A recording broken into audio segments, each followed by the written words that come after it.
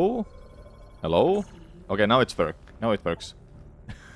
My mic was not connected properly. I don't know what happened. Hello, Panic and Eva Mice. What's up? Why are you mad, Panic? What's going on?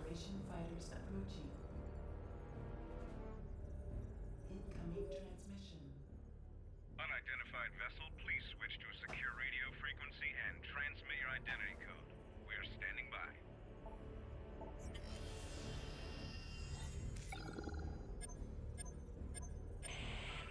Transmission verified. Greetings, Samus. We welcome you on behalf of the Galactic Federation. He's played Prime 3 so much that he feels no need for commentary now. Me, yes. You've been cleared for docking bay 5. I don't have to talk at all. Samus. Someday I'll just have like a stream where I don't say a single word. And if someone in the chat is like, "Are you muted? What's going on?" Then I will finally put on the microphone. That would actually be kind of hilarious, but at the same time very annoying too. Please calibrate your weapon by shooting these targets. Calibration complete. Samus, welcome to the flag. Okay.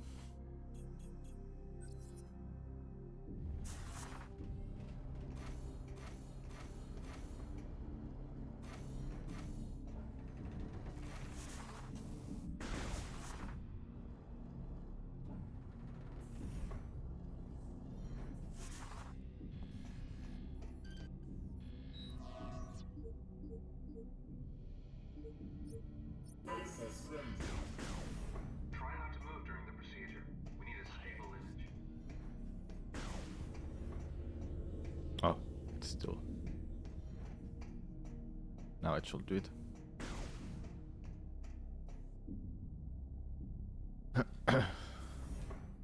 You'll need to pull that lever toward you to enter the containment area. Please step into the containment area to begin the security scan. Initiating DNA verification.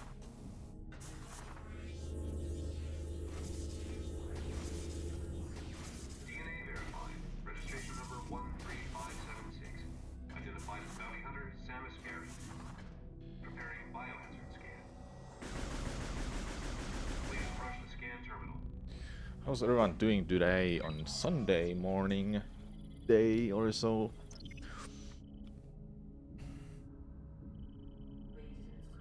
Thanks for good luck, Lota. Scan complete. No hazardous material detected. Samus, you are cleared for the command bridge.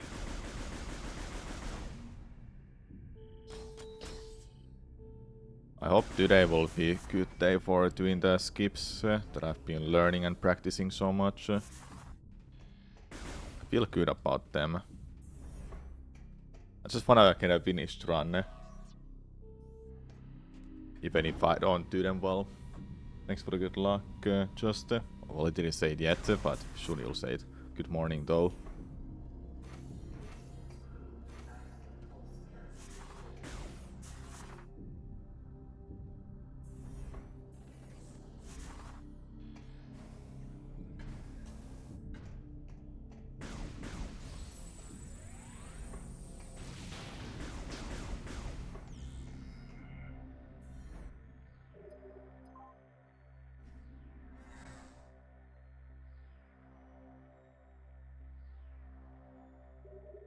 Yeah, that is. Those are some hard tricks. But I've been learning even harder tricks, Lota, that I haven't done in meetups. But at some point when I come there to Helsinki, then I'll know I'll be practicing these still. Wanna showcase them how they're done and how hard they are.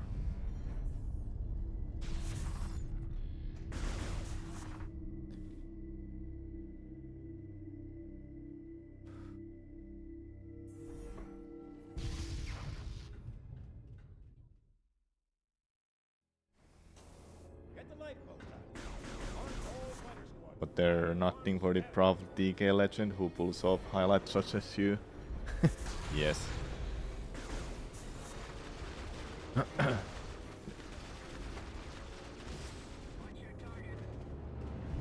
Need to play some Brawl later today.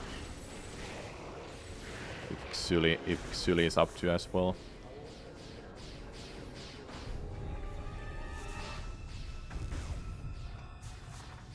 Wonder how much time you will save if the loading times on doors will be faster. Probably like minutes. If I have to guess, I would say from 5 minutes to 10 minutes. Hard to say because some loading times are fast and some are just really slow.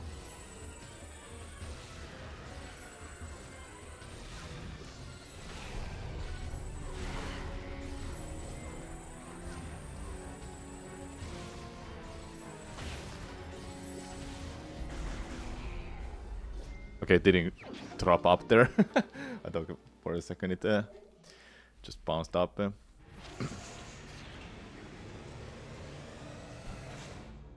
Thanks for the good luck, Satanic Mirror. Oh yeah, I forgot to put on a new sub goal. Just if people want to support me and see me do that game that I was thinking of. I'll have to do that when I have time. Bring a cutscene. Are you gonna show up yet? Hello. There you are.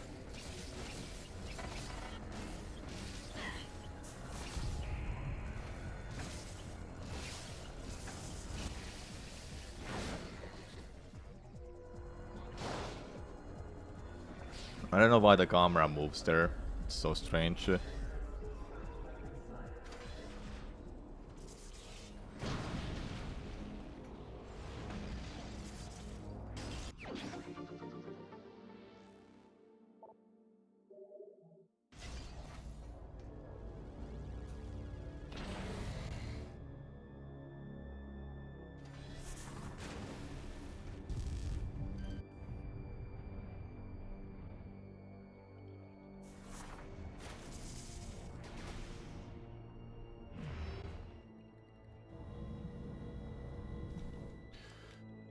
Okay.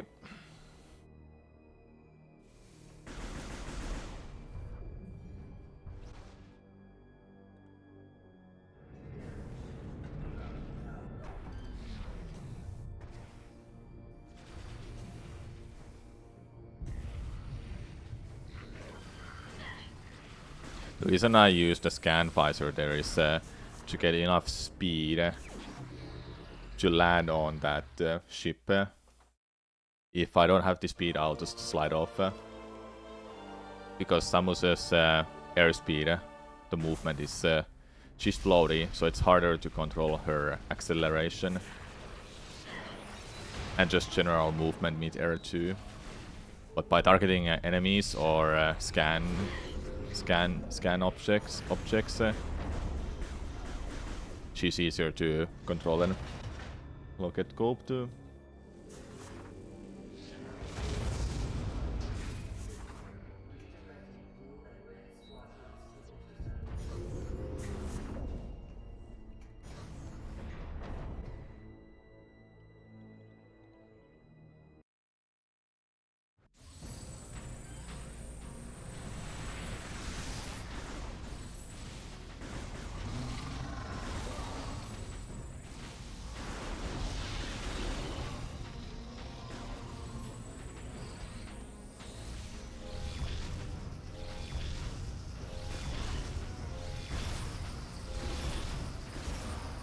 I would have got the fourth one, damn it.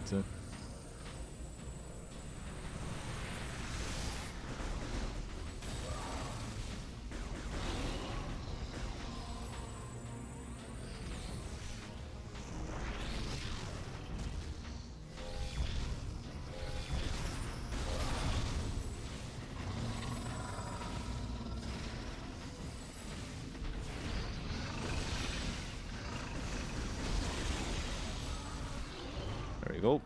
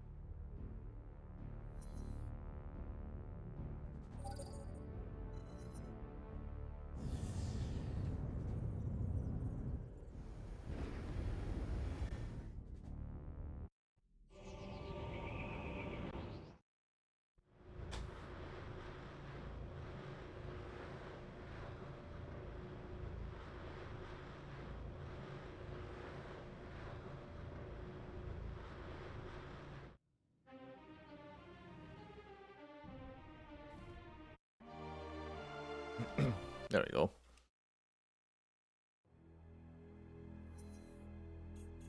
I'll just leave that sub goal there. See if it gets anything. Dude, I can't hit them.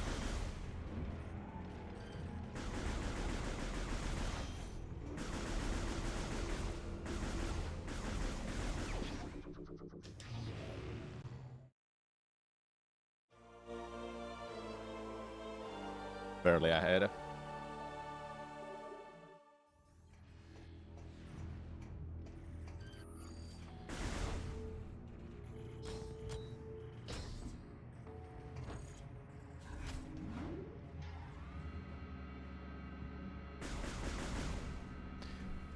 Wish there was an Aurian skip that is RTA viable. When I say RTA viable, yeah, it does exist, but it's TAS only. You go out of bounds and enter the elevator earlier. But since it's TAS only, it will probably never be done by a human.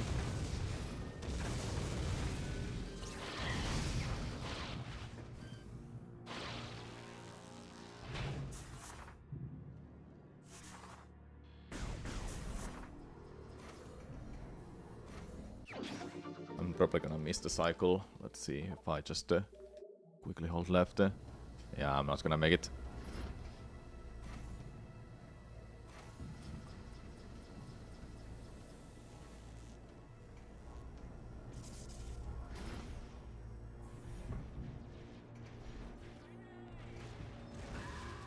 I'm getting stuck on everything.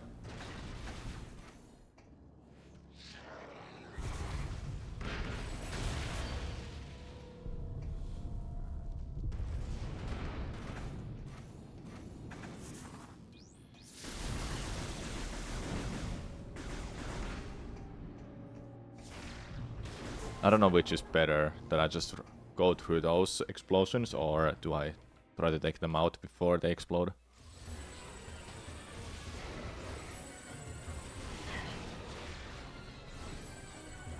Why am I freaking stuck on you?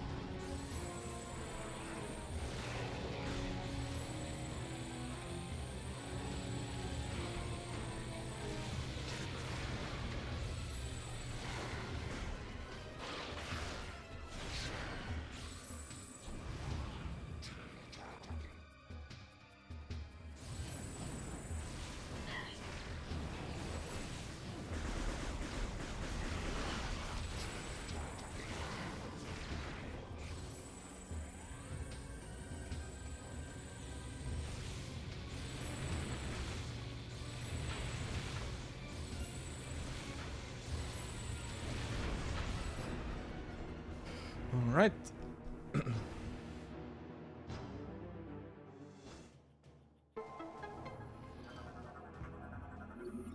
It makes me excited to run this game, Epic. Now when I've learned all of those speedrun tricks I thought I will never learn. But after running this game for a long time, or a lot longer recently,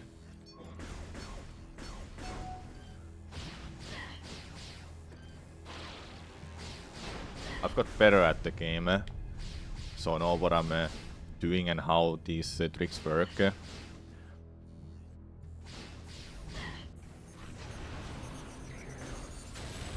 Early I lose, yeah. At the time when I was learning this, like a couple years ago, I just couldn't do it. I was so bad at it somehow. No, my god, I missed the pod. I got it, nice.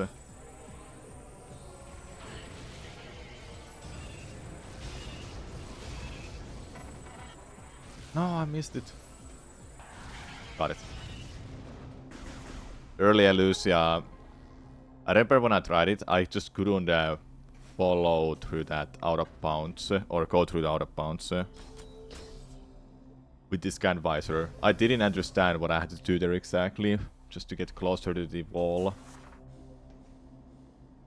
But after I tried it again, I realized something what I did wrong. I literally didn't like try to go towards the wall. I thought that the wall was like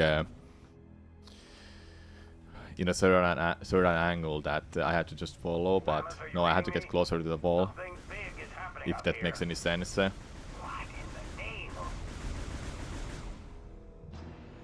Then early Spire in Elusia. That took a while to understand too, but after practicing it quite a while, Right at you. That's it's why not the that pirates bad disabled then. the defense system. They intend to Now with this game sort of mastered, it's not really mastered for me. If I don't finish these runs often as good as dead. with these skips, then I don't think I wouldn't say I've mastered this game yet. Then Prime 1, to master that I have to play it like a fuck ton. That game is hard as hell because of its movement. I can feel that I can get a sub 6 hours Prime Trilogy speedrun time. That will be amazing. It includes all of the hard strats that I've learned for Prime 3. Then Prime 2 is like, well, semi-fast route. The speedrun route for Prime 2 is something I can use for very long time. That route can give me sub 1 hour in-game time if I just put more time into this. Then Prime 1's case, well, sub 1 hour can happen with that route if I just play really well. It's a hard as hell game anyway. But yeah. But sub 6 hours? Under 6 hours? Prime Trilogy? Ooh, that would be beautiful.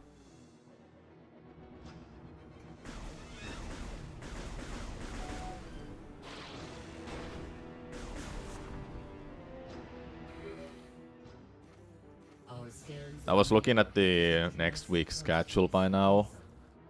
I've got a kinda good idea what I'll be doing next week. Actually pretty excited.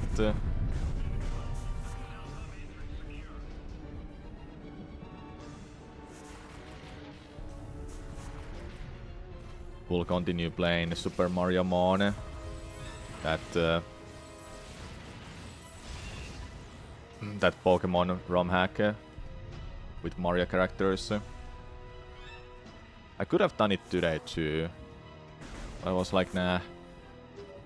I think Sundays are gonna be day that I should just mostly chill. Same with Saturday too.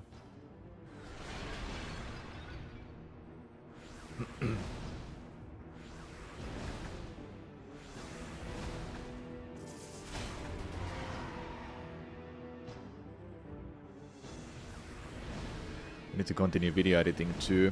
There's a... Dude, are you kidding me? Ridley is doing that way too much. After next week and a week after, now what I've talked about my schedule, the list of video editing, the list of videos to edit will grow again. I think it wouldn't be a bad idea for me to take like a week off completely from streaming and just edit the hell out of these videos off from the list of waiting.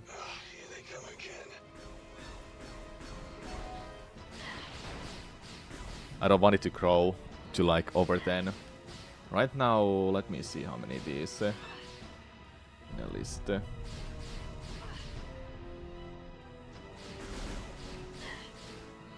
Come on, load the room. God damn it. The list of videos I have waiting is 5 right now. Well, 4.5 in this case, because Mario Mon is not done yet. Can you please? Yeah, 5 videos waiting in a backlog. It's growing. It's just growing. With next week, it's gonna grow to like 7. 8 actually. Damn. So yeah, that's why I think some week, upcoming week, I should just focus on video editing fully and not stream at all. Get those videos done. Though, now when I was thinking about it, I don't have to get all of them done immediately. Some can wait a little bit. But the thing with these videos is that I don't want them to just wait there for me, because it will be harder for me to start editing anything when it just keeps growing. The list keeps growing, you know. I don't know, do you care? But hey, I gotta talk about my plans. Do you know when I'll stream again? What videos are coming?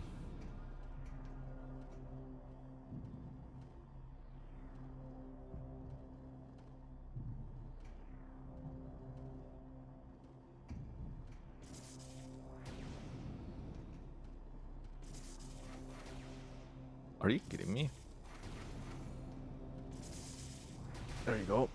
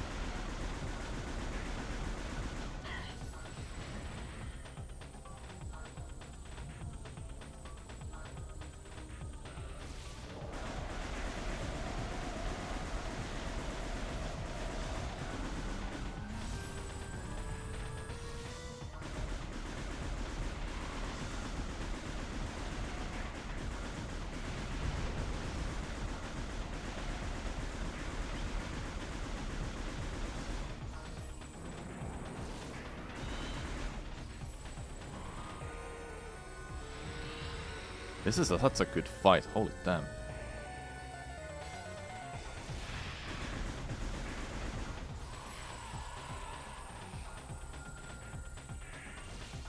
Will that hit? No.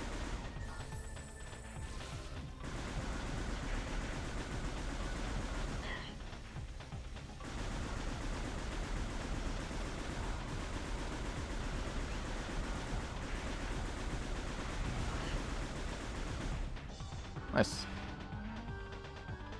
Good time save, hey?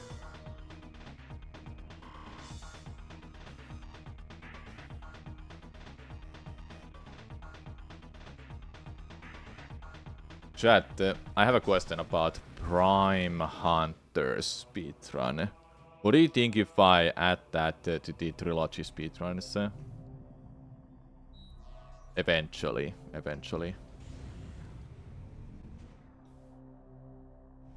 Or just stick to the trilogy and not adding more games until Prime 4 comes out.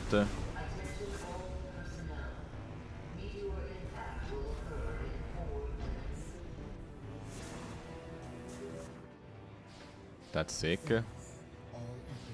Yeah, just gotta learn that run. I haven't run it ever, but I've seen a run of it, and it looks sick. There's quite a lot of out of bounds in that game too,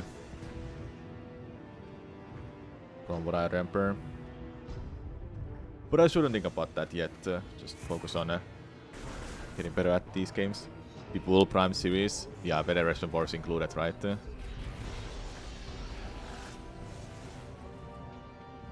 It's a Prime game after all, wink wink. Not a good kind of a Prime game, I think.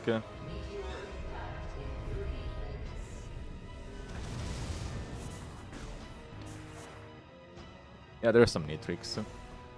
Speaking of Prime Federation, I did put on a sub goal that if you want to see me play that, I have a sub goal for it then.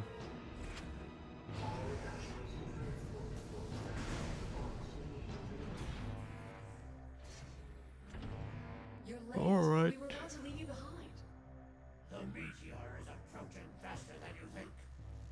If we don't make it to the top in time, we can kiss this planet goodbye. Relax, we're the good guys. Justice will prevail and all that stuff. Right, Samus? Here, let's do this.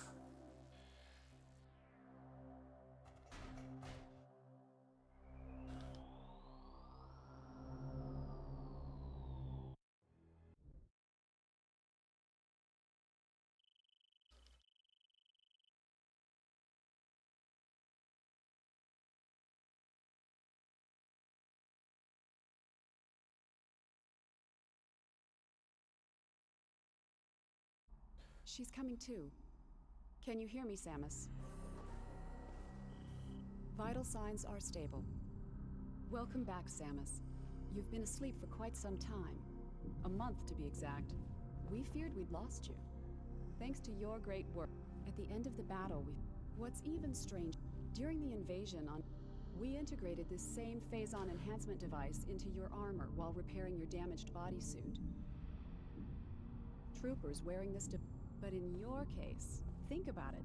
With this phase-on coursing through your body, you can fuel the... Oh, T-Fall man. Did I try any more Prime 3 hardcore attempts? Pretty effective, don't you I think? haven't since I got my run to Elusia.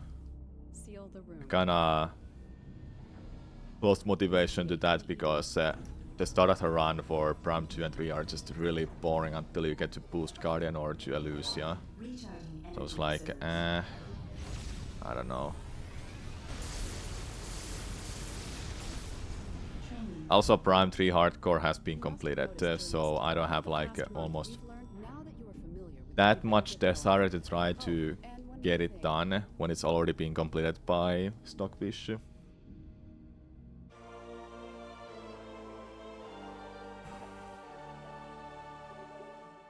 I made it to Boost Guardian in Elusia, not Boost Guardian, the throne, whatever the throne is called, that gives you the boost ball. I made it there in Prime 3.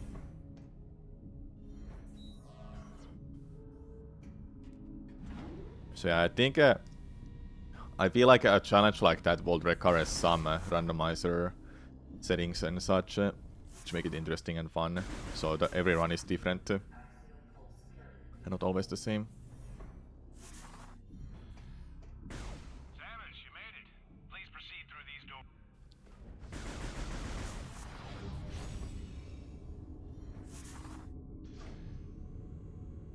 Subject Samus Baron entering A2 lift area. Security clearance 5 granted. Clearance confirmed, G5. And I feel that there's even better things for me to do, like speedrunning this game or doing other challenges and such instead of a hardcore challenge right now. Like I have something else, even something awesome planned for next month. I can a little bit spoil what I'll do next week. So it will be Super Mario Mon that I'll play. Also I'll do Metroid Prime 2 and 3 stuff. Something for Prime 2 specifically, and some stuff for Prime 3. Especially a speedrun. Don't wanna spoil too much because I'm still thinking how I should do that. Weekend.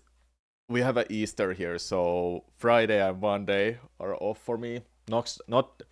So the first Monday to Thursday next week I'll be at work, but on Friday I won't be working. Then on a week after that, Easter day 2 or whatever it is called, the Monday, that will be day off as well from work.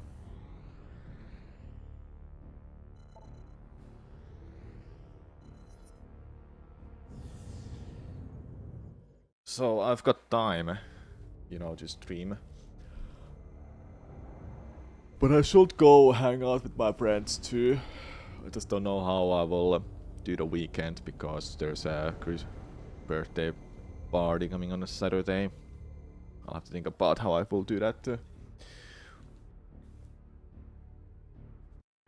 I'm actually excited for next week because of that Prime 2 content I'll be doing. At this rate I needed a second editor for my YouTube videos because I'm piling up my content to myself. But that's why I was thinking, okay, 1 week. What if I just 1 week don't do any streams and I just keep editing. Then I think I should get quite a lot of those videos done. They're not like something that I have to spend hundreds of hours at. Work, streaming and friends, that is a lot. It is. I don't have to stream, but doing speedruns on your own without streaming is the most boring thing ever. It's the same as playing casually. But casually playing is better. On your own.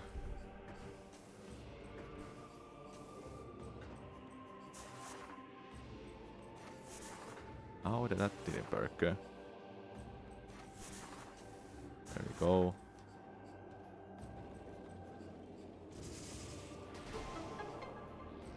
I should probably remove this split. It's a little... It's not like inaccurate, but I don't get that block cleared at all. My personal best. But here I will, because I will get that E-tank.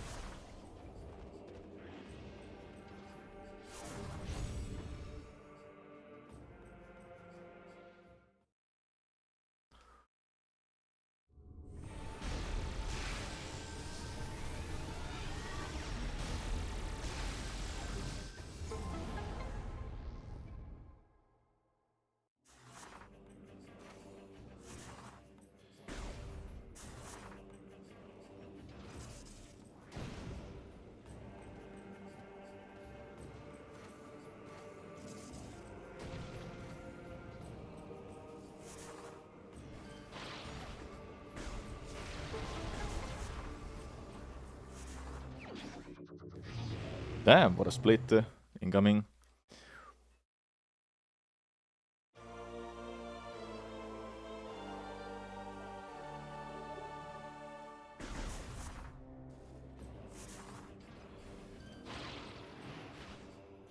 Time to make our way to Elusia. The fun begins, hey?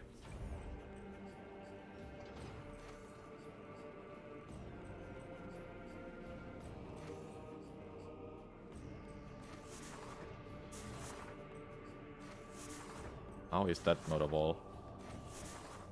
There you go.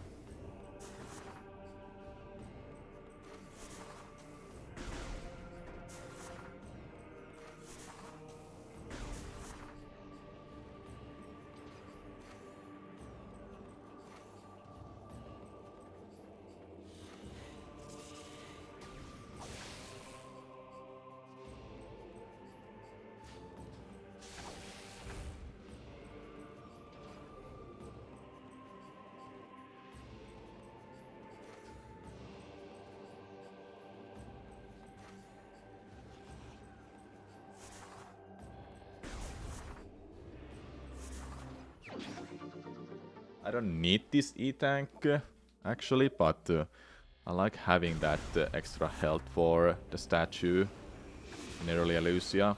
And 5 E-tanks overall for phase is just my comfort zone. And I don't lose too much time getting that E-tank either.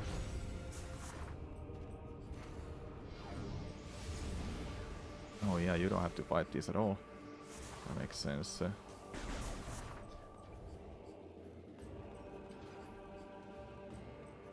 If you were watching my stream on Friday when I did this run, you notice how I'm not getting the map at all for the Prio. That's because skipping the screw attack until you've completed Elusia is possible, and I'll be doing that now when I've learned the better and just a better folk roll general to get to early Spire setup.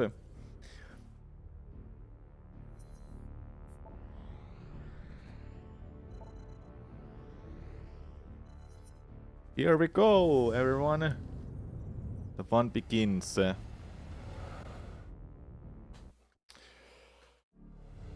a little excited and a little nervous too. In practice, I've been doing quite well with this, so I know what I'm doing. Just gotta do it, hey.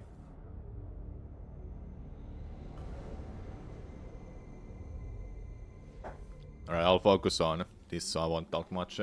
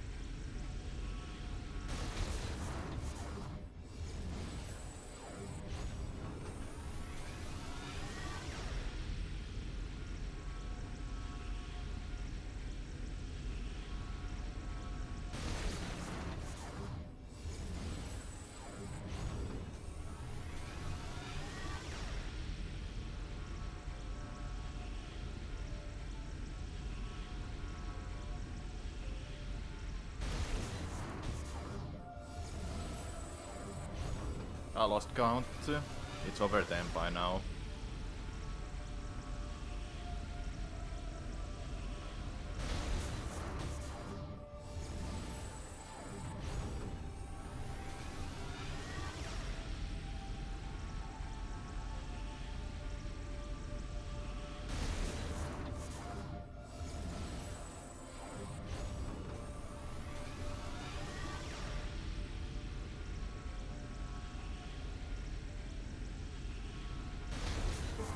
There we go. I don't know, was it 14, 11, 15 or something? But it was quite many. That was really solid early Lucy, I must say. I'm proud of that. Let's go! That's one of the hardest skips I've ever learned.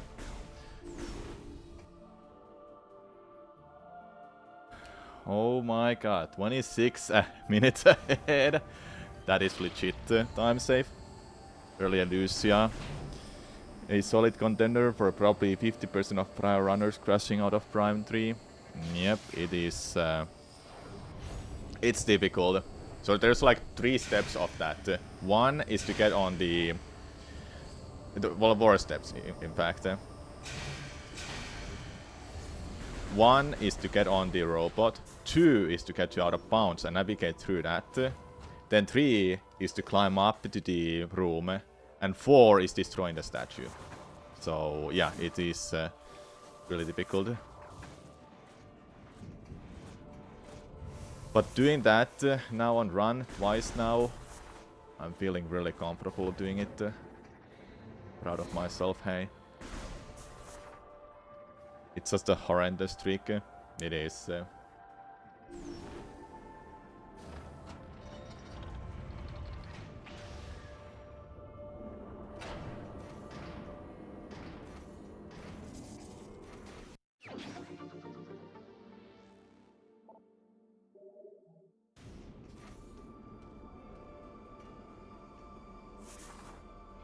I literally live in Elusia at this rate because most of my practice have been here for past weeks. I literally can't leave this place. At least the music is chill and great to listen to, even after hours of being here practicing.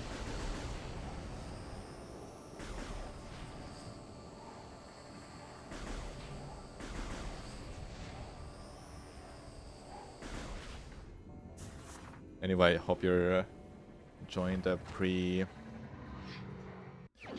pre-Prime 4 hype as much as I am. Yes, I am a cryptic jackknife. Trying to convince all the super players to run through the Prime trilogy before it drops. Yeah.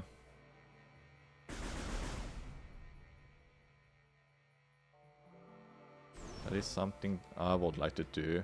100% playthrough of these games, or lore focused.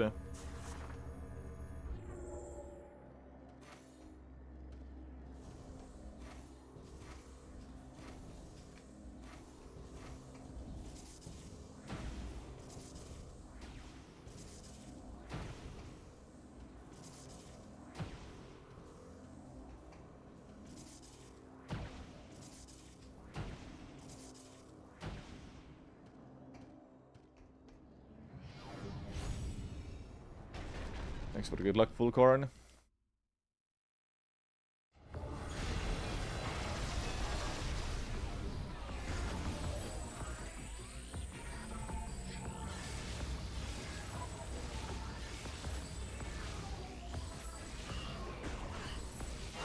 Nice. Because a few people under 30 know how to play Prime. Yeah.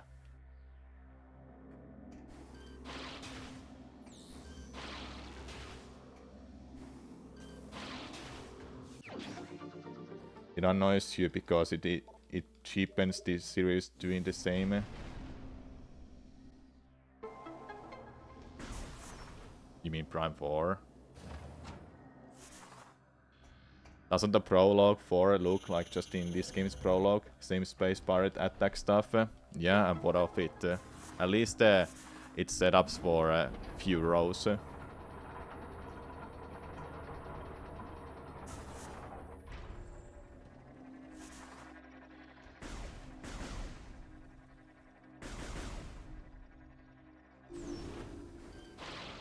I think it's fine, because I do like having an intro like that.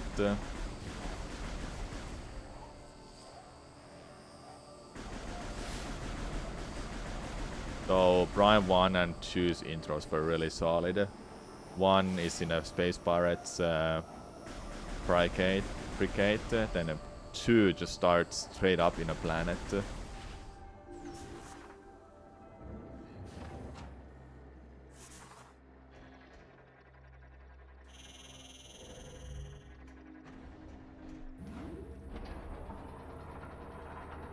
Use the grapple missiles to grapple. Yes.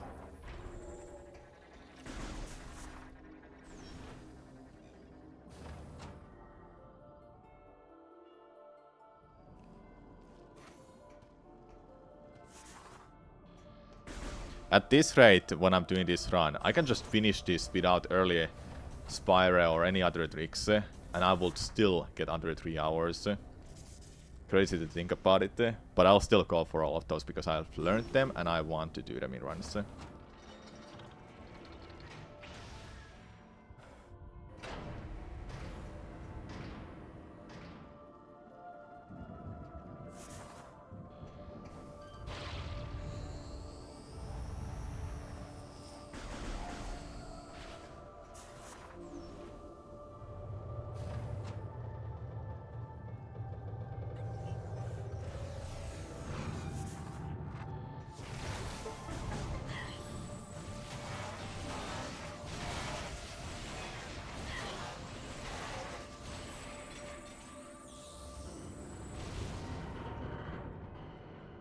You get to experience true Prime 3 gaming if this personal bests actually needing to nail early Lucia. You don't need early Lucia for sub 3 hours either, but honestly, it's such a great trick that makes the run a lot more interesting. I like Prio as a planet, but for speedruns it's quite boring, honestly. There's like no insane tricks there. There's like nothing. It's just walking through that. Once you get the hyperbole, then come here. This is where the fun really begins.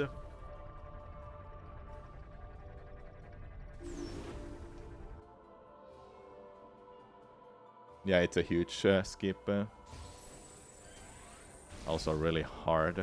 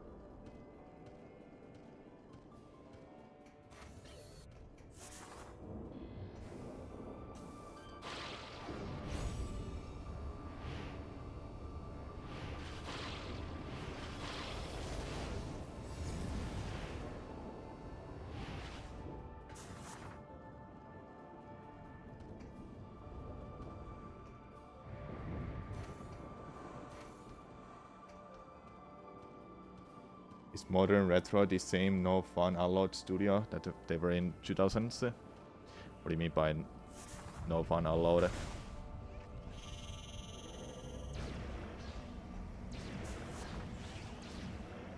Oh, patching skips? Isn't it like every gaming studio? It's not that just retro.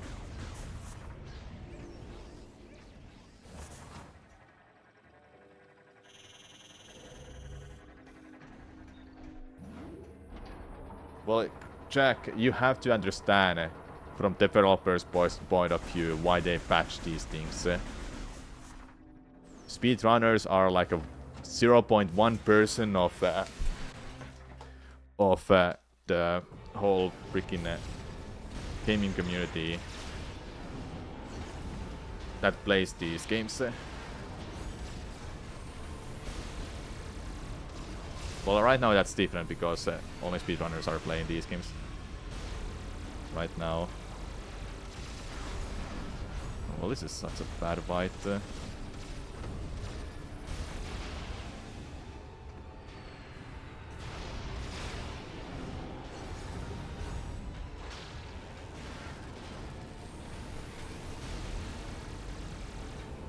I haven't hit it whole a lot, dude. There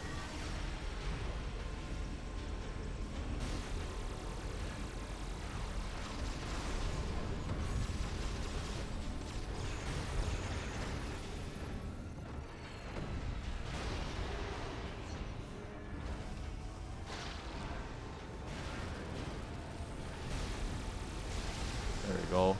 Okay, not too bad.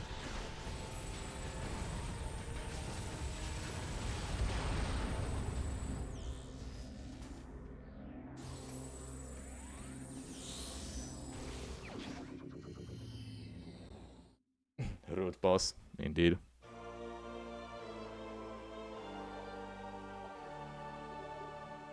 Acratio sweet hit. You mean like evil?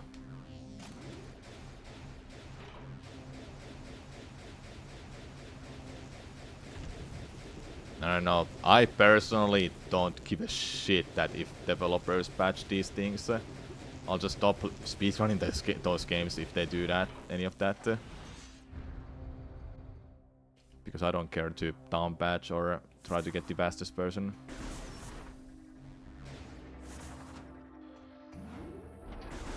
Though in Prime Force case, I wanna have the original version and just stick to that. And hopefully they won't patch anything. And I have to be careful with the auto download.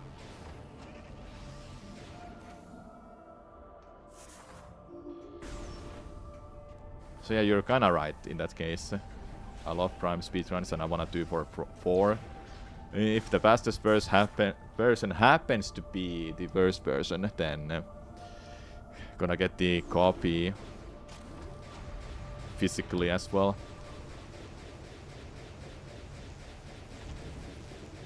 Yeah, Jack, that's why you should get the cartridge in case of that.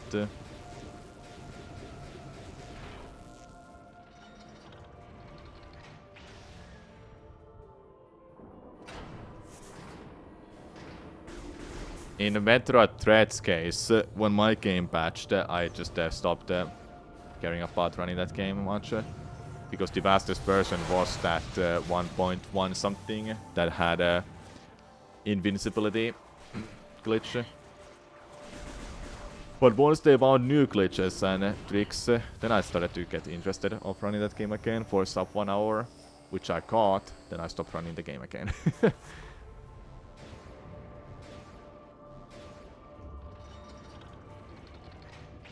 Yeah, Suitless disappearing was a shame, but no can do. At least we got Pomu HQ. That was fun if anything. Dude, really. Unrestricted is a nightmare. Yeah, I know. Oh, a lot more fun than no glitches. Personally. Thank you, Ostrava VT for the raid. How was your stream? Literal 33% dice roll for early morph. Wait, there's a early morph these days. Yeah, Shine Sinks rule. I did like those. That was a skill check trick. Thank you, Ostrava, for the raid. For the good luck.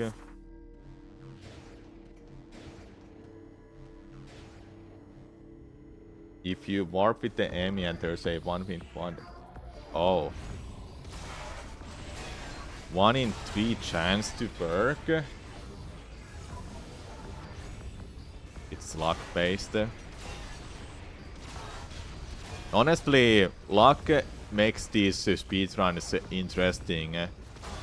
Because it makes you eager to know that what's gonna happen. Is the runner gonna get that part now that is luck based or not? Instead of everything being skill based. it's content. Stream was good, just having fun with the Slide 2 New Game Plus, but I had no luck with getting any runs started. You did episode 3 runs and got a new personal best. Nice.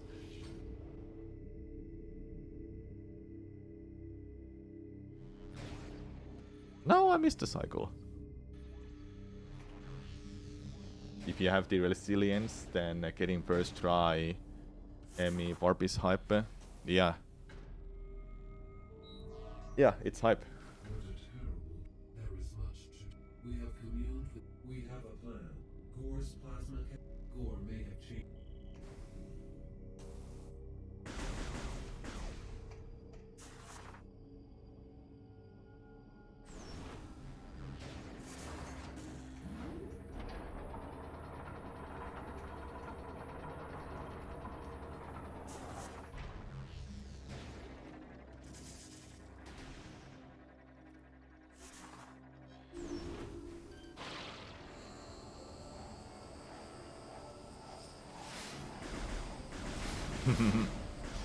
Assuming the slope jumps works in Prime 4.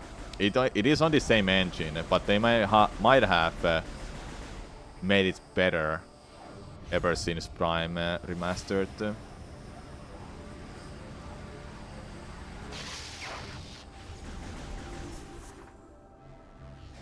Yeah, 120 FPS. Nintendo game is fire. And it being a Metroid Prime is gonna be even more fantastic.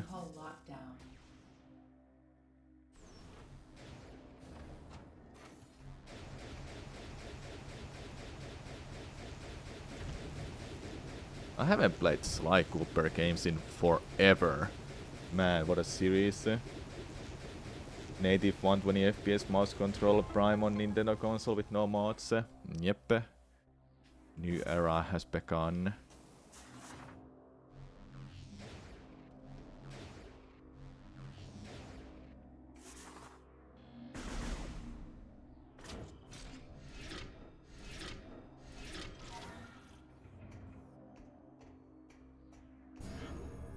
I'll make a save before I try early Spyro, by the way. So I can try it again if I happen to fuck up something.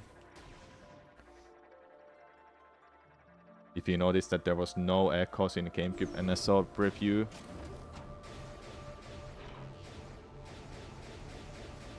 Echoes remastered? Boss champ? Yeah, hopium, I don't know. Dude, if they do that, I'll just never run out of content for Prime games then. Eventually I'll run out of my ideas. I don't have an unlimited list of things to do for these games right now. Though I have other Metroid games, hey. But that's fine.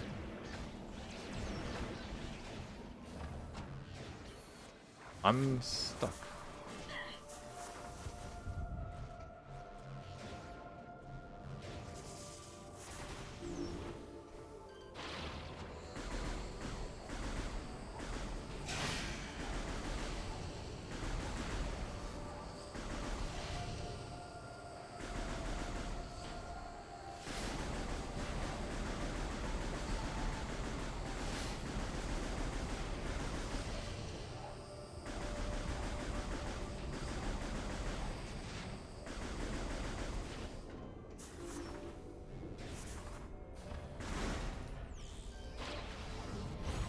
Really? Ship priority status alert. Warning. Hull integrity is compromised. You knew about me from other speedruns, but the Ricky fought talk you used to be a glitch hunter for these Sly games. Yeah, back in my days, I used to do some glitch hunting in that game. I actually had some videos up in my YouTube channel, but they're gone. At least I remembered doing some stuff in that game, hey? At least he knew too. I think he asked me about those glitches a while ago. At some point.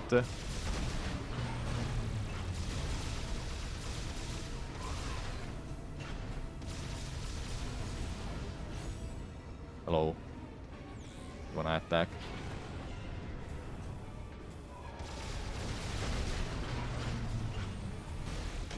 Nice.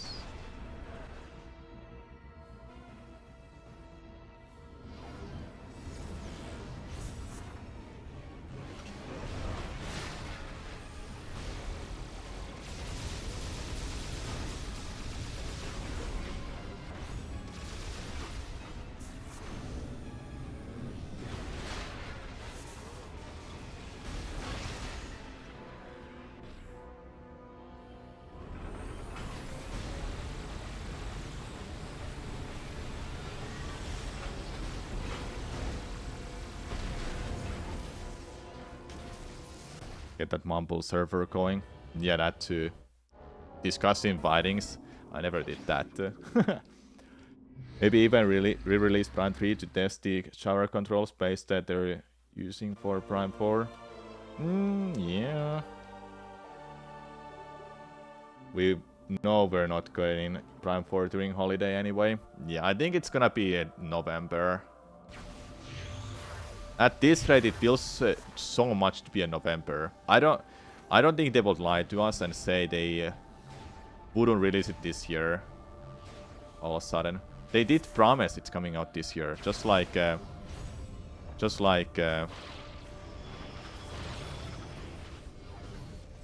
Pokemon Set A. I'll be stunned if Prime 4 is all they have for November, though. Yeah. Yeah. Well, they have DK game coming out too, so that is their like sort of like a new Mario game. It will sell a lot. I'm already guessing that. Till August for Prime 4.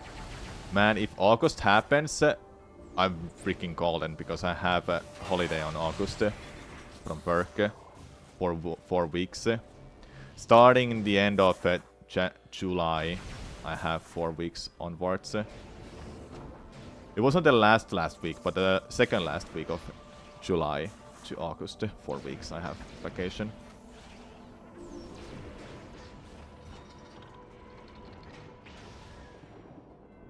Mario Maker 3 November?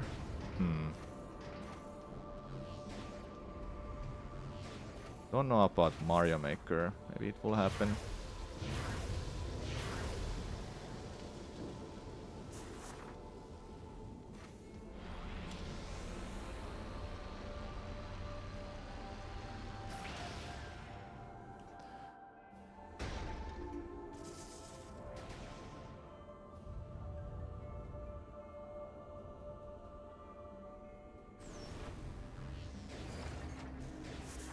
Alright, I'll make a save now. Otherwise I'll regret that this run I just get lost in out of bounds or something.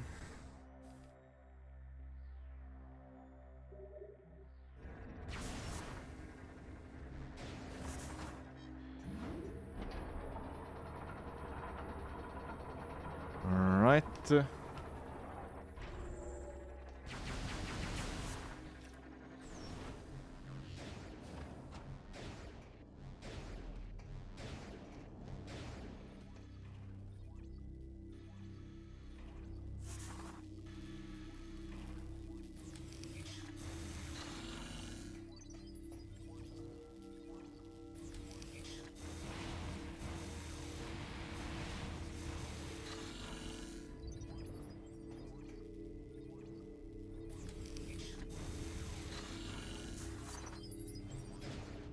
Maybe Pokemon Set A. Yeah. We'll see.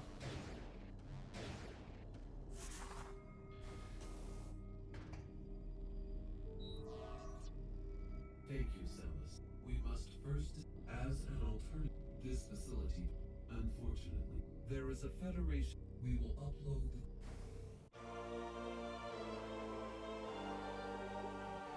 Alright, here begins the early Spire setting up.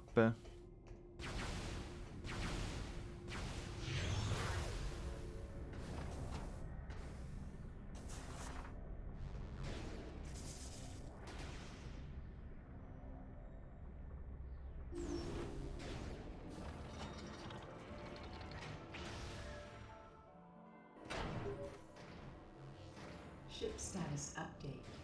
Auto repair functions complete.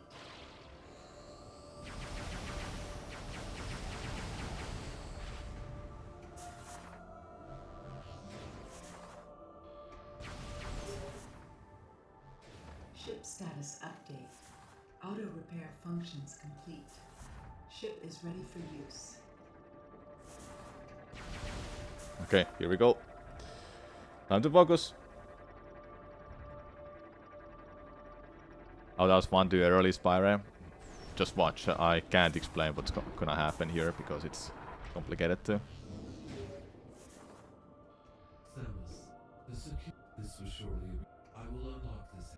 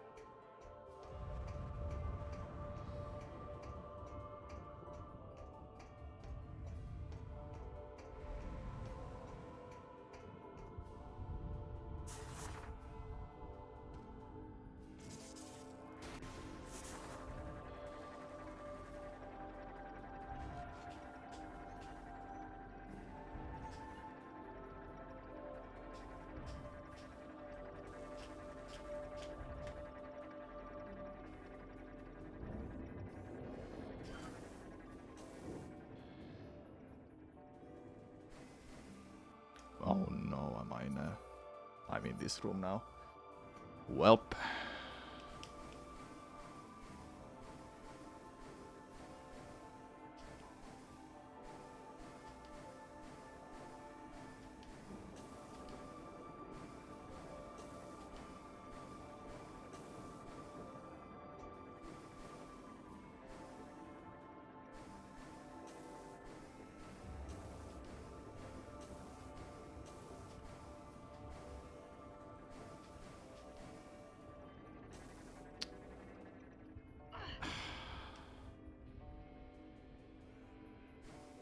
I looked at that wrong.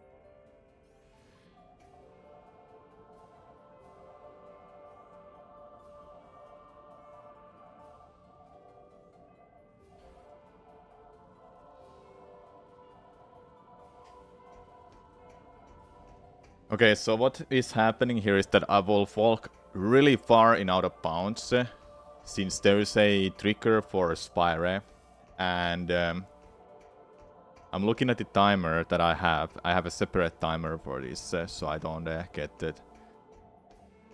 I don't just get confused at which one I had to look at. I have to walk here for almost a minute and 10 seconds. It's less than a minute and 10 seconds.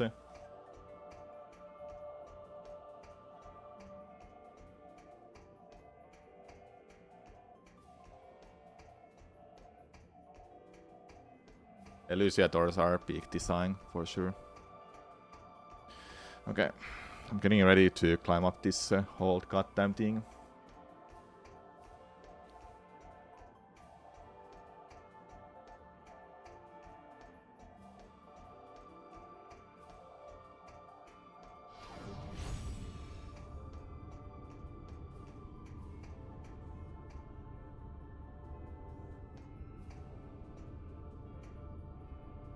Got it.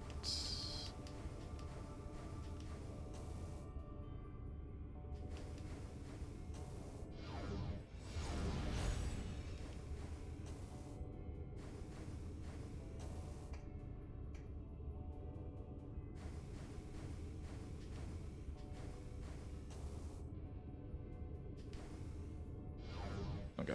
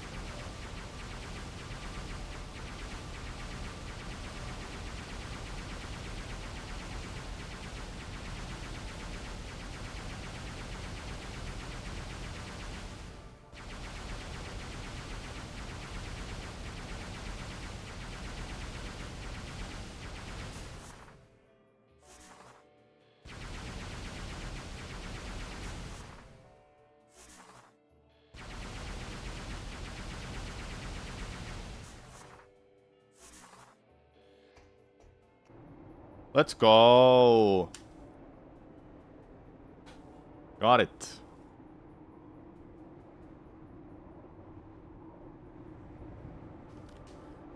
Ooh. Now all of the hardest parts of the run are done. Nothing can stop me from not getting the sub 3 hours. I can skip on doing the cage skip in Pirate Homeworld, which I will do because I don't need it for sub 3 hours. Even though it says 4 minutes, it's scary to do. Dude, I'm so proud of myself pulling all of this off. The run is not over though. We still have some out of bounds tricks to do, but pretty much all of the hard ones are done. All of the hard skips. So what happened there is that like I said, I go far out of bounds, then I just hit the trigger for Spire, and I completely skip on building the bomb and getting the ship grapple.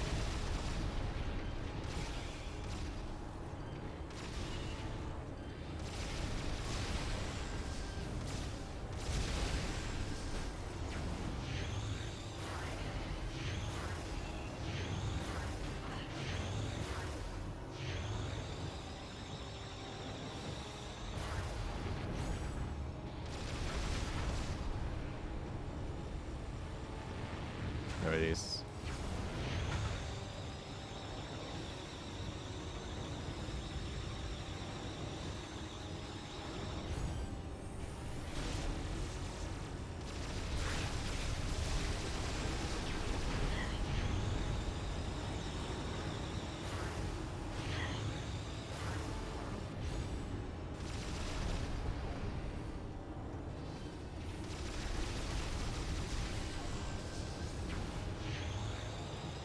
Okay, the last one is Blinder.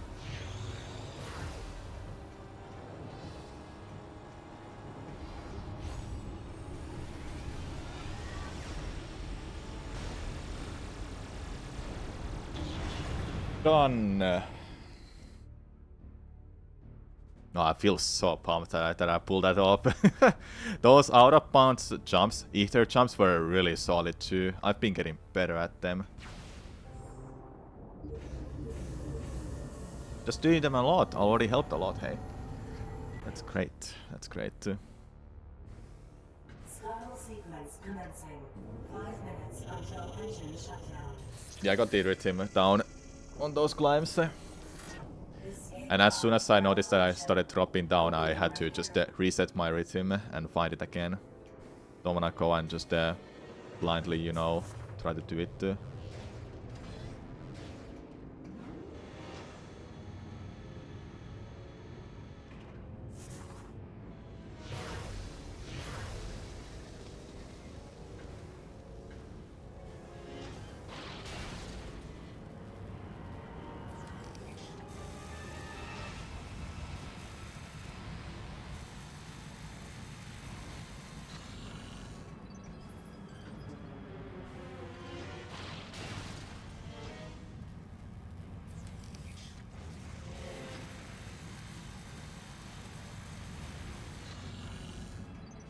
Engine shutdown in 4 minutes.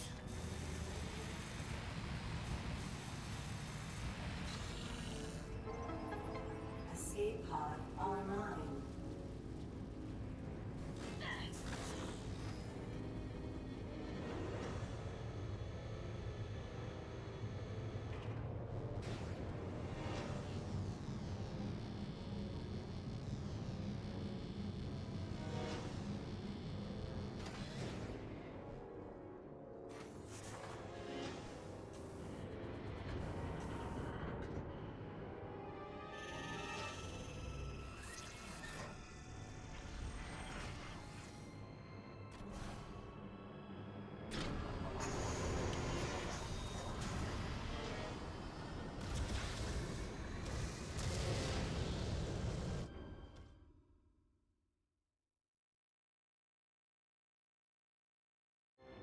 Okay, we have to do this same out of bounds again, but this time we won't go for Spire, we're just going to East Elusia.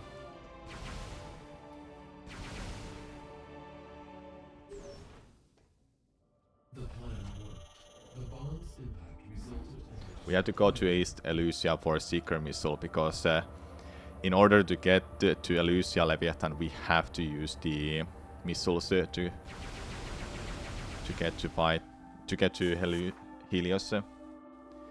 It's blocked by those thingies that you have to use Seeker missile for. The exact same setup again.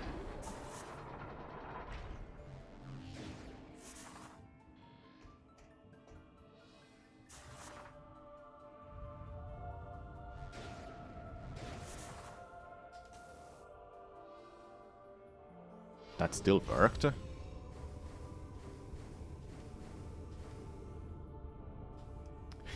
I knew I was at the very, very low point of that, so I couldn't do any much about it.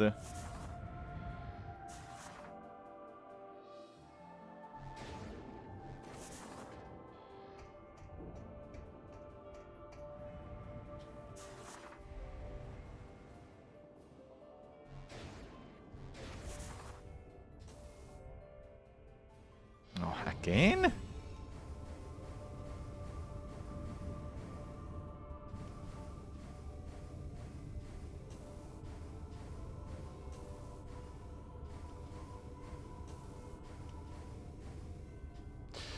Please get rid of this quickly before I lose it.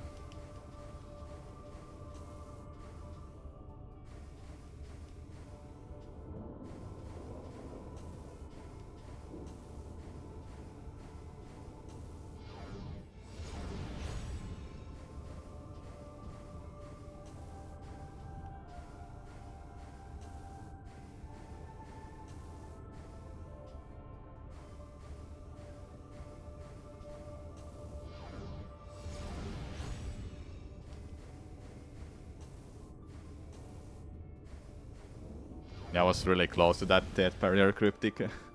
That's why it's important I get enough height so I don't just void out like that. Okay, this time I should look out how I should do this next time. Probably like land somewhere here instead. That seems better. Where am I? Okay, I'm getting on a door. Let's go.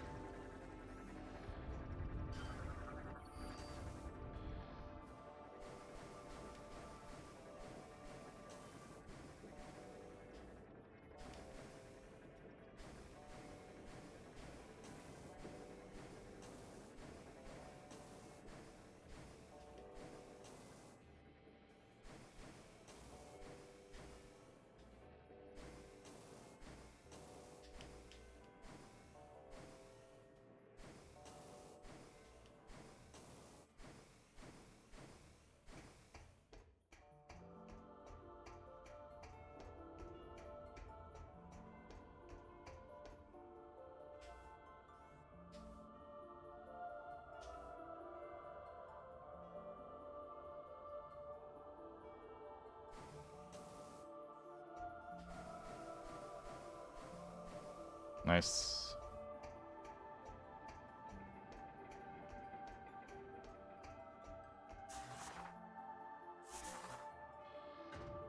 This must be done because we don't have hyperball. We can't destroy those blobs without it.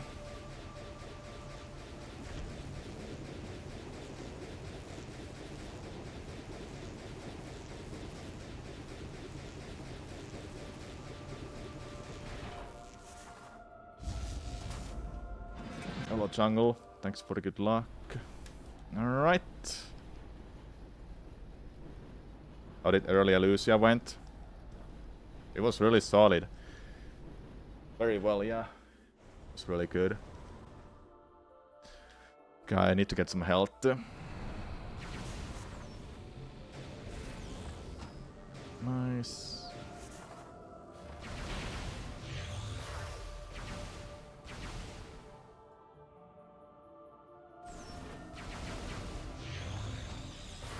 I think I'm good. Can't wait for a Prime 4. Same. You know what? I'll just kill this guy because it's on my way. Oftentimes.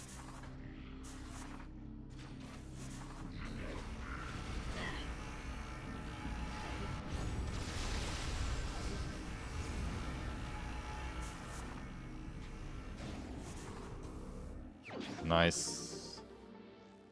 That was still like one of the only tricks I had to learn as an extra one, because I do screw attack later.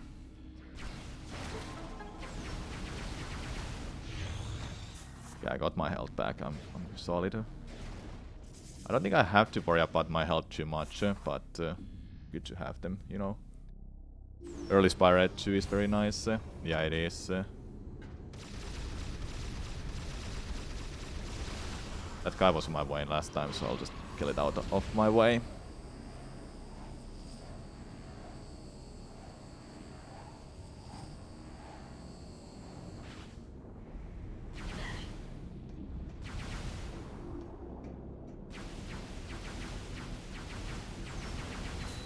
I wonder how much am I ahead at this rate now. Rough to say. I don't know. Because early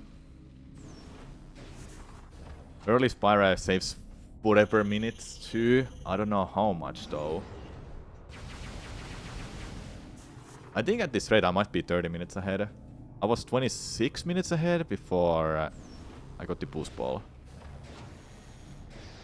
So when I got early Elusia completed too.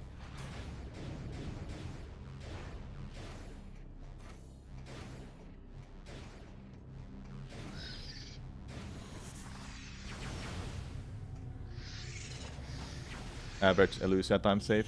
Yeah.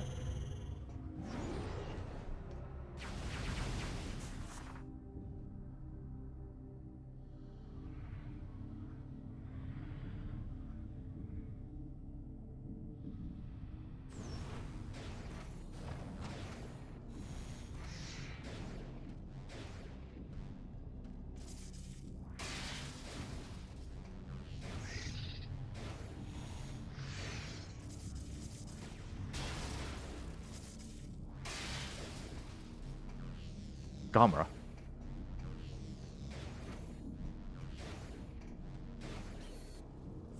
The camera.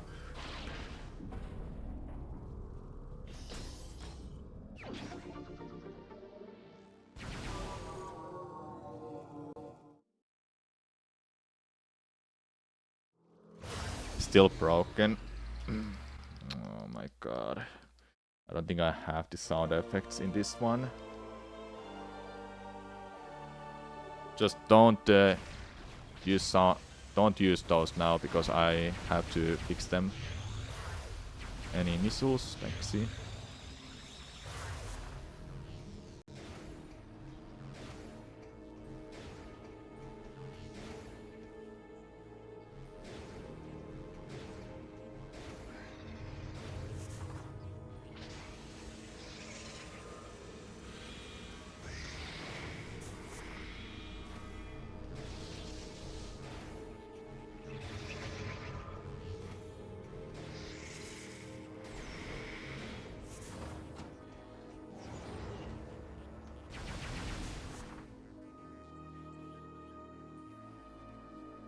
I actually heard those sound effects, but you seem to not hear it at all, because I haven't...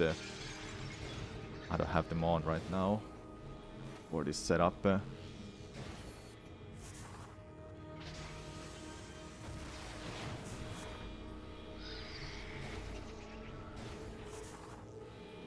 I'm too far! I should have unmoored later. Not a big deal. Okay, studio mode. Let's see.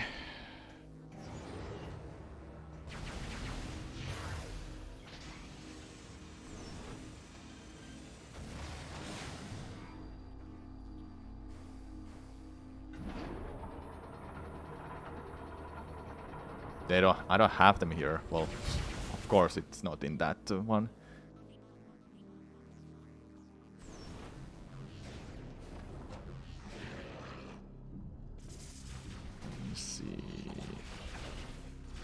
That.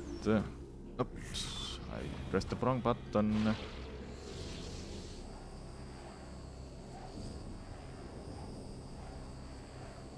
Anyone wanna use 2000 channel points again? as a test?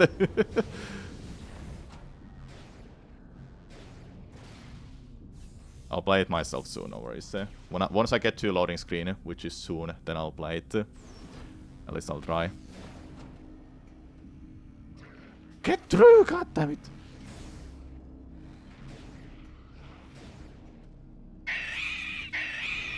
There you go.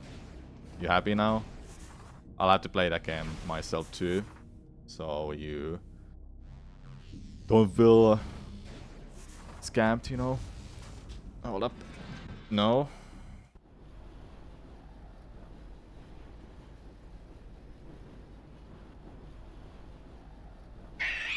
Okay, 1. And there's 2. Alright. Now you didn't get scammed, Kenku and Malais. So now we have to get back in bounds. And to do that, we have to just jump on a right spot here.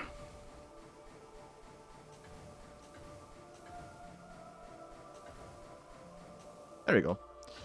Simple as that. I only had to just stay still and mash jump button. There we go. I skipped using a screw attack in Elusia completely, and I can go get it after I've gotten Hyper Missile. Nice.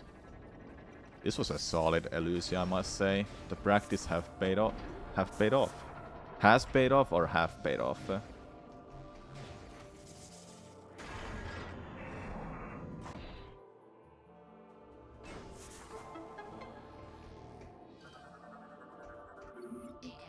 Has paid off, yeah.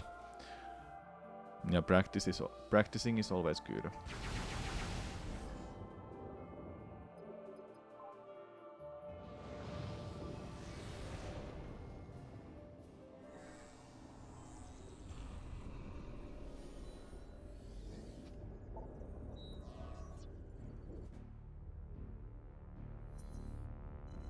There you go.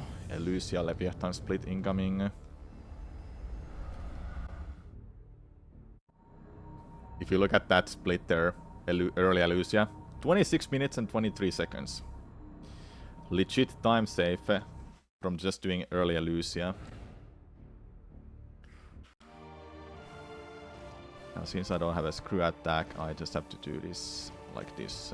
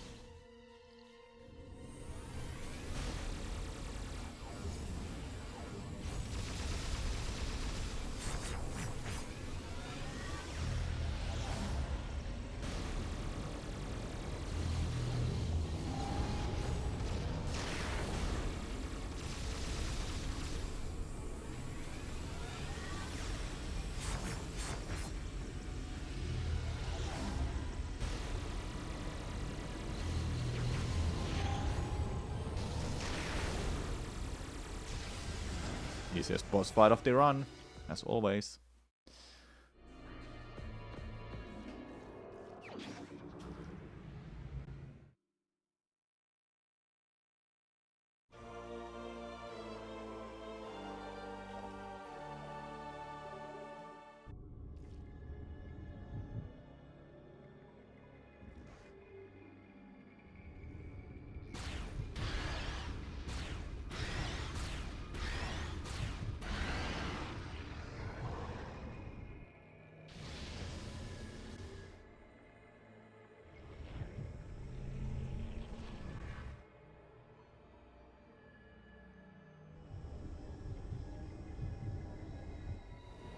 Okay, next up is gonna be screw attack. We still need it to beat this game. Technically, it's not required for beating the game, but that trick that you have to do for getting to Omega Ridley. Not fun at all. Never tried it, and I don't think I wanna try it either. Elysia is now, however, we received word from a reconnaissance analysis has uncovered this is her last message. To our surprise, the message worse. The corruption left unchecked. This corruption, the time to act is now. The attack will commence as we have marked the location of Samus.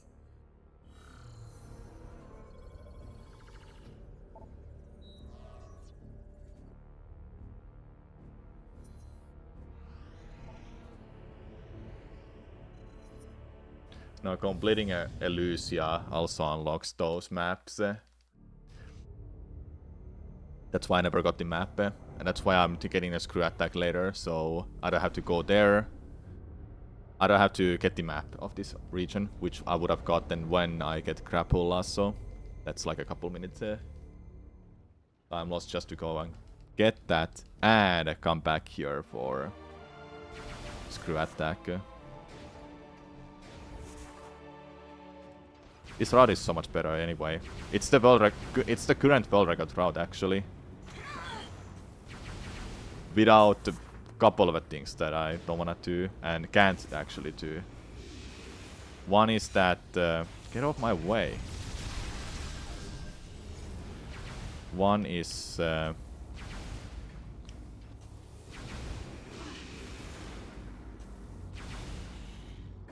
god, really.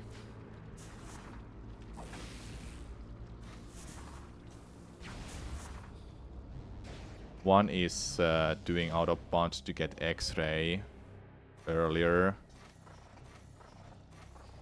But I'm on PAL version, and for some reason the PAL version crashes the game when you grab an object out of bounds or load something through out of bounds. Except for Elysia. Elysia is like a certain kind of a load that... except for Spire. Spire loading is different. So it doesn't crash the game. But getting X-ray through out of bounds while being an out of bounds and you grab it from out of bounds is that it somehow crashes the game for me on PAL version. But on NTSC-U version, nope, doesn't crash it.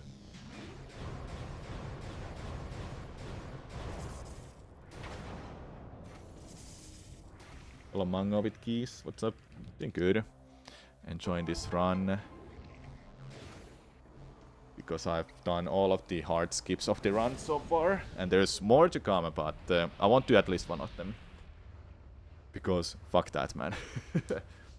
Especially for a run like this where I'm so much ahead right now. With the weird instant unmorph. Yeah, that... it's the one in... it's the one after X-ray. That you go to grapple voltage earlier.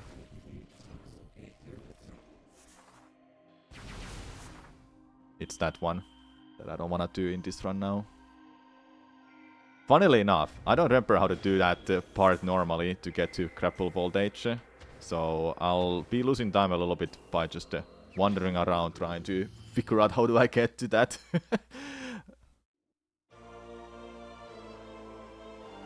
Alright, now we'll see the real time save once I get X-ray.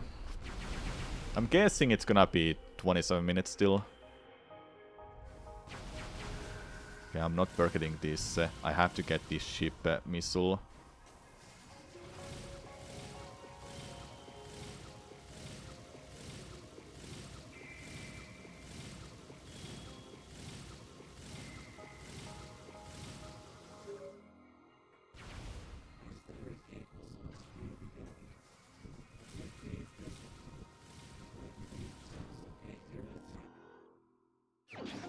When speedrunning overwrite the normal memory.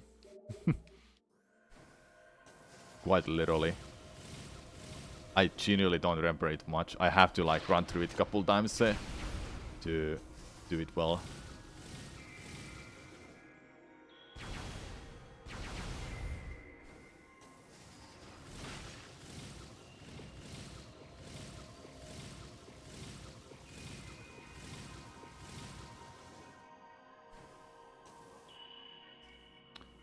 White didn't work.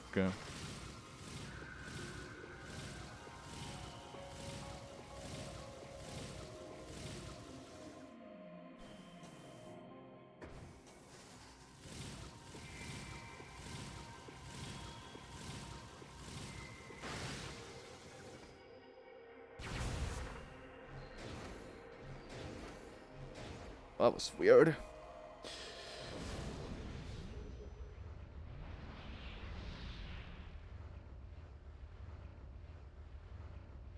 Yeah, jungle. I know what you mean. It's kinda funny though. Just don't remember how to do them normally anymore. Go, go, go.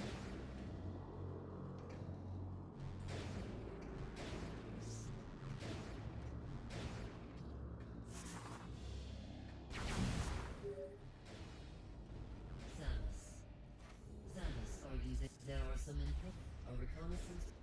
As I am sure we request that you invest. We will.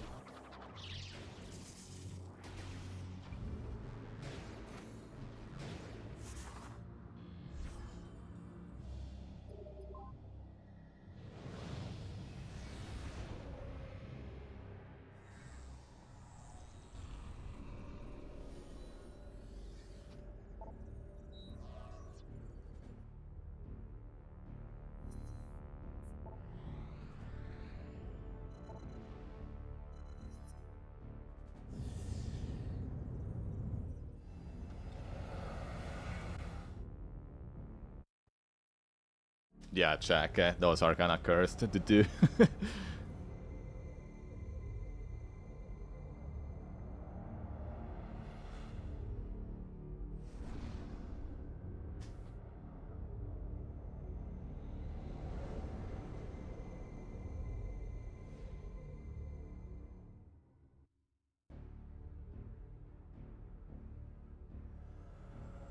So it was 26 something.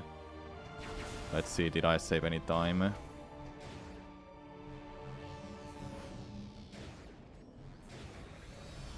doing all of that. You do lose time on getting to East Elusia, because Hyper Ball will just let you do that immediately. But you have to go through out of bounds, so that loses a little bit of a time as a compensation.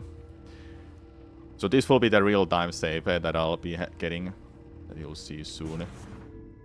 How much I've saved over doing Elusia early and a bunch of other stuff. Samus,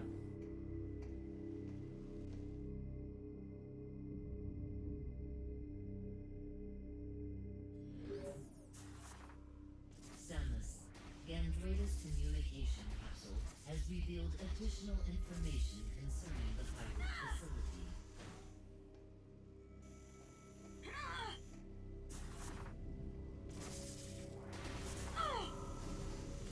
Can you please just get up there?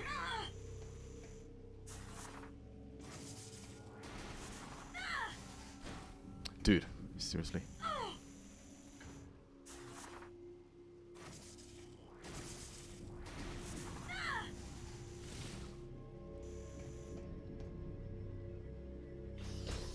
Well, that was quite something. Love Pirate Homeworld. I think it was kinda depressing because of the color scheme that this place has. It's good. I think I like Prio still the most. Even over Elusia, yes.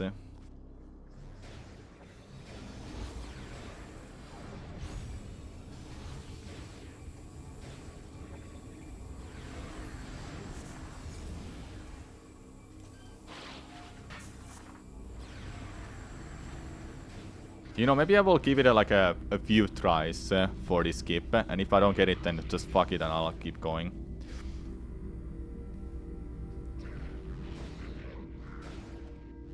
I'll keep going normally. I'll keep it like, I don't know. Let's say, not a minute, just like 5 attempts or something.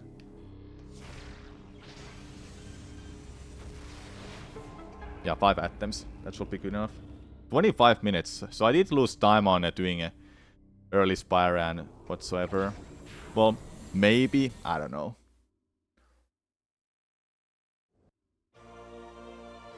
Alright, that's the real time save. That's how much I'm ahead.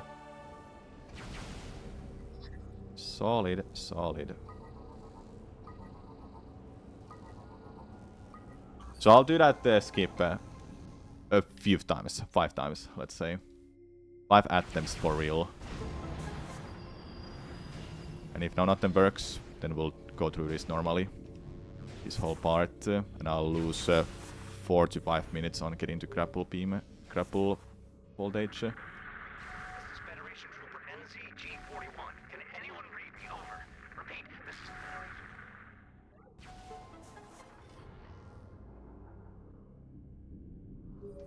Probably lost 30 on Spire. 30 seconds. I probably lost like a couple of minutes there, honestly.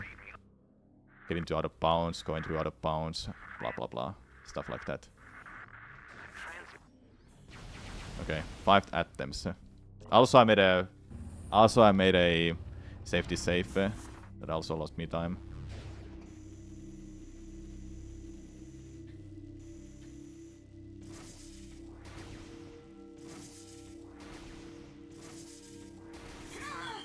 One.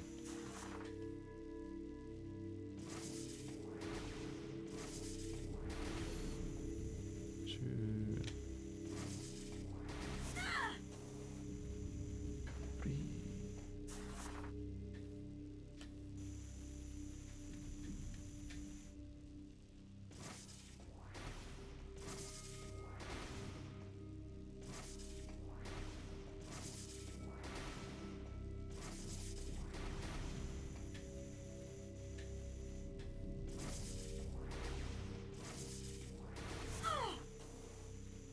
4. Okay, 1 more.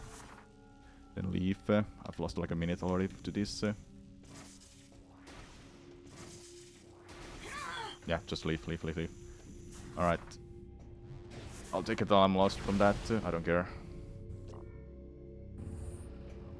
You really don't want to do that skip now when I'm this much ahead and I want that sub 3 hours out of the way first.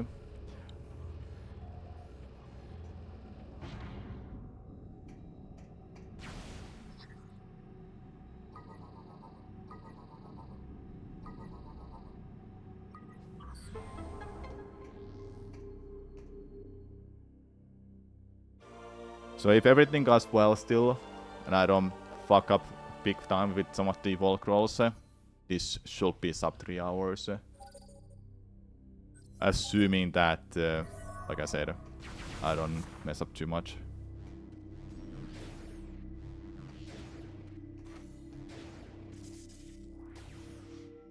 I'm pretty happy with this run. Getting early Spire and early Lucia done quite well without that much of an issues is amazing.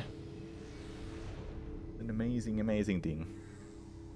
We're in a 240x pace right now, which is crazy.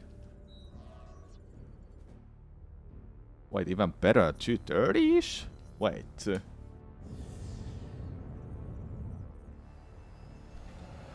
Alright, walk me through a chat with this quickly. What do I do? How do I do this? It shouldn't be that big of a things to do here. I gotta fix some wires, fight some enemies. Help me, chat. I generally don't remember this too well.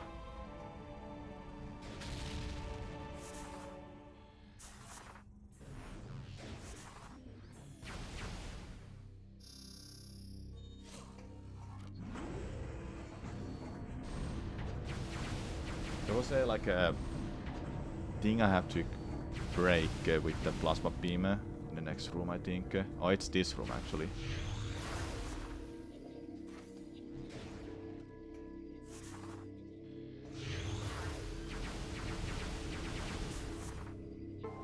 There you go. Asking me what normal prime progression looks like. Yeah, I'm asking chat, not just you. Has anyone played this game casually? I have, but it's been a while. Okay, is it this room? Yeah, I jump over.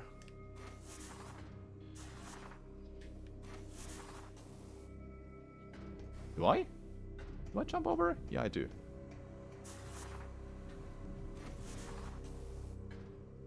Then I go here. Yes.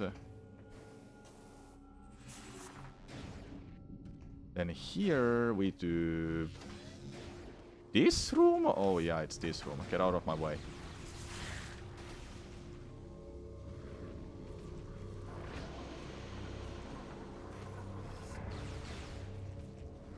I have to get up there.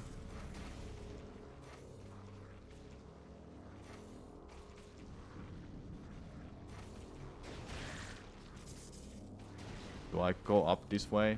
No. Not for the E-tank.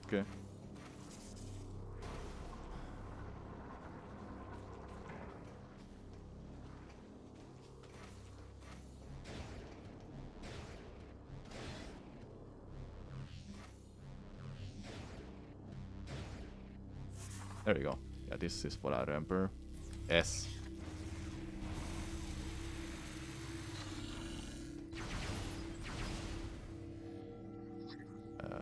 X. This one, and the weird ass looking one. Speedrunner not knowing the routes. Yeah, I know. Not knowing the casual routes. Oh man, take my head.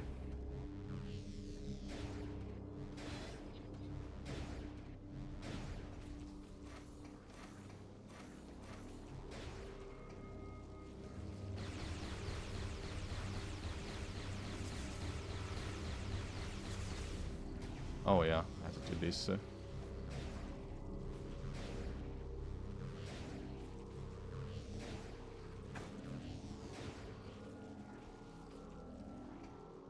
Do I? Yes.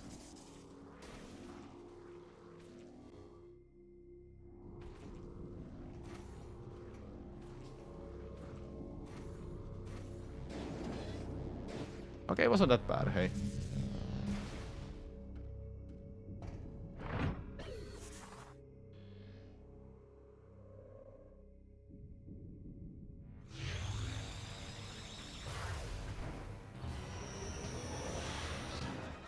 I think it's just leaving.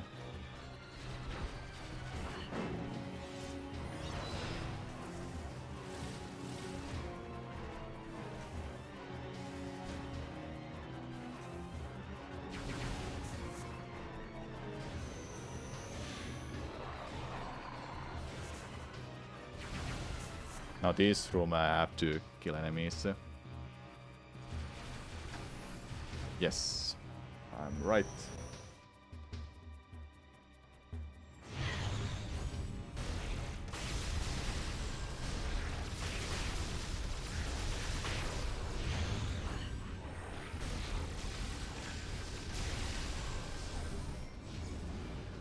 Alright, that opened the doors.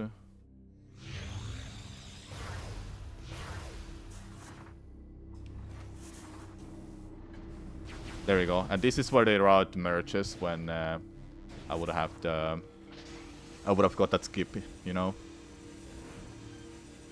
Okay, it doesn't lose as much time as I would have thought. It is 4 minutes, roughly, slower to do this route that I'm doing. But then you don't lose your mind over doing that skip.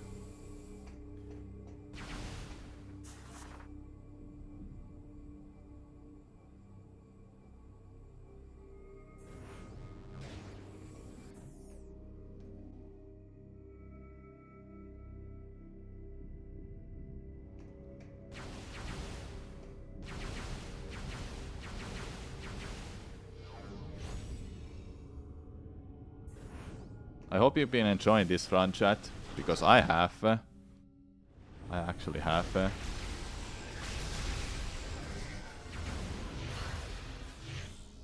thank the stars it's you. I thought I was...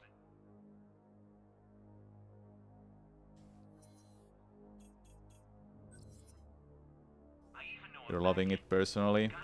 Yeah, I'm a Prime 3 enjoyer, hey. I'll call out the instructions. We must synchronize our movements or the security clamps won't release. Are you ready? Pull. Twist. Push. The hardest part of the run done. Let's go! Almost sub 2 hours grapple voltage. But I'll get it later. No worries.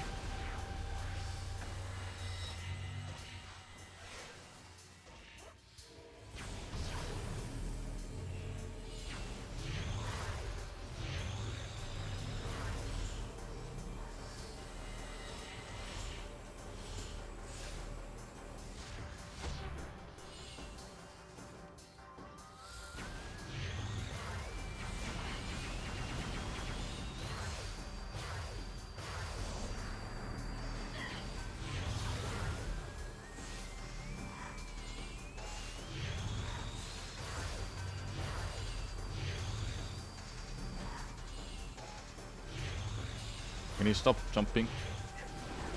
There we go. No, it doesn't damage you. Are you invincible all of a sudden? You're not invincible, aren't you? No. I got really unlucky jumps from her.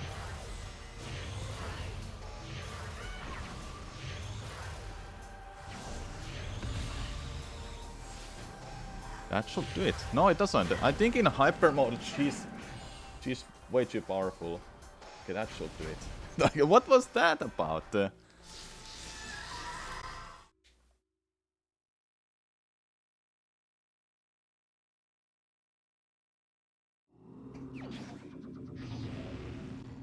lost a lot more time than I should have here, thanks to Kentrida trolling me.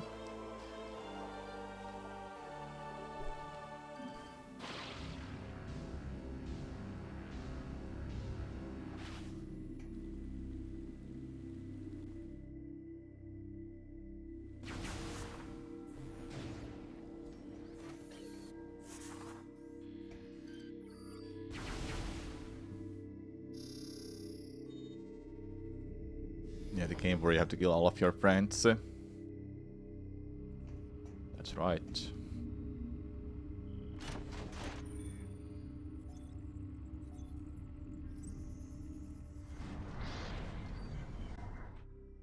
That is right.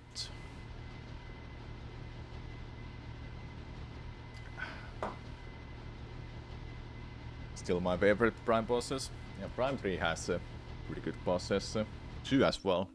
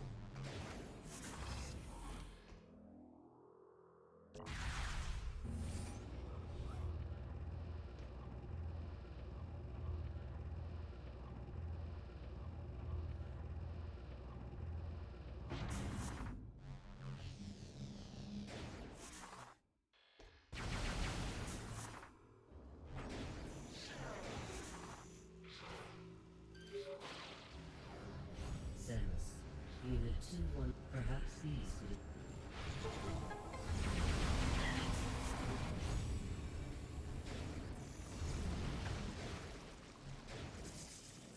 How do I lose a full E tank? That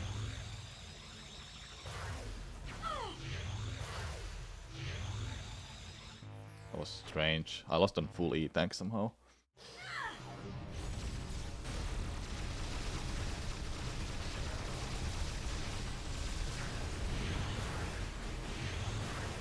I need help. Okay.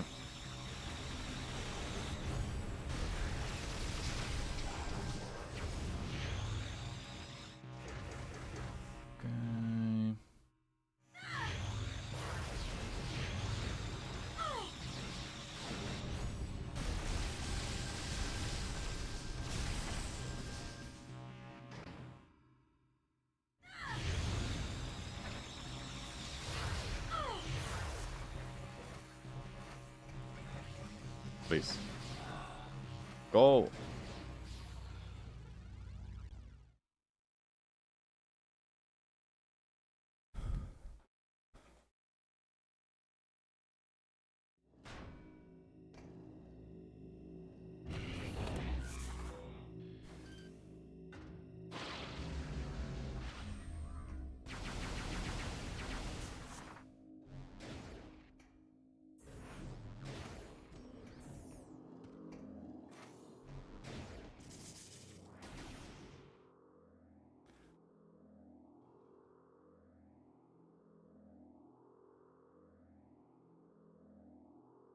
Loading, loading, loading.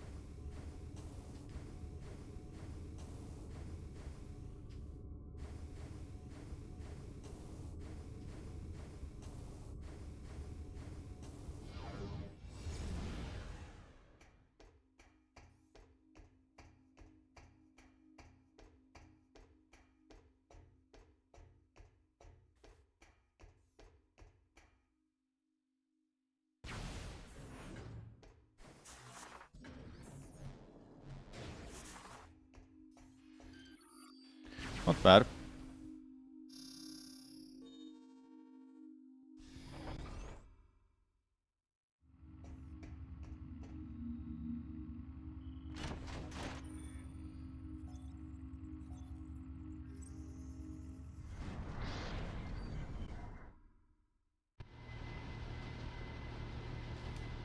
Alright, this split has a big time save too. I just have to get it.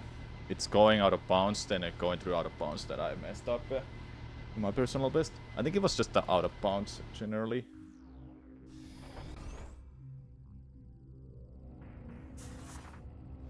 I should have picked the load beam for this. Yeah, I should have. What can I do without it?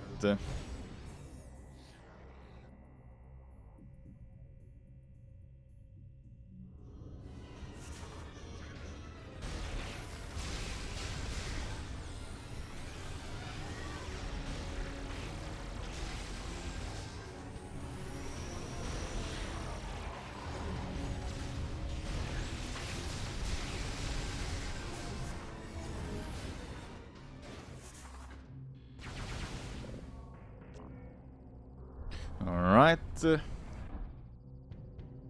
Let's see how I'm doing this part.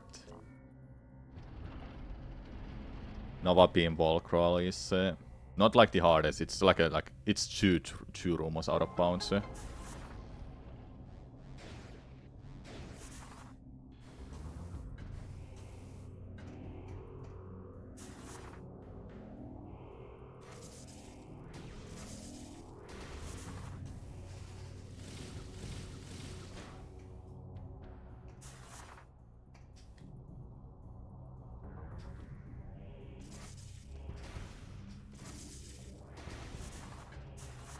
I'm pretty sure I'm bonking into something.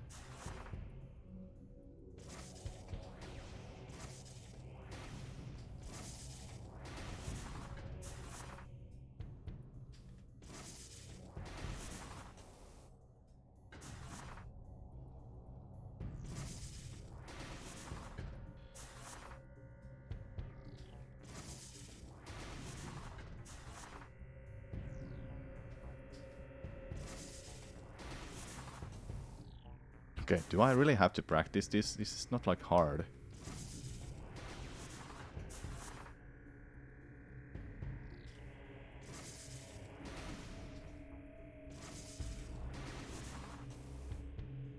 How that wasn't enough height.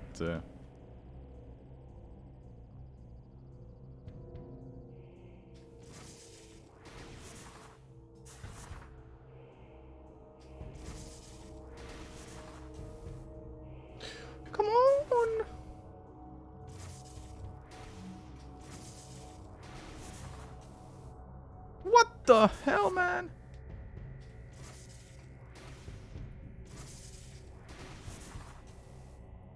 Okay, seriously.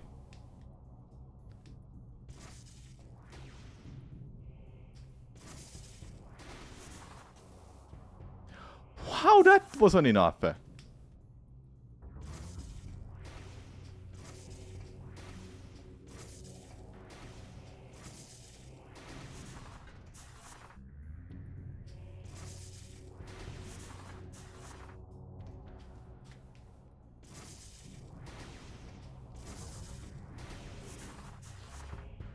Losing all my time here.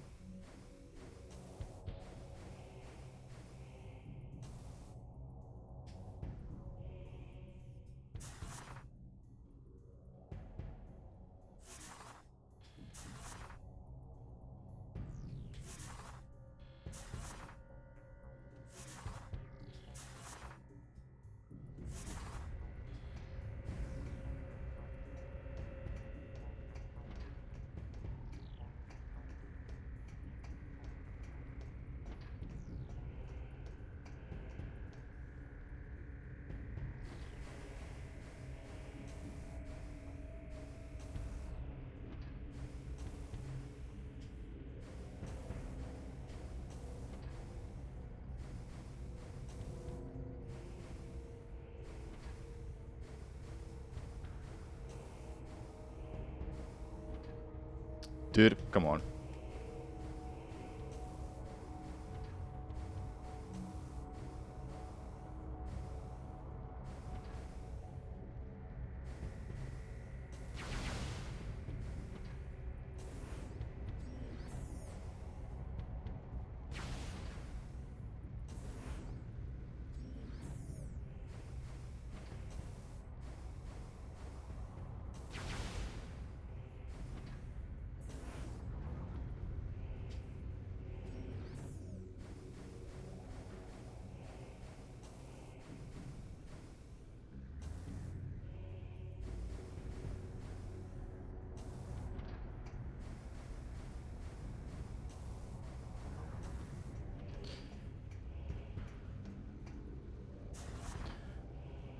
Should have saved a lot more time than that. Hello, Magical Pinata, what's up? Okay, going out of bounds somehow gives me so much issue, and I don't know why is it doing it like that. Don't worry, there's an autosave that's in a previous room. That's why I reloaded it. Then I went to get the Nova Beam. We would get stuck there otherwise if we try to get the Nova Beam when we're in bounds. In fact, you cannot even get through that ceiling, I think.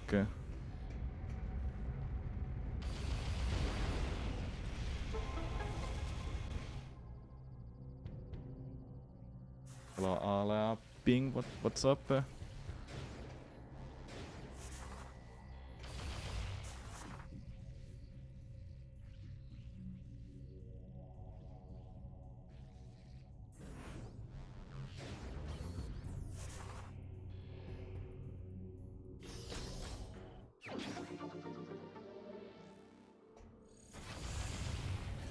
Okay, there's next out of bounds coming up is a demolition skip, if I recall correctly. It's pronounced like that, but basically I don't go and get the troopers here. I will just skip that part completely, and I'll go out of bounds to the pirate commander.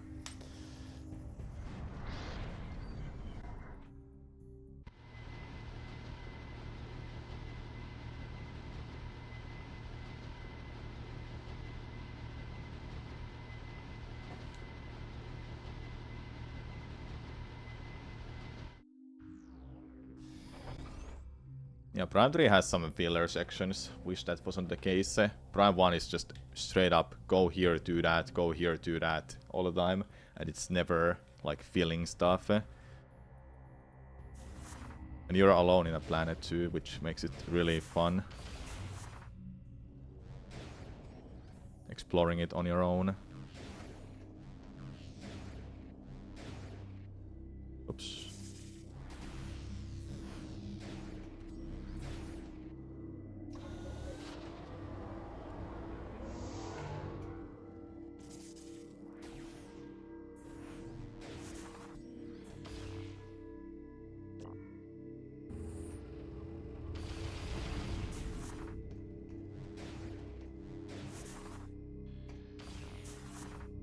Okay. Next out of bounds incoming, chat. Be ready.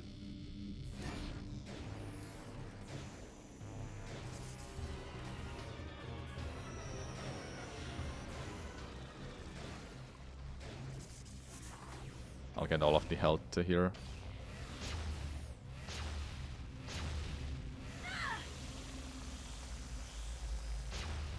Good.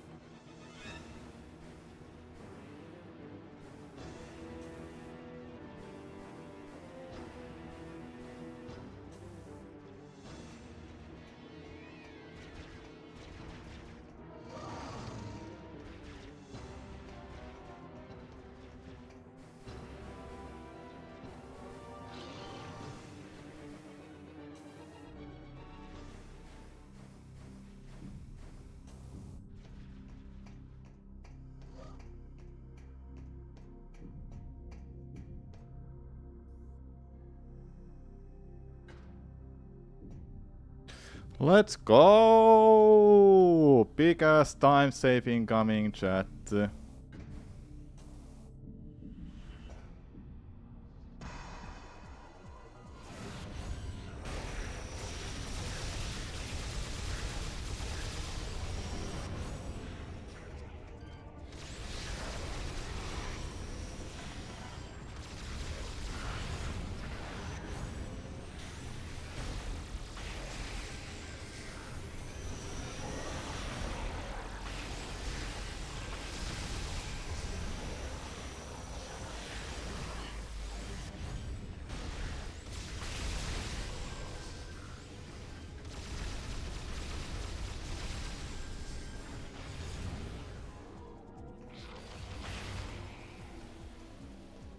Nice. It's that easy. Yeah.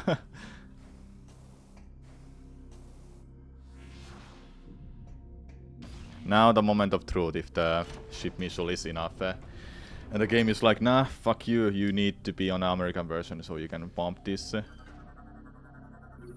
Oh, thank God. Alright. Alright. 2 days ago when I was doing this, I forgot to get this ship missile. I actually didn't even know I need to get it, so yeah, that's why I lost that run.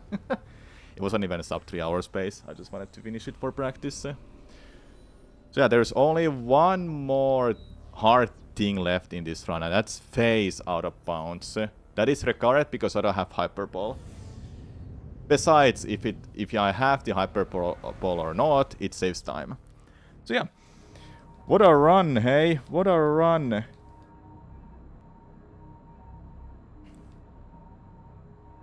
Sub 3 hours incoming, chat.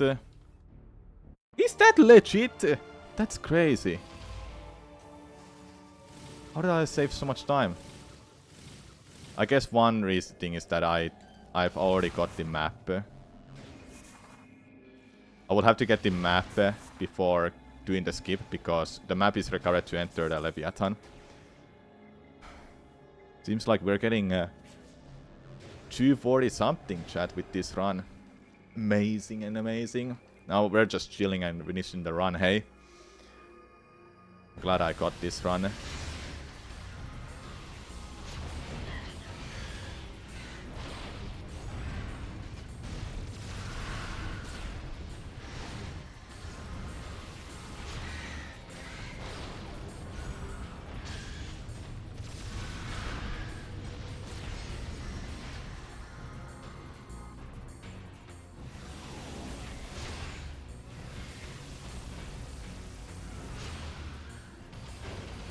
I'm moving sideways so it's easier to hit that weak point.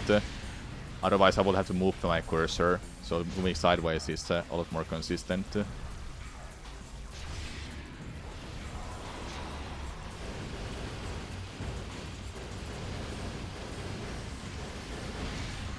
we go. Do I get this shot? Oh, slightly to the right.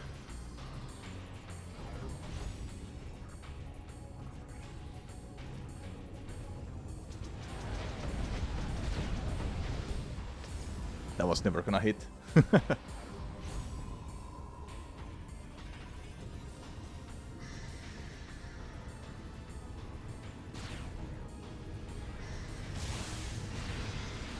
No. Damn it.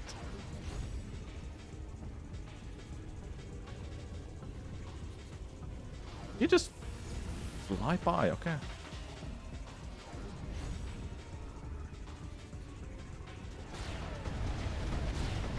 That's one hit. If I get 2 of those hits, then I will instantly end the fight.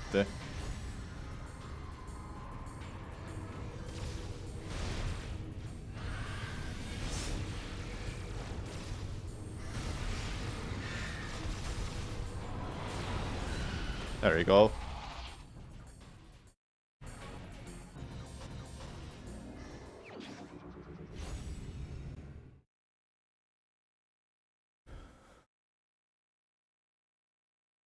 This either takes a long time to load or it takes a little time load. I don't even know what's causing it to. It generally takes a while. For no reason to load.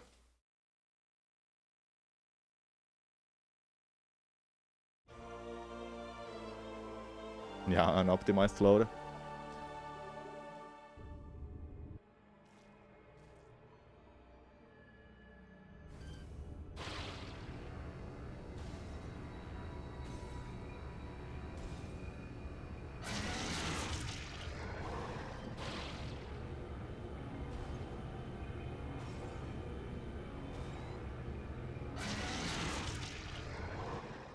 That's actually funny how you don't have infinite health here. I never realized that while watching speedruns.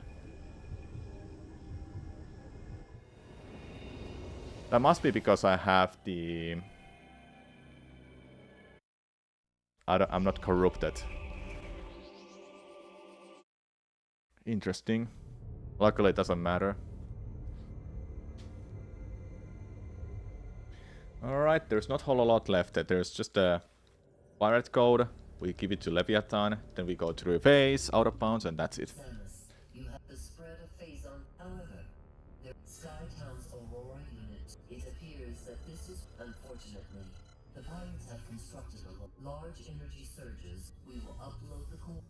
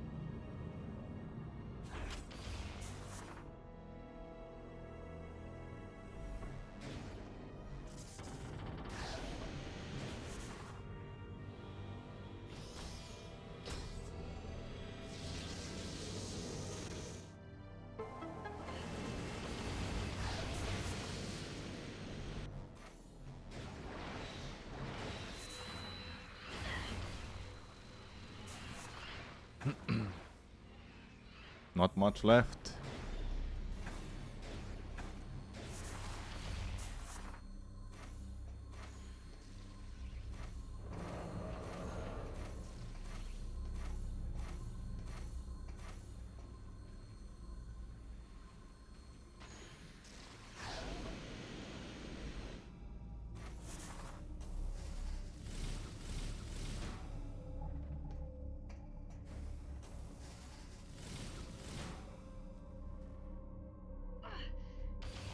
Huh? Why am I here?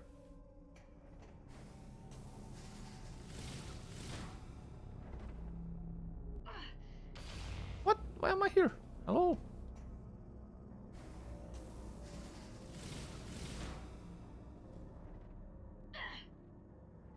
What?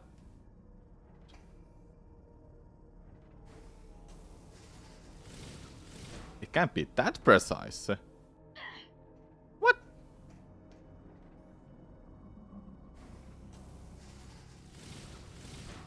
Literally patched. It doesn't work. I don't know what I'm doing wrong.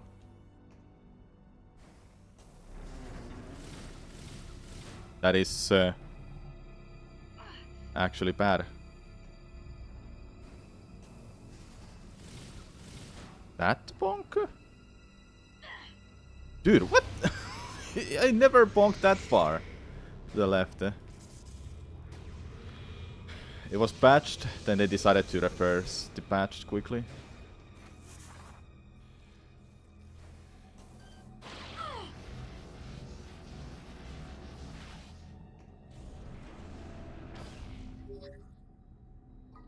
Samus, we have received new data You- from you- EU-217. Yes.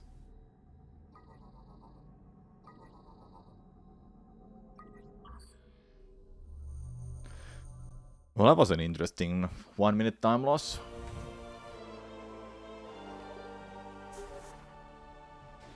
Samus, we have named this planet Phase. The data you just acquired, it is like... You need to patch earlier Lucia next time. Yeah, just straight up put the dead plane everywhere in out of bounds.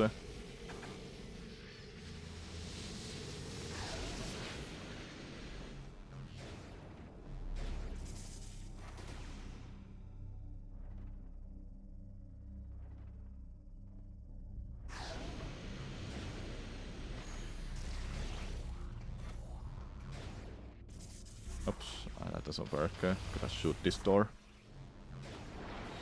That's one of the view doors in a game. That's like one of the few reasons why you have to get the Nova Beam. You can't open that otherwise. I don't remember, was there any other door that requires that? Oh yeah, on way to Leviathan to give out the code. There's one more door too.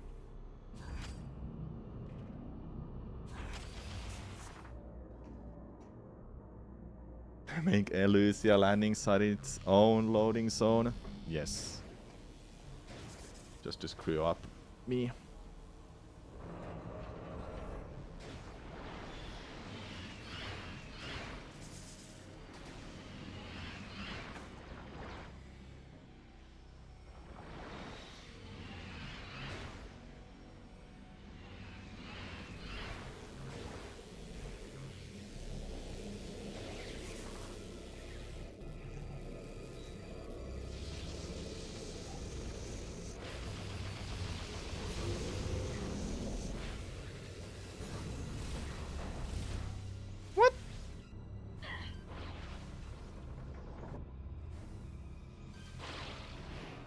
Everything is freaking on my way.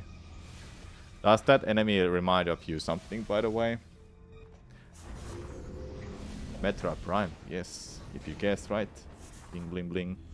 It's a husk of Metroid Prime. Looks so similar.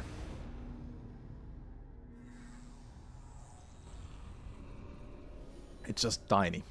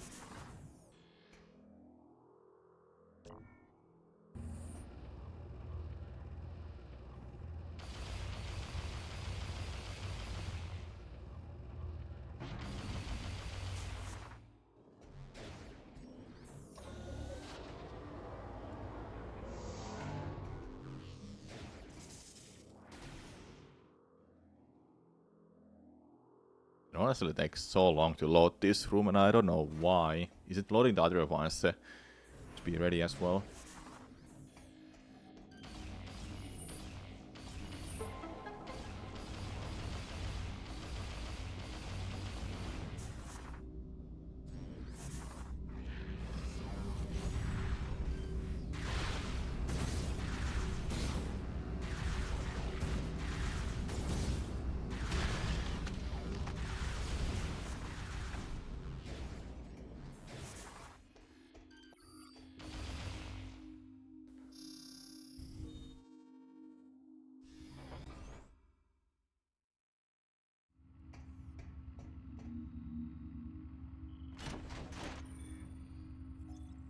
This run has a chance to get 249, by the way. It's that close.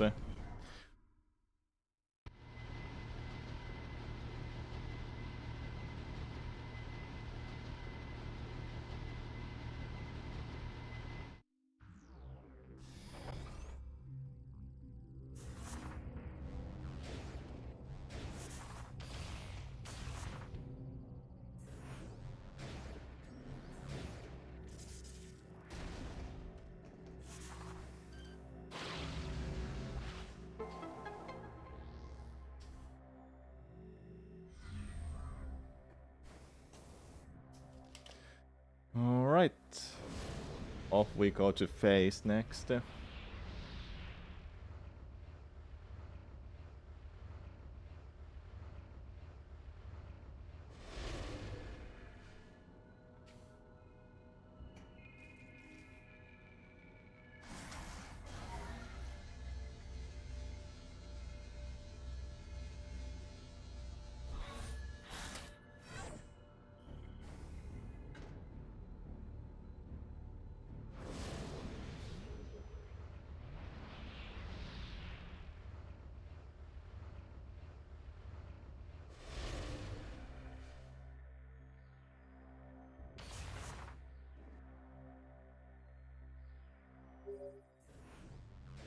Samus, we have gained. Now we'll be able. It's time to. Once you rendezvous with the fleet, I look forward to.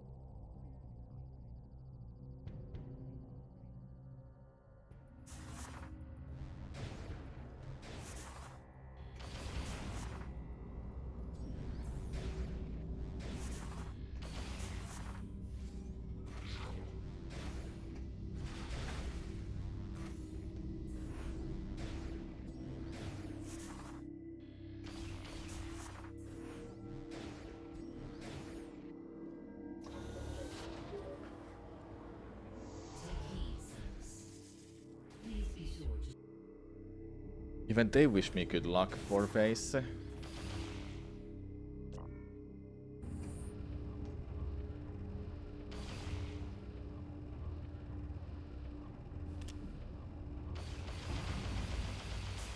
Obviously.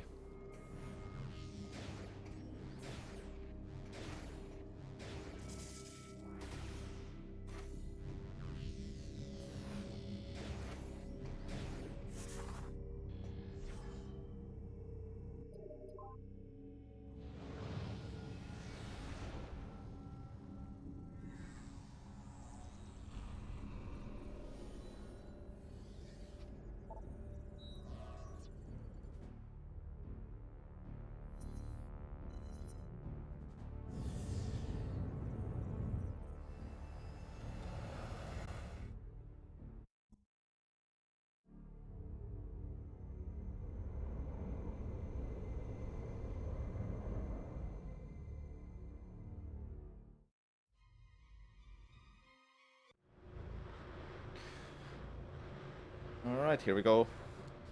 Let me focus for this. It's the final walk roll I have to do. This is Recurrent because I don't have Hyperball.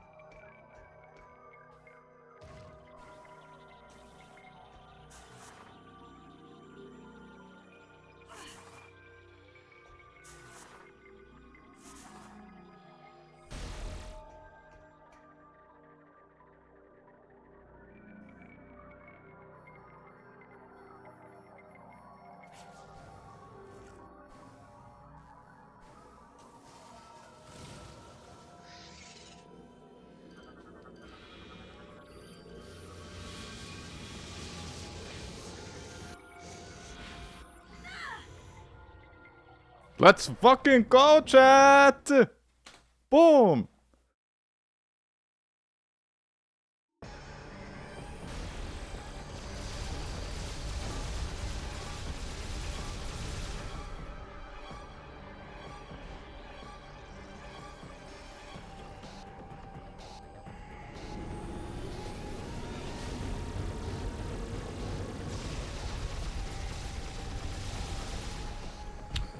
I have this cutscene play. Oh, actually, yeah, it's skippable. Let's go. Never mind, never mind. I thought it's for play for me.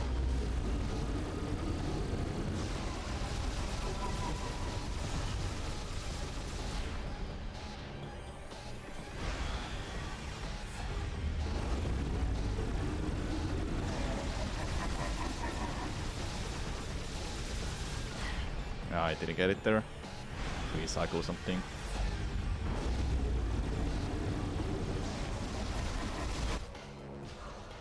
Woo!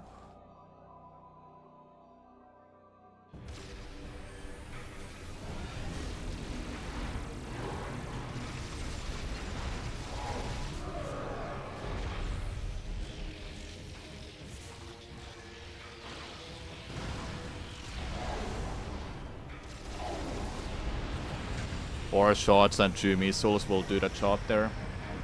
And I can do it again. Unlucky.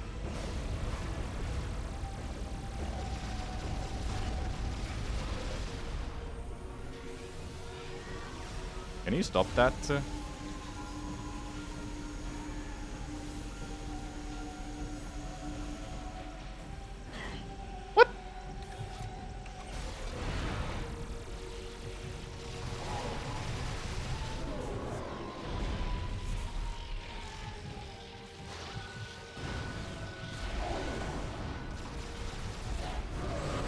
Please give me the health. I don't wanna die here all of a sudden. I'm good, I'm good, I'm good, I'm good. How did I do so much damage there?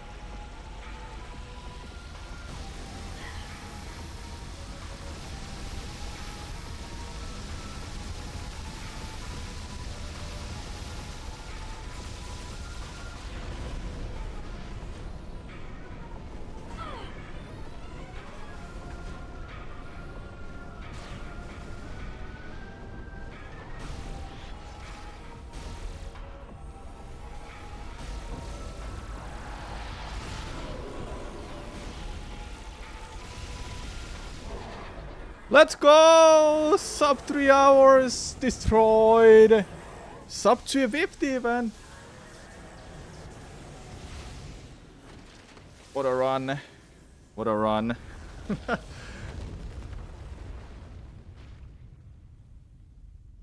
A big personal best. Thanks for the GG, y'all. I appreciate it. Never seen 30x or 25x and never fucking will. Exactly.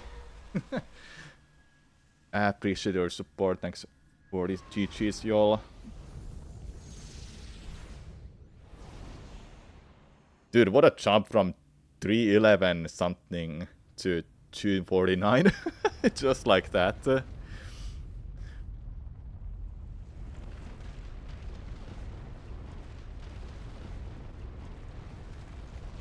Woo! It's not gonna be downhill from now on. It's uphill. Uphill only. Sir, we have confirmed unstable energy spikes in multiple locations on the planet.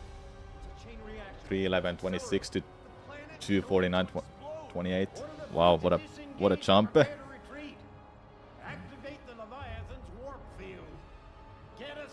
World record is 213 something by Mikkel. Let me check.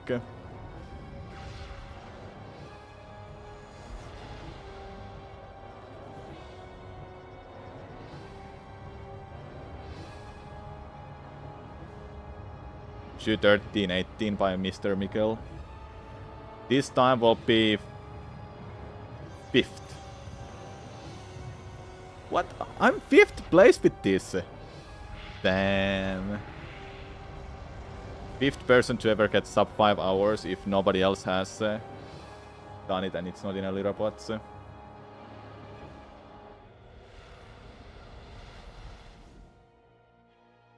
30 minutes to save over Zelda. Because of better movement. Just being faster in general too. Dude, what a jump. 26 minutes, 23 seconds for early Alucia. I also lost time on grapple voltage because I went for it a couple times. Also say something high on GG's or whatever because I'm gonna take a Twitter picture now. Do it now. Do it now. You won't miss. So you won't miss. Thumbs up is coming. Just barely got it. Receiving a transmission from Samus's ship.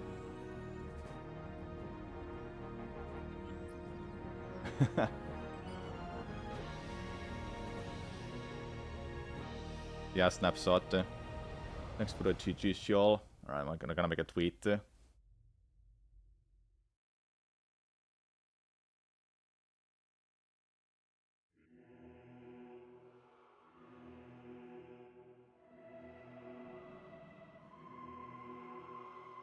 My sum of best is definitely gonna get a lot better than this. Dude, I was only 4.5 minutes behind my sum of best. Dude, that's crazy. That's so crazy. Nice you had you in the background when I was trying to complete your first Echoes run. Nice. Dude, what a run.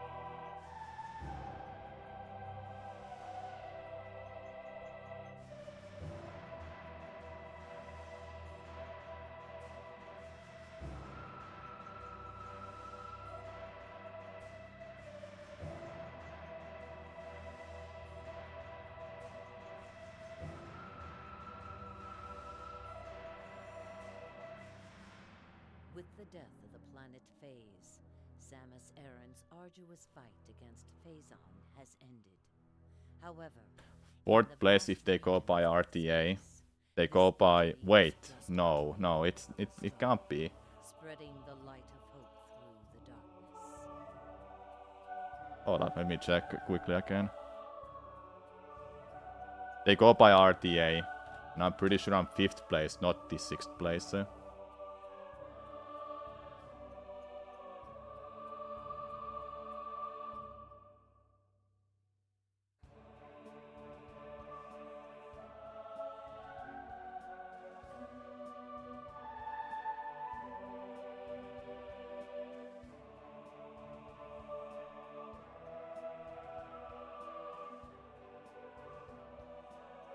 Yeah, 5th.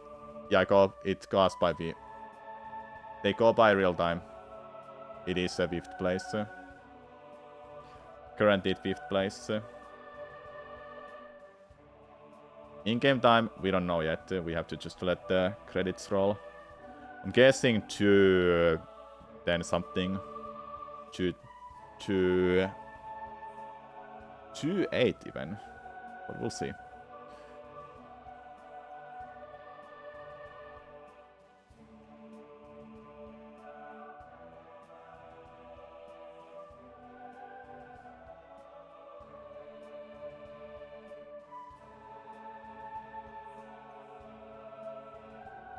Man, sub 3 hours. That big of a jump. Crazy, crazy.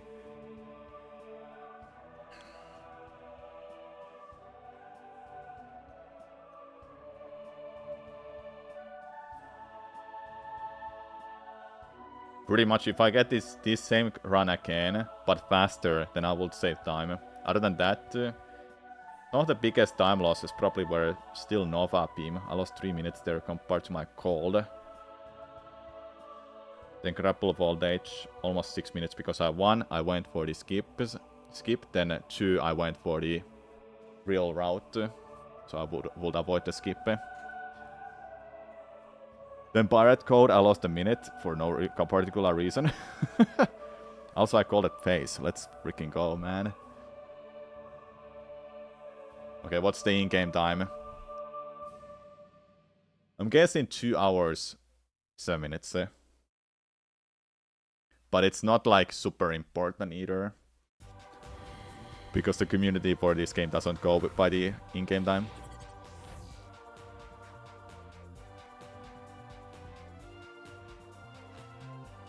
$2.15. Damn. $2.15 will be worse than Dragonif's time that has slower RTA time. That's funny.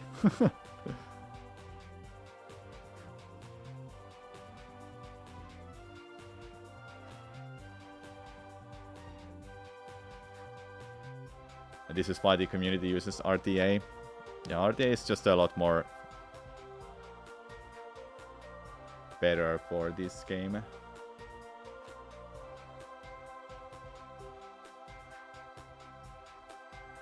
Well then, I think it's time to take a break. Then we'll do Samus's upgrades tier list. That will be fun.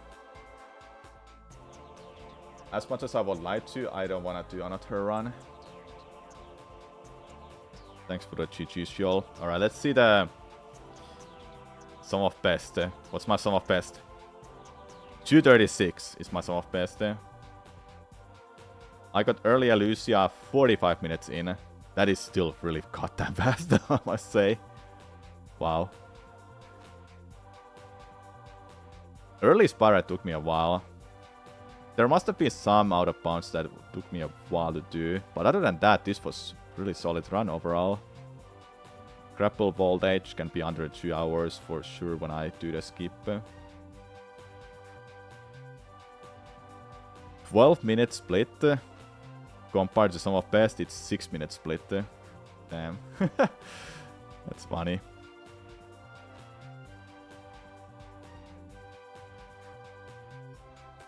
In under 2 hours, I would get to Nova Beam. Crazy.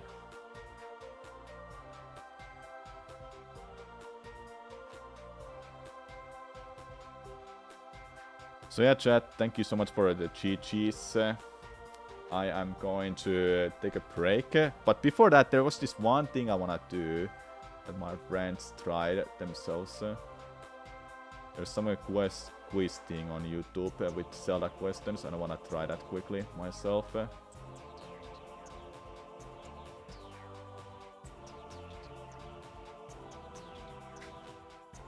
Alright. No need to play the game anymore.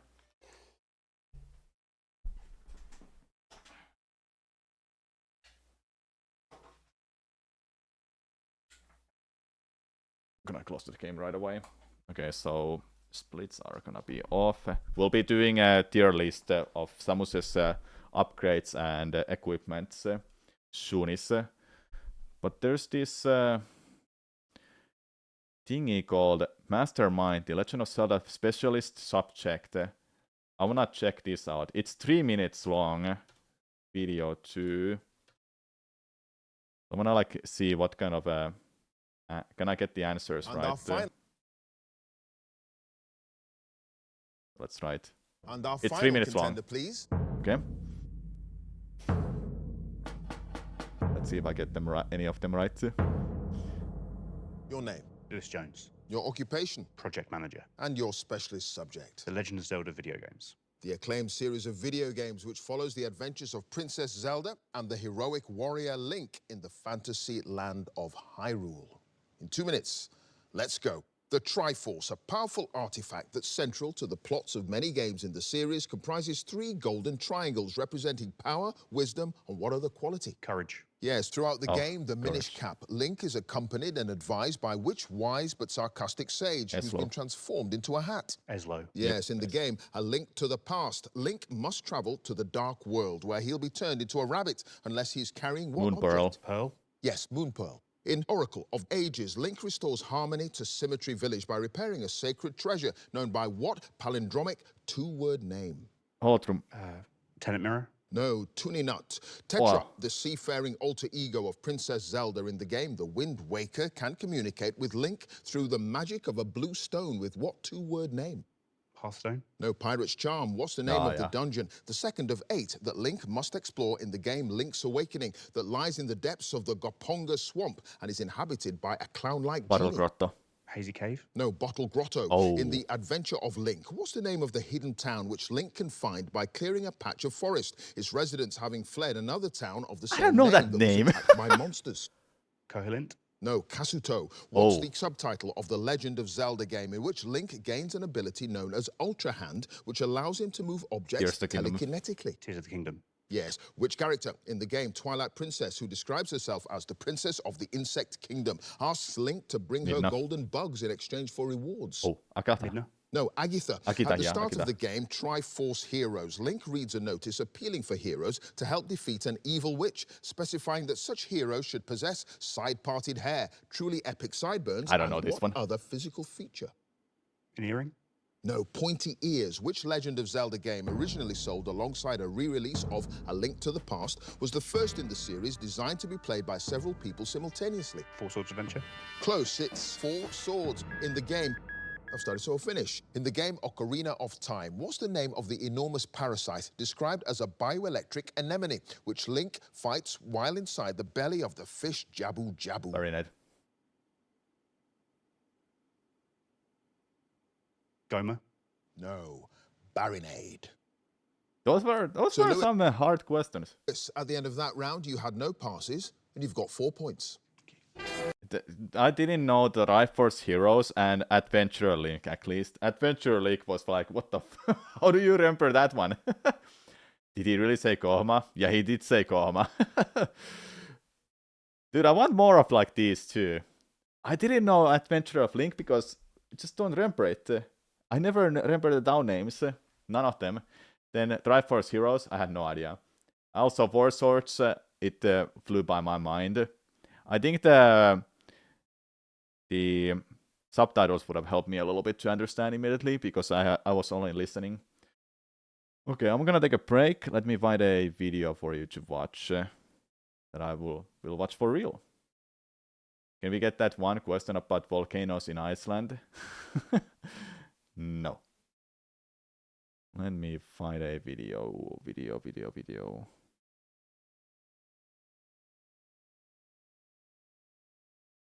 need some Metroid stuff. Oh, I gotta watch this later. Damn. I've been watching Alpharat's videos lately. It's a bit too much. But he makes good content. I can't... I can't just be like, no. Now my YouTube page is literally filled by his content. Thanks to me watching his content. Great. Shoutouts to Alpharat, by the way. Metroid... lore?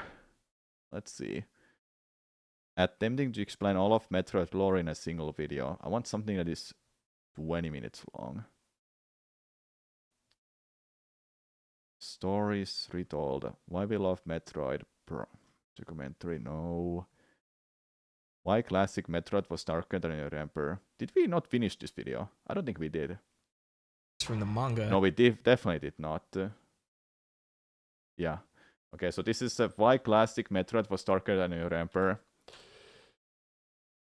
I'll leave this on in a background for you. Then once I've done eating, I'll make a tier list of Samus's upgrades and equipments throughout Metroid franchise.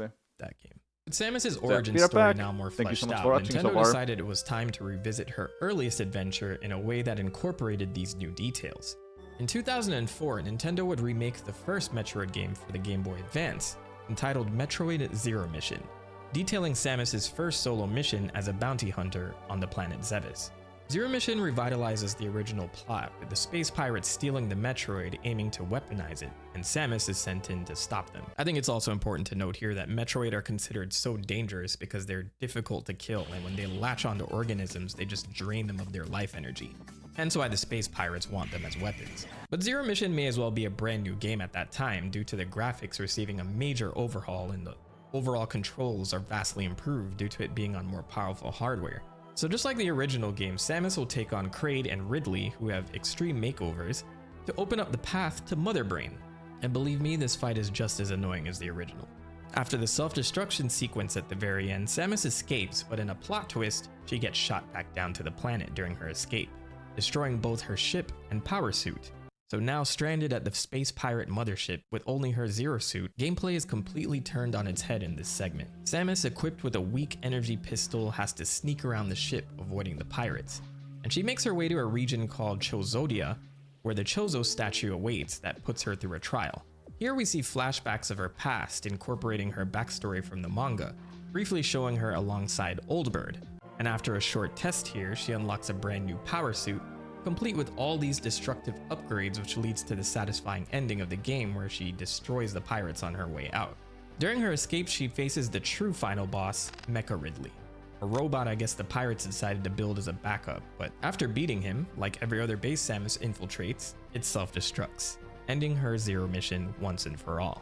So after the events of Zero Mission, Samus's reputation as a legendary bounty hunter was firmly established, but while her battle against the space pirates was a victory, it turns out the threat of the Metroids was still a concern. Hi, Game Boy. アメリカで人気抜群のアクションソフト、メトロイド2を紹介しよう。ゲームボーイソフト、メトロイド2。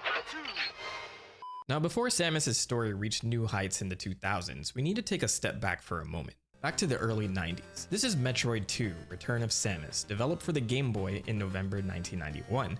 And while the technology was limited, this was the game that truly began expanding the lore of the Metroids themselves. The Galactic Federation felt it was a good idea to send another research ship back to SR-388 to make sure there were no more Metroids there, and surprise, they get an emergency notice from the research base shortly after. They lose contact and the ship is missing, so they send a rescue party, and that team also goes missing. And I'm not joking, this is straight from the manual. They send another special combat group from the Federation police, and they also go missing. So everyone starts freaking out about the Metroids now, so as usual, the Federation throw their hands up and call Samus.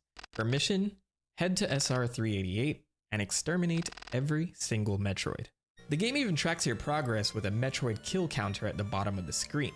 And I think there's some irony here considering her eventual backstory that would be depicted in that manga, but let's put a pin on that for a minute.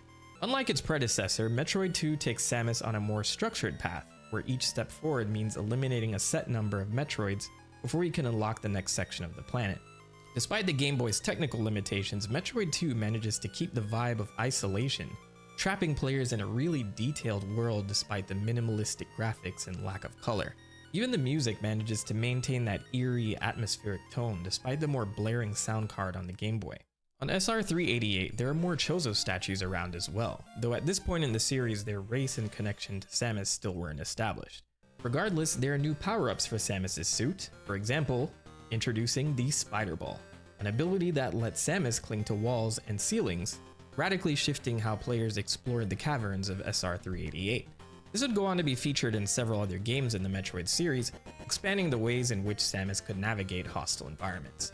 One interesting fact about this game is that since the Game Boy couldn't display colors to signify upgrades to the suit like in the first game, Metroid 2 had to introduce a new version of the Varia suit with a whole new design to visually represent Samus's enhanced armor, a version that would stick around for future titles. As Samus ventures deeper, she realizes that the Metroids she once knew were merely toddlers. The creatures evolve, transforming into terrifying new forms, from the Alpha and Gamma stages to the brutal Zeta and Omega Metroids. I think this was such a cool idea, and it gives this little game some more variety. Each step in their evolution is more lethal than the last, leading to the final confrontation at the end of the game with the Queen Metroid. And Queen Metroids are practically indestructible from the outside, requiring Samus to use her Morph Ball form to roll into the mouth and use several bombs to damage them from the inside. Or you can just fire a ton of rockets into its mouth. And after an intense battle, Samus is victorious and has saved the galaxy once again. But just when it seems like the mission is over, she discovers a lone Metroid egg. It hatches in front of her eyes, and the baby immediately imprints on her as its mother. So yeah, this is a little awkward. In a twist of fate, Samus spares this baby Metroid, taking it with her as she leaves SR-388. And they'll elaborate more on her perspective in the next game, but for now, it's a wholesome moment in a game about extermination. But there's also this interesting, if subtle, parallel between Samus's past and the baby Metroids. Just as Samus was the lone survivor of her colony and taken in by the Chozo, this baby Metroid, now alone, is spared by Samus, even though she just killed its true mother. But I don't know if this mirroring was intentional in the manga at all, but I thought this pretty interesting to point out. So we quickly fast forward to 2017. Metroid 2 would receive a full remake for the Nintendo 3DS under the title Metroid Samus Returns. This version revisits the planet SR-388, but brings along a modern overhaul with updated graphics, mechanics, and more fluid gameplay, and these really awesome melee counter animations that are so satisfying to land. Around this time, people were starving for anything Metroid, so seeing a more traditional title surface was very exciting for fans. Mercury Steam, a game studio in Spain known for Castlevania Lords of Shadow Mirror of Fate, that's a mouthful, would develop the title with Yoshio Sakamoto returning as the game's producer, and Takehiko Hosokawa and Jose Luis Marquez joining as directors. The plot remains the same, beginning with Samus's extermination mission on SR-388, leading all the way to her revamped encounter with the Queen Metroid. She escapes with the baby, but there's a twist this time. A half-mechanical Ridley appears, clearly damaged from their last scuffle. But Samus is a pro at this now and defeats him once again.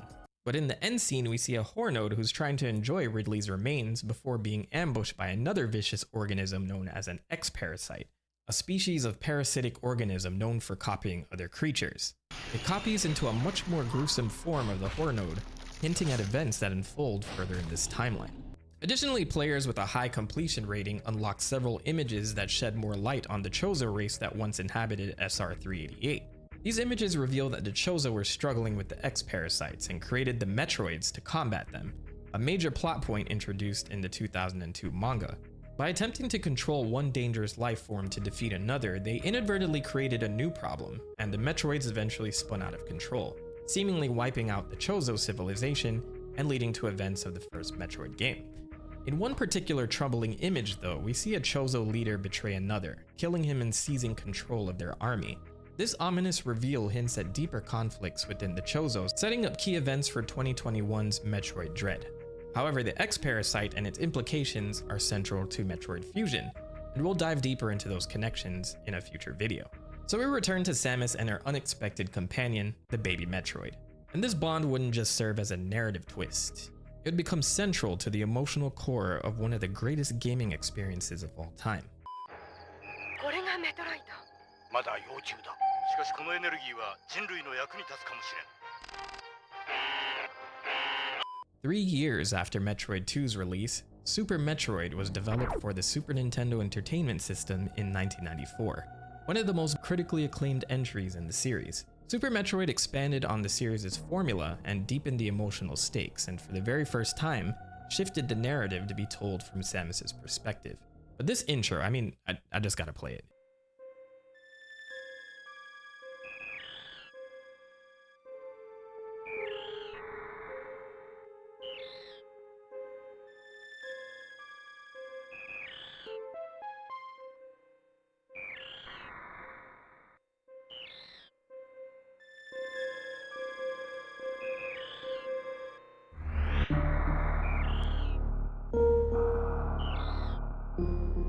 Mwah. This intro just immediately draws you in. It's just so effective at setting the tone here. We then cut to Samus recapping the events of Metroid and Metroid 2, revealing that she delivered the baby Metroid to the Galactic Research Station Ceres, so scientists could learn more about its energy-producing qualities.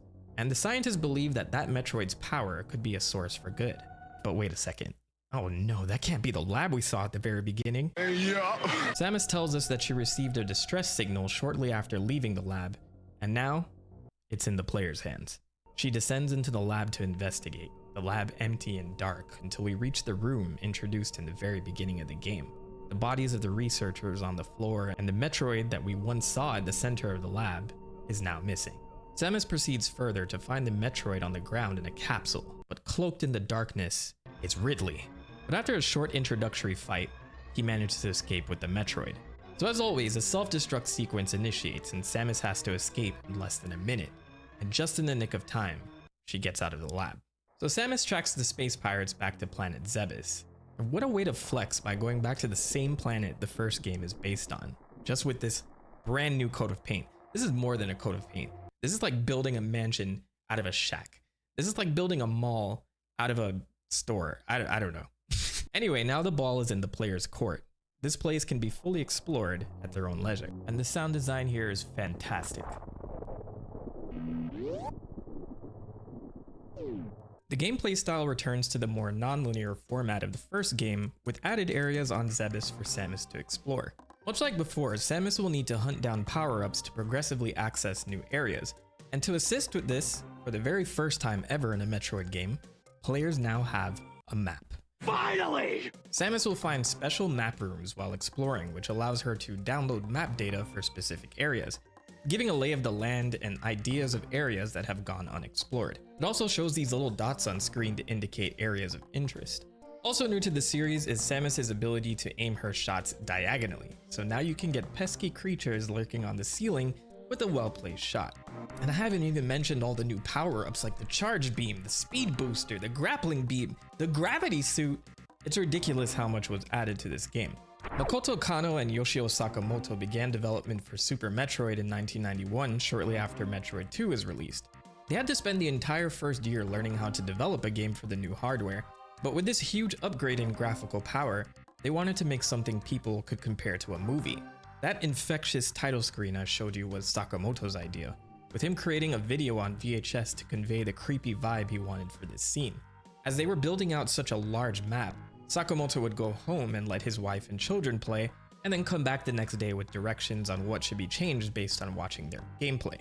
The team worked tirelessly up to the last minute, with Toru Osawa, the graphical programmer, saying, quote, "We were tense, couldn't sleep, couldn't go home, and couldn't even take a bath. It stank.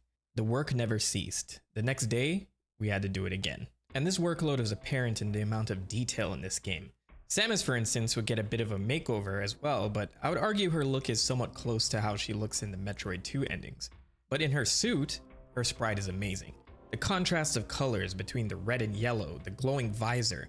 When she stands still, you can see her breathing, and other parts of the suit lights up at points in time. It's amazing.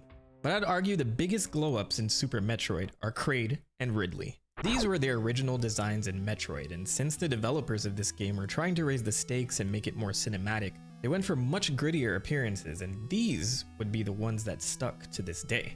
But it's not just them this time around. The Space Pirates have some new recruits like Phantoon and Dragon, but the local guardians of Zebes are also riled up, like Crocomire over here. Apparently this design went through a few changes, with the team initially having a much cuter design that they had to change so players didn't feel bad for killing him. But based on what I'm seeing in discussions, fans still feel bad for slaying Crocomire, knowing that he's not affiliated with the pirates and just doing his best to hold down the fort. And the way he goes out is just tragic.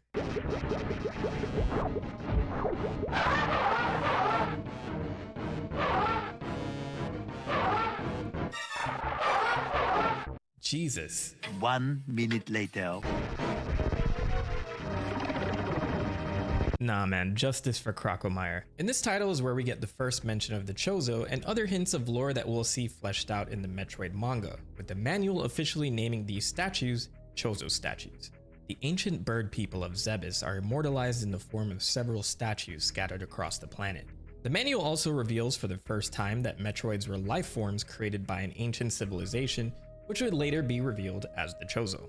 Interestingly enough, one of the earliest glimpses into Samus's backstory came from a 5-issue supplementary comic published in Nintendo Power magazine for Super Metroid back in 1994. While the comic adds some new characters and some inconsistent elements like Galactic Federation characters Chairman Keaton and Chief Hardy, many of these would eventually be incorporated into that Metroid manga series. But its most important contribution would be the introduction of Old Bird and the first mention of Samus's origin on Colony K2L.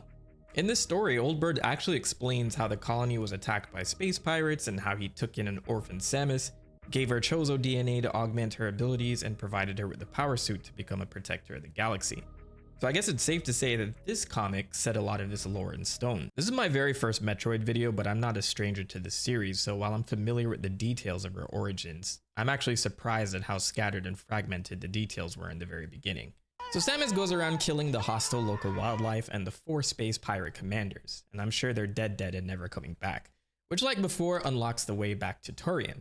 Well, technically this is a new Turian since Samus blew up the last one. And like the first game, once we enter Turian, we see Metroids have begun to replicate, so Samus must make sure to exterminate every single one before she can proceed. And oh man, there's a really massive one here and it seems unavoidable. It starts draining the hell out of Samus, bringing her to an inch of her life. Most All of of a this stuff sudden, was never released it officially stops. outside Japan. And then it starts freaking out. And after a moment, it runs off. How strange.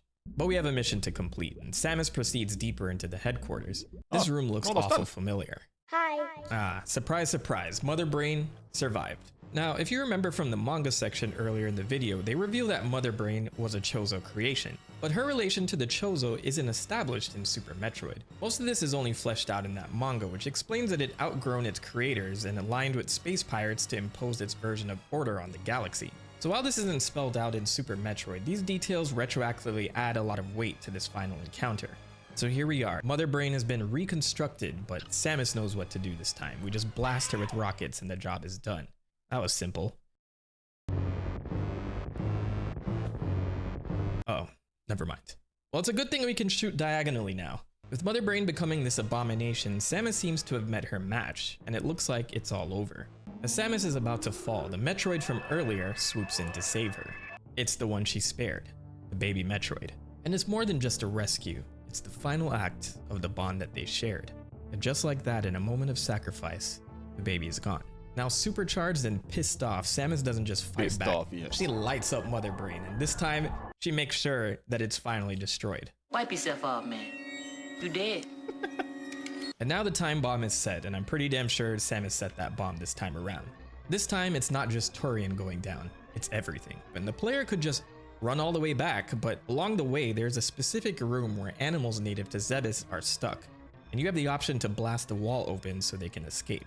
This gives a subtle change to your ending that I'll show you in a second. But with everyone evacuated, Samus heads back to her ship and takes off into space once again as planet Zebes is destroyed once and for all, leaving the space pirates to dust. And if you save the animals, very subtle difference in the ending. You'll see somehow they left on some ship in the way distance in the background, so blink and you'll miss it. Anyway, the mission is complete, and like the previous titles, depending on your clear time, the end screen will change.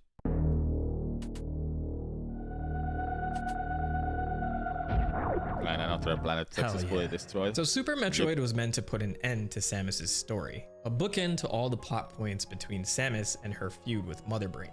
It's pretty interesting reading a quote on this from Sakamoto back in 1994. I think the series is basically finished. Metroids were destined to be exterminated in the first place, so I wanted to finish in the most beautiful form. But that was a lie, because little did we know, Samus wasn't done yet. Before her extermination mission in Metroid 2, Samus embarked on other adventures that took place before her final showdown with Mother Brain.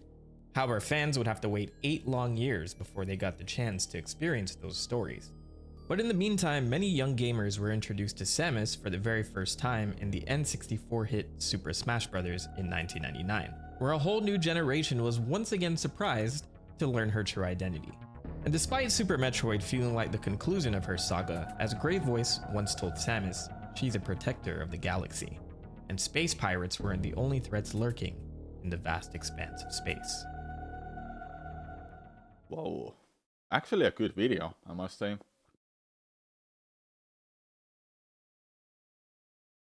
I'll give it thumbs up.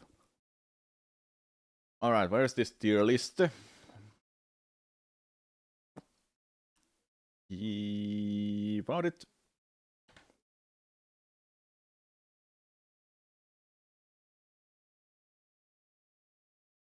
What was the other planet? SR-27 wasn't destroyed until Fusion. Wait, so Isn't the amount of planets that she destroyed 4? Or what is it?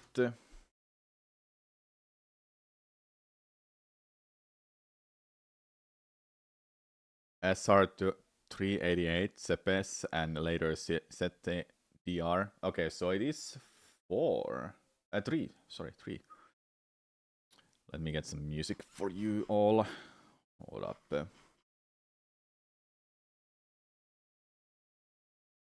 Metroid, Metroid, Metroid. I went to the O letters. I'm there. You wanna hear this?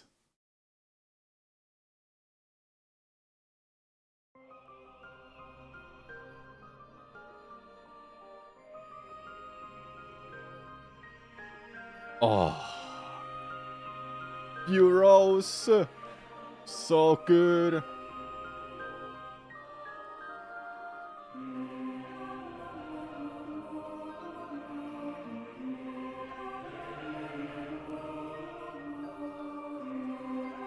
But I gotta, I gotta grab all of these musics here, Metroid music, and put them in there.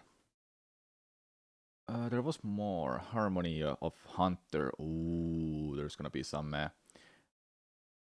extra spiciness in here. All right, let's put it in a.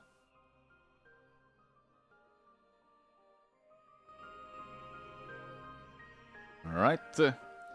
Music on. Tier list on screen. Almost. I need to change the title of the streams. Give me a few seconds.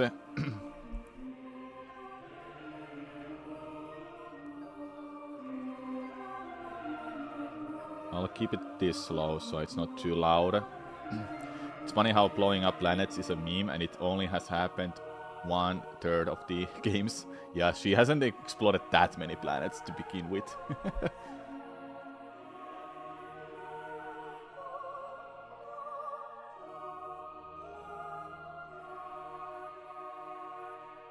Okay.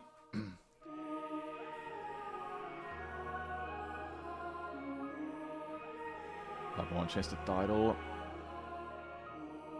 Or game on there.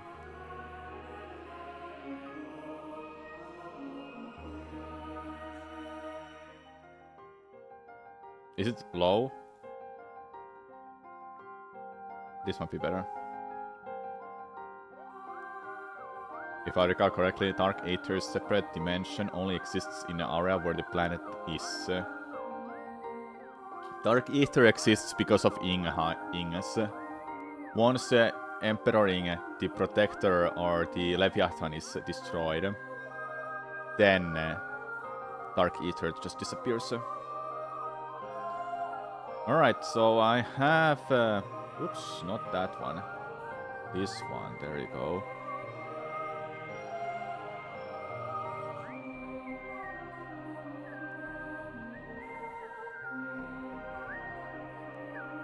Let me go to my layout that I want to use for this one. Hi all. Bye all. I'm not using that today. Draw a picture of...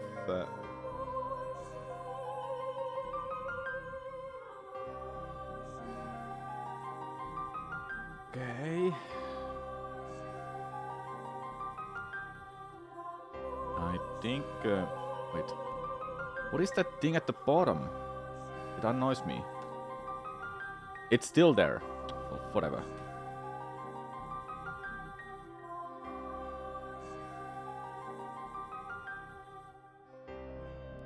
I don't wanna see any fucking ads. Just get rid of them.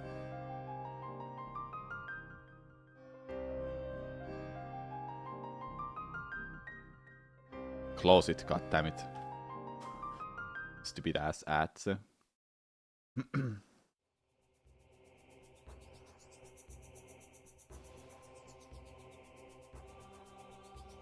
Why is the Spider Guardian from Metroid Prime 2 have to be so goddamn annoying?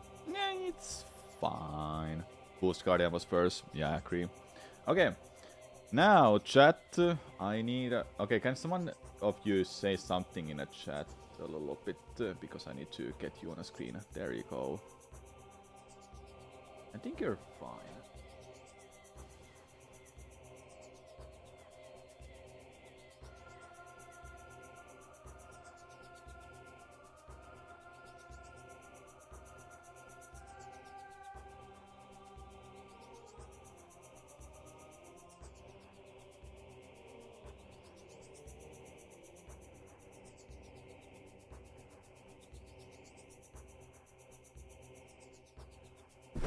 Oh, sorry. Can someone say still something? I'm looking at the... I'm looking at the layout.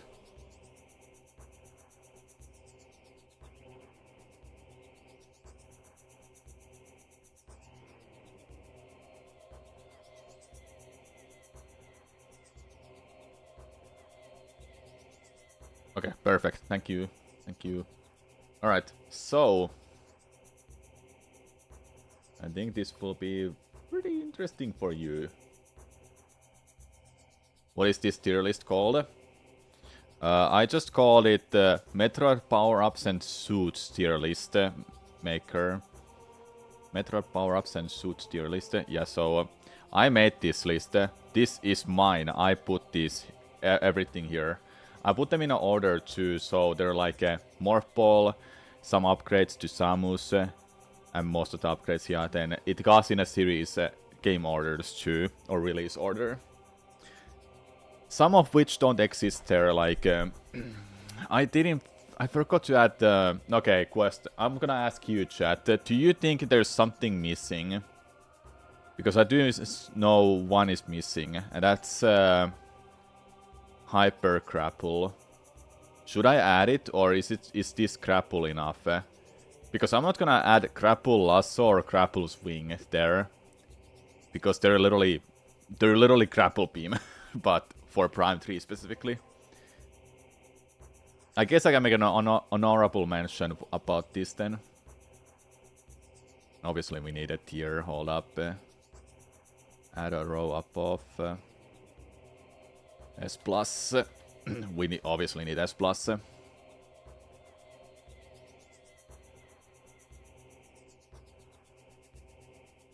Okay, I think this is good. Hyper Missile and Sunburst S tier. Hyper Missile is there. The long beam should be D rank easily. We'll get to that, don't worry, Sephason. Hyper Grapple doesn't even work without regular grapple. True. Basin beam S tier. Okay. Oh yeah, I also need... hold up. Just to be sure what each of these are, I need this list. I need this list. Where is it? Here, Metroid tier list or tier list. There you go. I want it. Okay. So I need the list of every upgrades as well. Oh wow, thank you, Sephason, for gifting 3 subs. I truly appreciate it. S tier. Which is S tier? Me, S tier? Thanks. Prime 2 SS tier. Screw attack. Game truly balls apart with it. Yeah. Samu beam. Yeah. Okay, hold up. Let me just... oh, the sound... the alerts didn't work. Hold up. Let me play it again. If I can. There's no video. I know. It's here. Well, let me go and play that sound effect quickly for the alert. Screen black, attention. Yeah, I know. Screen is black. Hold up. Hold up.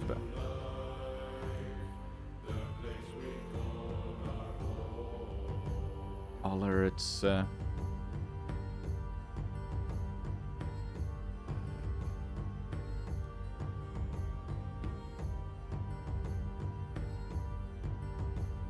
I've got a good feeling about this. Okay, that's like Sephason's gifted subs, okay? I had to emulate that too quickly. Okay, are we now ready Only 10 more subs to Federation Force playthrough. I know, right? I'm not interested. Get the fuck out of here. Okay. So yeah, chat. I did ask this earlier, but one more question. Is there missing anything important? I don't think there's anything missing, right? When I was looking this through like a month ago or 2 months ago, I think I got everything important. Morph ball, obviously, morph ball bombs, boost ball, spider ball, long beam. Upgrades that are a little bit weird, but power grip, for example, is there. Speed booster is there. I guess when we make this list, chat, we want to focus on universally how useful these upgrades are.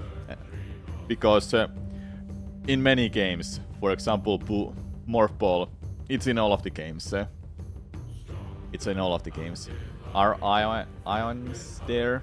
You mean these? Yeah, they're there. I think it's missing one, isn't it? You're missing Vason Beam from Metroid Prime 1 and Vason Beam 2.0, charged version of final fight of Prime 2. Well, it's here. Vason Beam is here. The Vason Beam for Prime 2, I don't really count it as like an upgrade, because it's not a weapon that she gets. She just gets to power up Vason because of the charge beam. So I don't really count it like that, you know.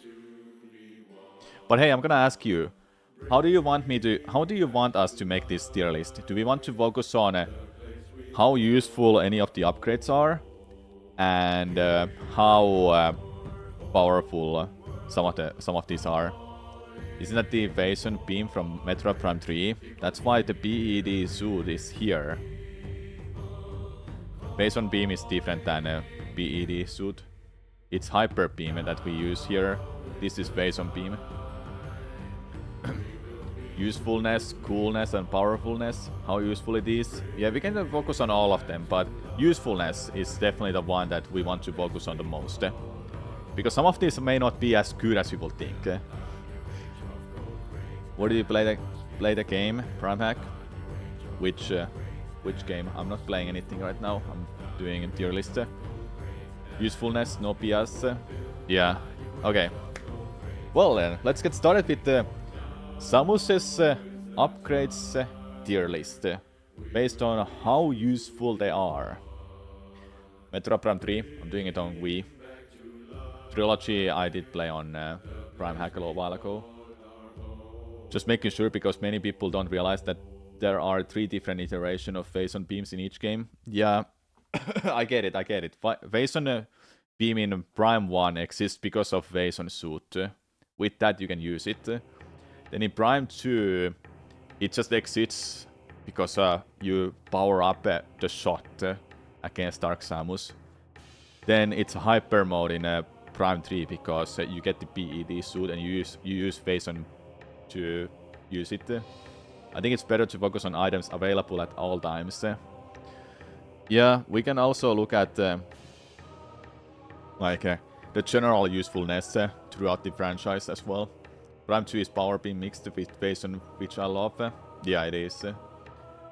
How significantly it changes the way you play. Like a damage upgrade isn't that exciting, but Ice Beam is super important for traversal.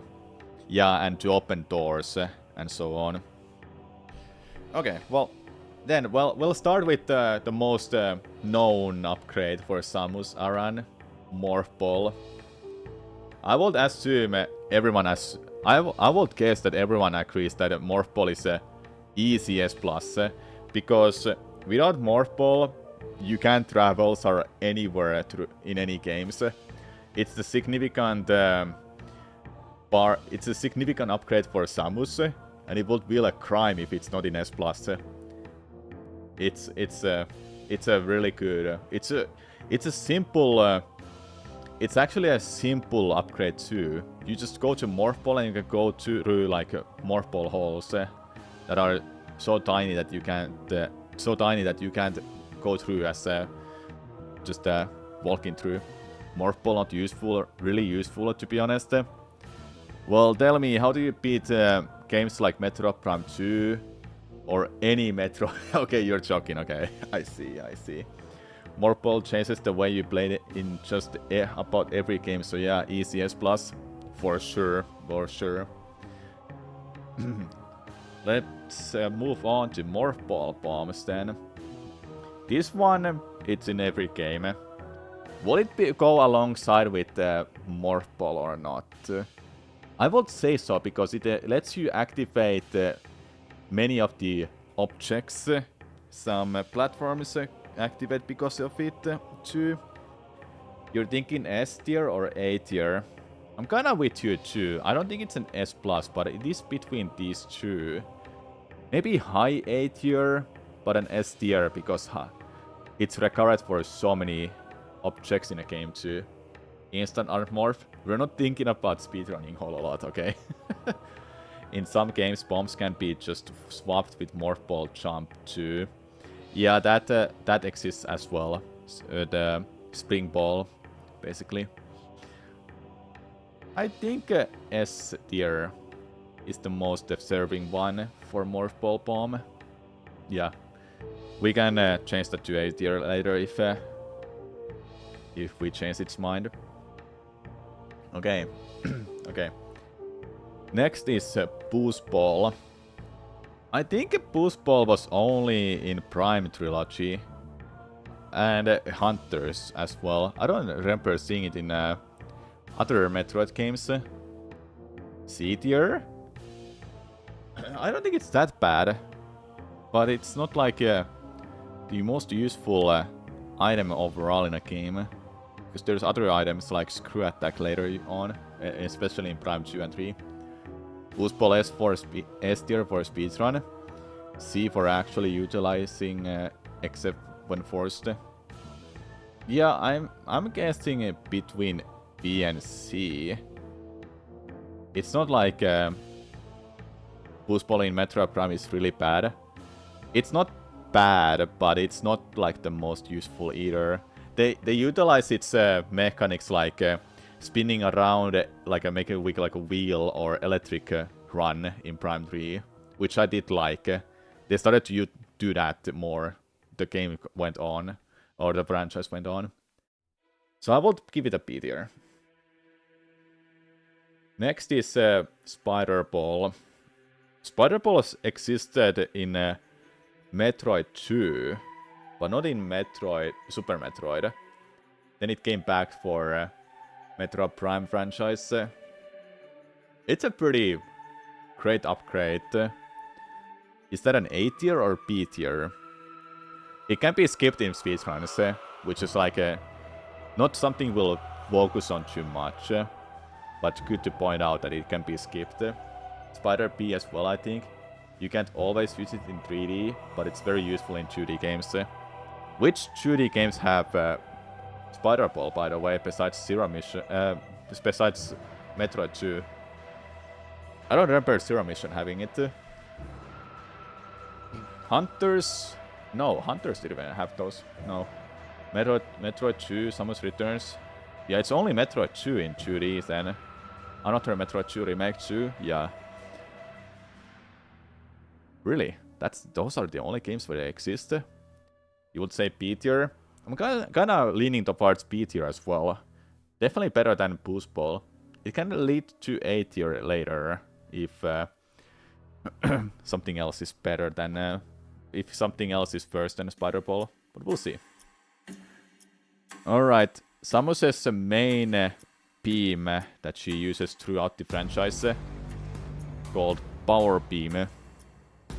It's what can I say? Power Beam is, without it you can't do any damage.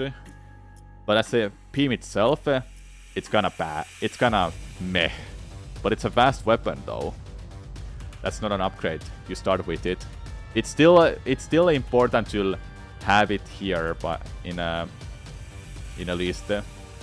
By the way, I just realized Super Missile. Also, Super Missile is there. I was thinking the Super Missile from Metroid Prime, but it's will count this as in Metroid franchise and overall. Are we thinking about each power-up alone or combined with everything else?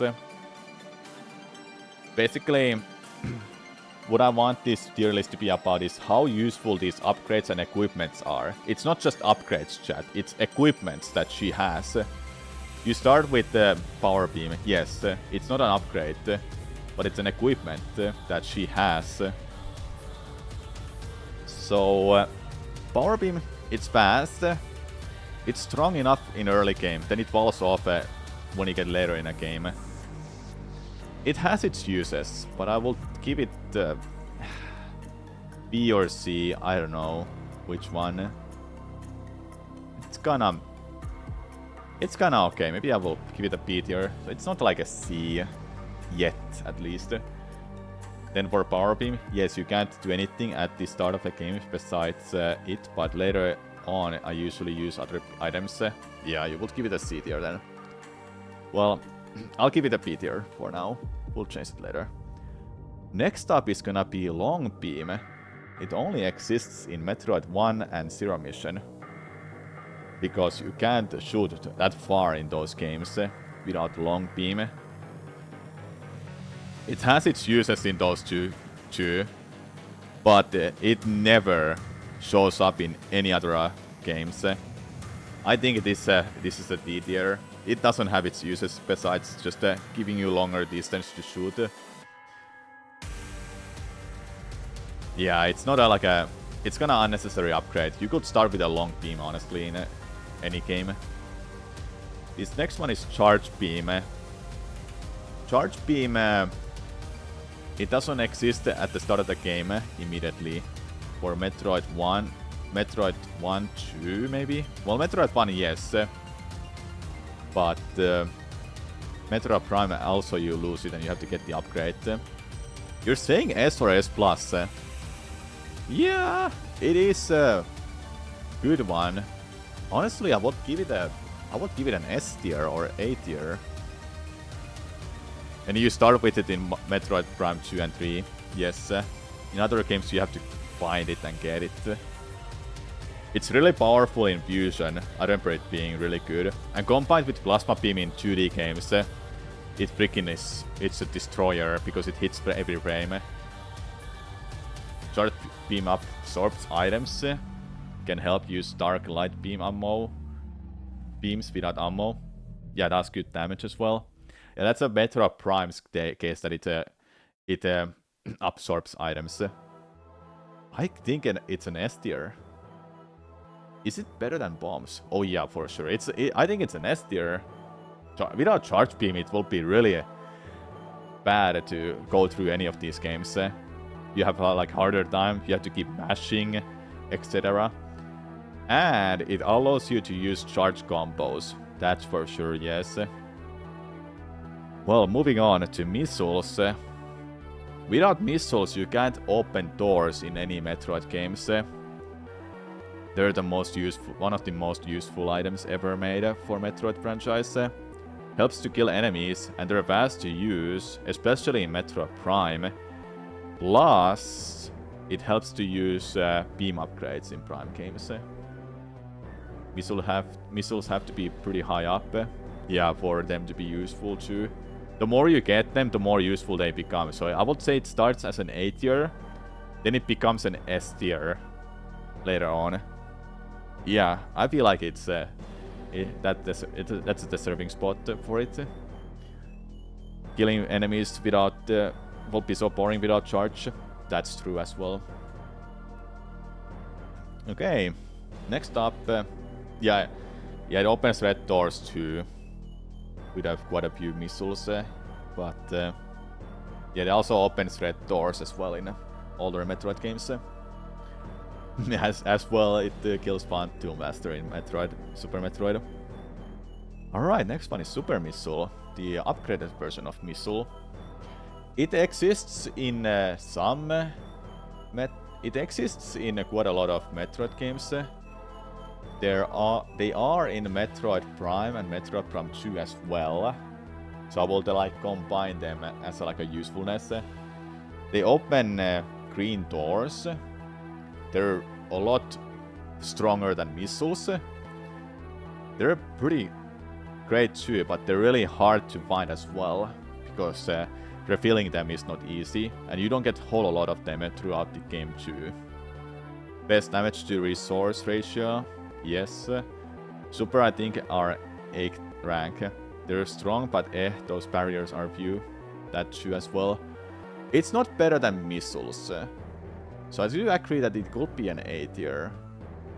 Yeah, let's keep it at like A tier.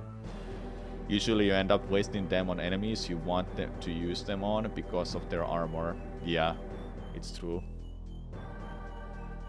Yeah, Super Missile is useful in Prime 2 as well. It actually is really powerful. A lot of doors are green as well in that game, and it lets you to access some areas that you wouldn't normally be able to.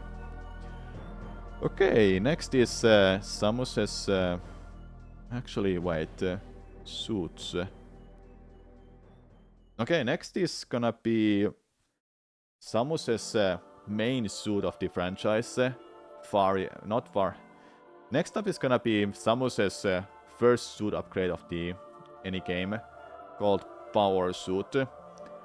It's really weak. It doesn't withstand acid or heat. It's just a worse version of Varia's suit. It doesn't have like any usefulness. Probably, I think it's a D tier. I don't think it's a C tier. Only because it's better the Zero suit in Zero Mission. I think it's a D tier because it doesn't have like any utility. It doesn't give you you don't have a heat resistance with a power suit. Yeah, and you start with it too, so it's not really an upgrade. You start with it. Twitch hates the word spacer for some reason. I saw it, Spicy Gamer. It's so funny why they still do that. Okay, this upgrade is only in Super Metroid, if I recall correctly. It exists also in Metroid Fusion and Metroid Dread, but it's called Wide Beam instead, but we'll get to that later. Spacer is just a... So instead of shooting one beam, you'll shoot 3 lines of beams in Super Metroid. Better damage source overall when you use it. And it's only in Super Metroid. I don't know. Spacer is kinda... you know. C tier exists. Let's leave it there. But it says S... maybe it's a S rank. Nah, it's not. Yeah, it's gonna meh. It's not like Spacer gets overwritten by Plasma Beam in Super Metroid. Once you have Plasma Beam, Spacer gets automatically disabled. You can't use them both at the same time. Okay. Space Jump. That's a very late game item throughout the game. That's a very late game item in any of the 2D Metroids. You're saying S plus or S rank? I don't think it's an S plus, but I can see it being an S rank. It has its uses because how far high up you can go with it. S plus, no question. Best movement. Ooh, I don't know. It's one of those for sure. Maybe I'll listen to you for a while and I'll give it a S plus for now, and we might change it later. We'll see though. We'll see. Space Jump plus Screw Attack S plus, I think. Oh yeah. In that case, yes, it's an S plus. But moving on to the one of the worst upgrades ever, I guess. Spring Ball. Okay, so Spring Ball in Metroid Prime Trilogy, when you can use that, it's very good. It helps a lot throughout the game to just move around with a single jumps. But in Super Metroid, it's kind of unnecessary upgrade. You don't even need it to beat the game, or you don't even need it to travel anywhere. You think it's an C rank? Personally, I think it's a D rank. Yeah, I feel like it's something like D tier. Maybe C, but better like that. Unless you do mid-air spring ball jumps in Super Metroid. In that case, yes, but can be hard to do for some casual gamers. It's fun, but in most games, all it does is better done by bump jumping, but it saves time for smaller heights. Yeah, I guess in that case, maybe I should raise it up a little bit. I'll give it a C tier then. Alright. I think many of you like this upgrade. Even speedrunners love Speed Booster. C rank because those puzzles are so manufactured. Sure, I guess, but Speed Booster is just a very, very good upgrade in general. In Super Metroid, it's fun to use. It's really amazing upgrade to have for speedruns. But overall, it can be really hard to use. I can agree on that. Some of the Speed Booster puzzles in Dread are insane. Yeah, I can see that it's not like as good as we would think as in speedrunning perspective. Maybe a B tier for start is good to leave it on right now. I think it was harder than the ones in Dread. The Fusion ones. Yeah, the Fusion have really well done Speed Booster puzzles. Some of them are really difficult too. But I'll give it a B tier. We'll move it on if we change our mind. Okay. Gravity Suit. Gravity Suit exists in quite a many games. It obviously lets you to move underwater. It's one of the best upgrades to get casually because it just helps to go through the water and it doesn't feel so heavy after that. It doesn't feel so heavy to move underwater. S+, A rank. It's up there for sure. I'll give it an S rank. Yeah, I like it. I like it on S rank. It may not like help any other thing, but moving underwater without any gravity, it's just it helps a lot. Also, gravity kills acid damage. Good point. Good point, actually. More protective to lava. Yeah, you don't take more damage from lava as well. Now when we got the gravity suit up there, we should get the Varia suit too. Okay. I skipped the gravity suit. I skipped Varia suit, so let's do Varia. I accidentally... Okay, so we put gravity suit on a tier like right now, but let's put Varia suit before we forget it. That suit is design-wise amazing looking. Then usefulness, you don't take damage from heat, and I think you don't take damage from acid in some cases. After all, it was supposed to be called barrier suit and not Varia suit, because they translated that wrong. A rank because the hot rooms is useful and damage defense is good, but it only is useful in specific areas. Yeah, it's a solid A tier. It's a solid suit overall throughout the franchise as well. Varia was the best mistranslation of NES games. Yeah, then it became the centralized. Then it became the most known name for Samus Aran's equipments. Yeah, Varia suit sounds a lot better than barrier suit too. I agree. Okay, now that's out of the way. Power grip. You automatically have this in Metroid Fusion. In Metroid Zero Mission you have to get it. It helps you to grab ledges. Normally you can't do that in any Metroid games, but with this you can. And this only exists in As an upgrade, it exists. As an upgrade, it only exists in Metroid Zero Mission. In other games, you can automatically do that. A tier.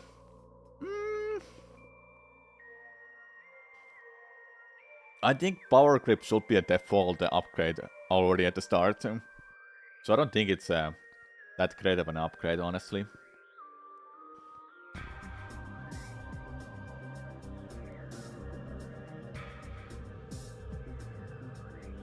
Okay, what is this one? Oh. Alright. What do you think about Scan Visor? S rank? A rank? B rank? If you ask me, Scan Visor is a solid A rank. But if you're into lore and learning a lot of the game's story, characters, enemies, then it's an easy S+. It's only for learning, but throughout the game it doesn't help you with anything else but just learning about the game's lore, story, enemy weaknesses, etc. Metroid Prime 2 has a one boss that you need to use Scan Visor for, because otherwise it doesn't let you to hit the weak point. Activating elevators? True, without Scan Visor you can't access elevators in Prime 1 and 2. I think it's an S+. Without a Scan Visor you can't do anything in those two games. And scan dashing, yeah, well, speedruns love the scan dashes. Yeah, I'll leave it on a S+. It may sound so weird to put it there, but when you start thinking about the game, how do you travel in a game, and so on, it's just without it you can't like do certain things of the game. What was the boss name? I'm blanking just to remember. It's a boss of Torvus Bog. Chuka Larva is one that it helps you with, but one of the bosses that it is required for is Grapple Guardian. You can't hit its weak point if you don't scan it. You have to scan the boss, so you can damage it. That's like one of the only bosses I can think of that requires Scan Visor.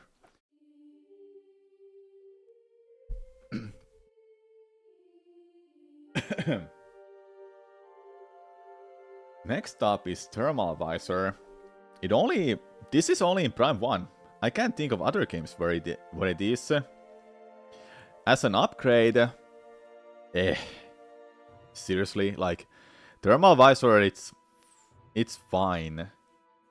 But is it really fine when it doesn't even have like any usage outside of couple checks when you play casually? If you know everything about Prime 1, you don't even need Thermal Visor. And Metroid Prime 3, you don't have it in Metroid Prime 3. It's X-Ray you're thinking of, Spicy. Thermal Visor, I'm sorry, but it is... nah, it's not an upgrade I would like, and it's not useful. It's useful in some cases, but really it's not too much useful. Wonder if a scanless Metroid Prime 1 and 2 run is even possible. Can you glitch into loading zones to make it work, or is it just not how it works? So how does the loading zones work, or elevators in Prime 1 and 2? You have to hit the trigger for activating the elevator. You can't do it. Technically you don't need X-Ray Visor in Metroid Prime 1. Now it's time for X-Ray.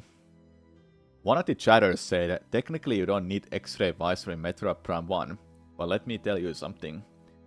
It is impossible to beat Omega Pirate in the Metroid Prime 1 without X-Ray. With the X-Ray, you can damage the boss. It is a recurrent upgrade in Metroid Prime 1, as well as in Metroid Prime 3. So X-Ray has its uses. It is much better upgrade than a Thermal Visor, and it lets you to see some invisible enemies like Chozo ghosts and this boss that you're listening to right now. Can trade, huh? Can you hurt Metroid Prime without the visors, or can you just wait out those phases? You can wait those out. You can even damage them without those visors. But it's kinda hard to do that and try to find its spot where it is, and you can shoot the phase on it. You can even wait it out if you want to. I like how you can see Samus' hand move when you shoot with X-ray visor in Metroid Prime 3. Yeah, it's great.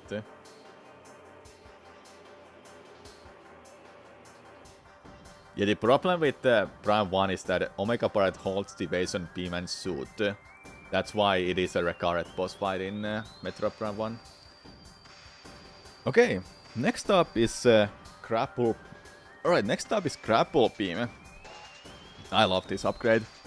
This one will just count in all of the upgrades that are in a franchise. So Grapple Lasso, Grapple Swing, Hyper Grapple from Prime 3's, regular Grapple Beam in Prime 1, 2, as well as in Super Mission what? Super Metroid.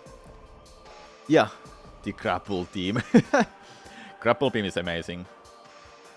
I don't think it doesn't need any more introduction. It is one of the best upgrades Samus has. I'm sad it's so late in Metroid Prime 1.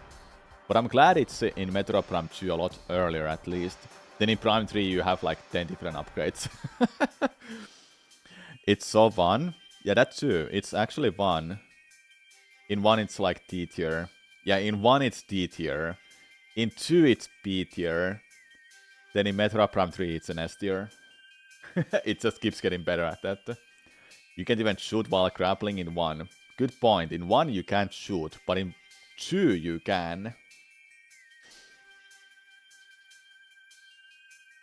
Alright, next up is Space Jump Boots, aka Double Jump.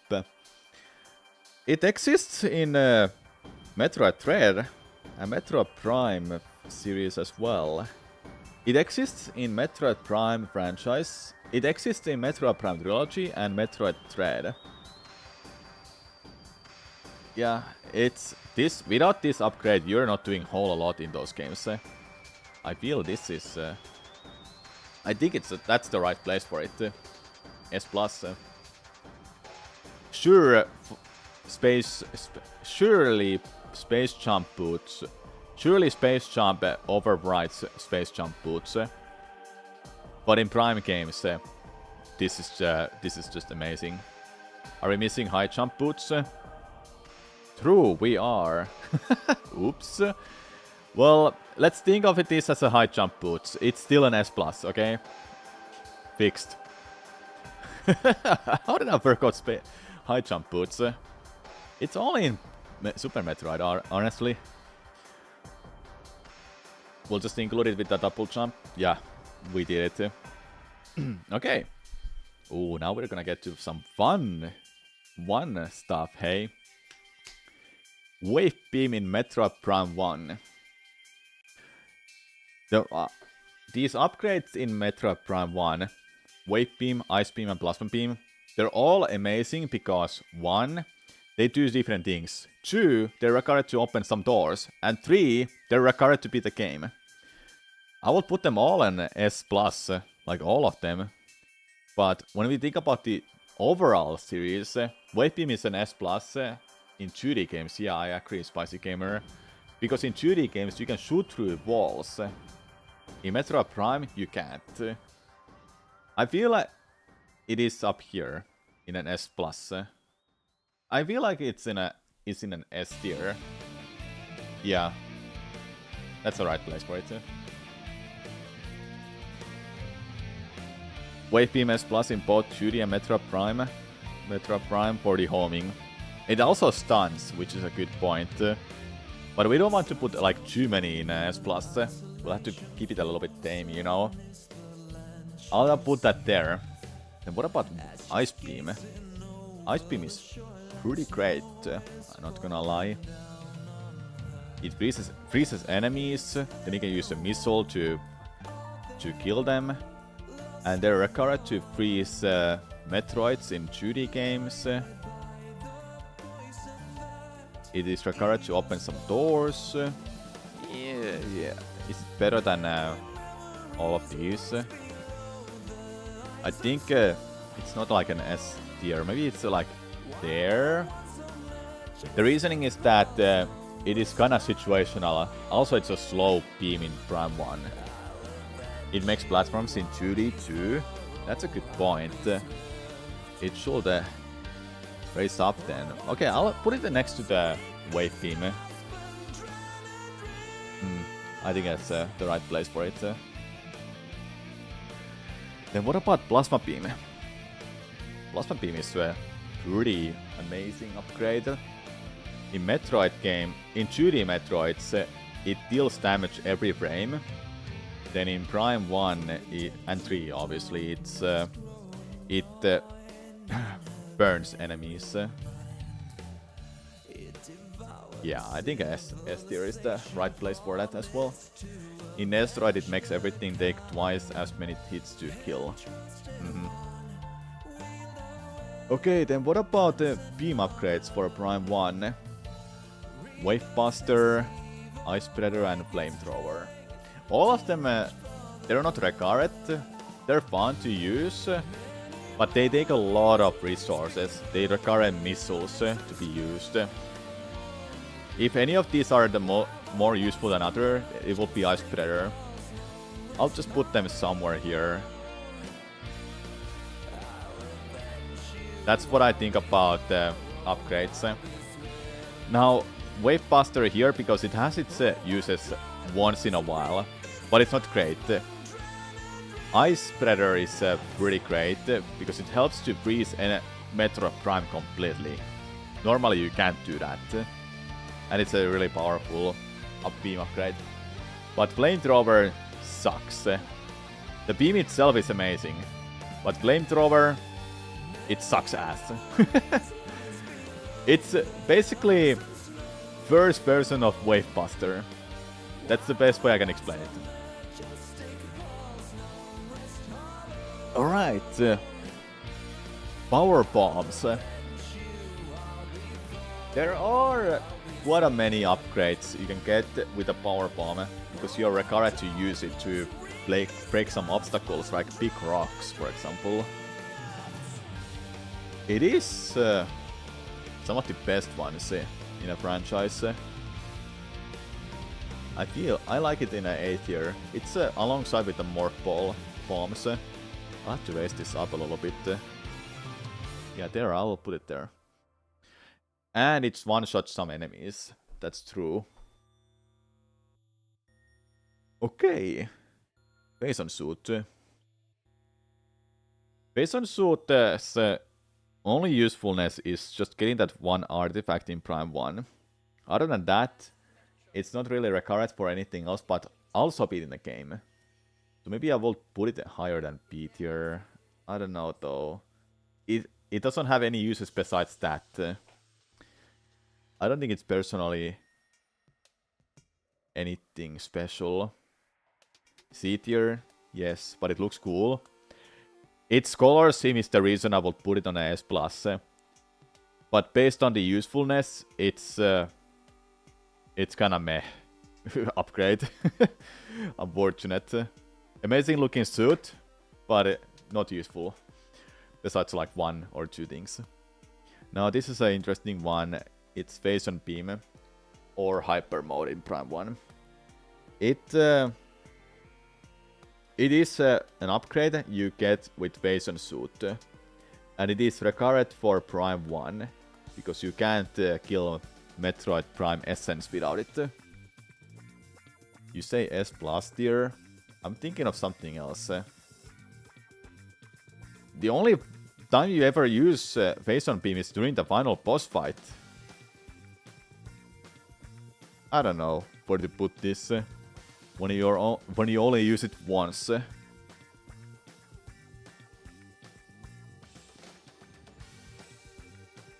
I'll leave it there. Oh, chat, help me with this.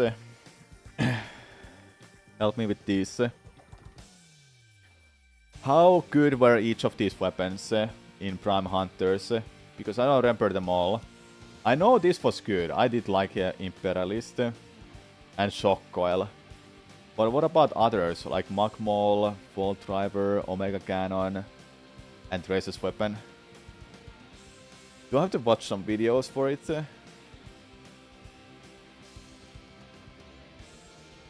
I need to like... Ah, man. That's the Imperialist. Imperialist is like shooting like a widow shots that you zoom in. That's Imperialist. Basically sniper rifle. Yeah. All of these beams have their uses though in Metroid Prime Hunters. It's been like half a year when I played the game too, and only once. If we make a we compromise with this, we could put them all in the same tier. They're useful to open some paths. They help to kill some enemies too, and they're required to beat the game. For the good ending. I think Shock Coil was busted too. Now that you mention it. Oh yeah, Shock Coil is that's a Shock Coil location. That's where it deserves to go. But the other ones, if I'm gonna be real, I will put them all on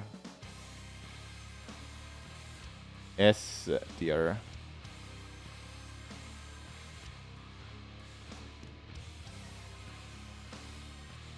Yeah, I think so all of them I'll put it on S tier just to save some time and I wouldn't have to go through them all one by one.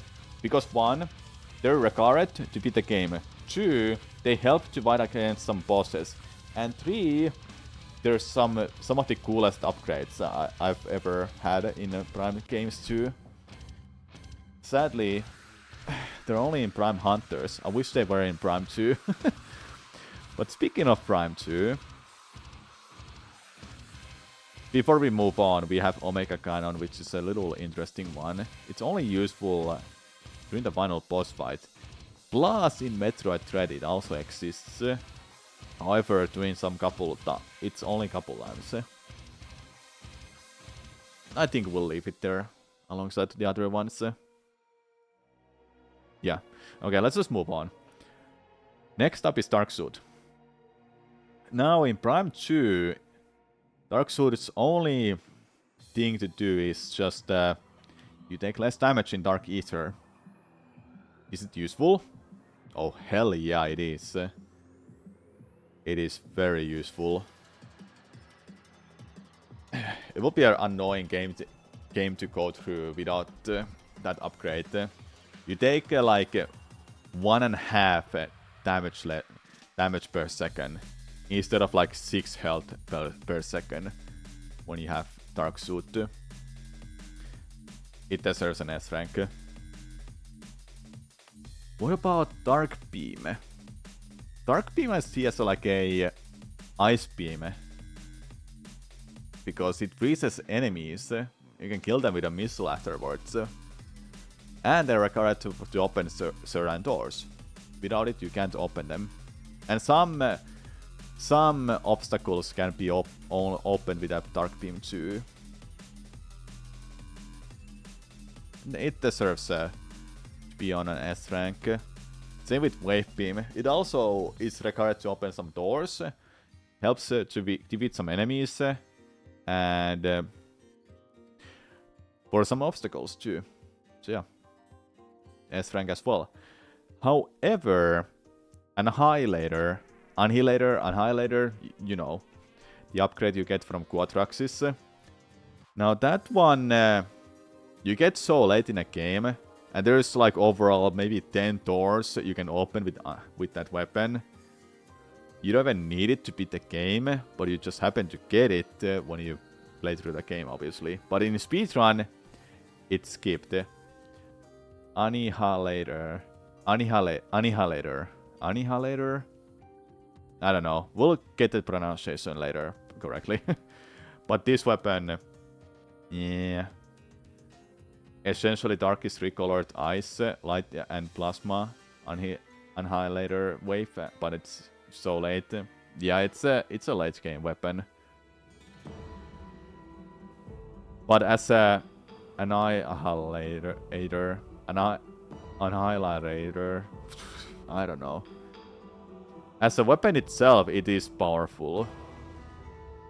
But besides opening a couple of doors and helping with the final boss fight, it's not like too great, honestly. It can wreck some bosses, but only really sees uses in randomizers. Yeah, and in randomizer, you need both beam ammo if you wanna use it.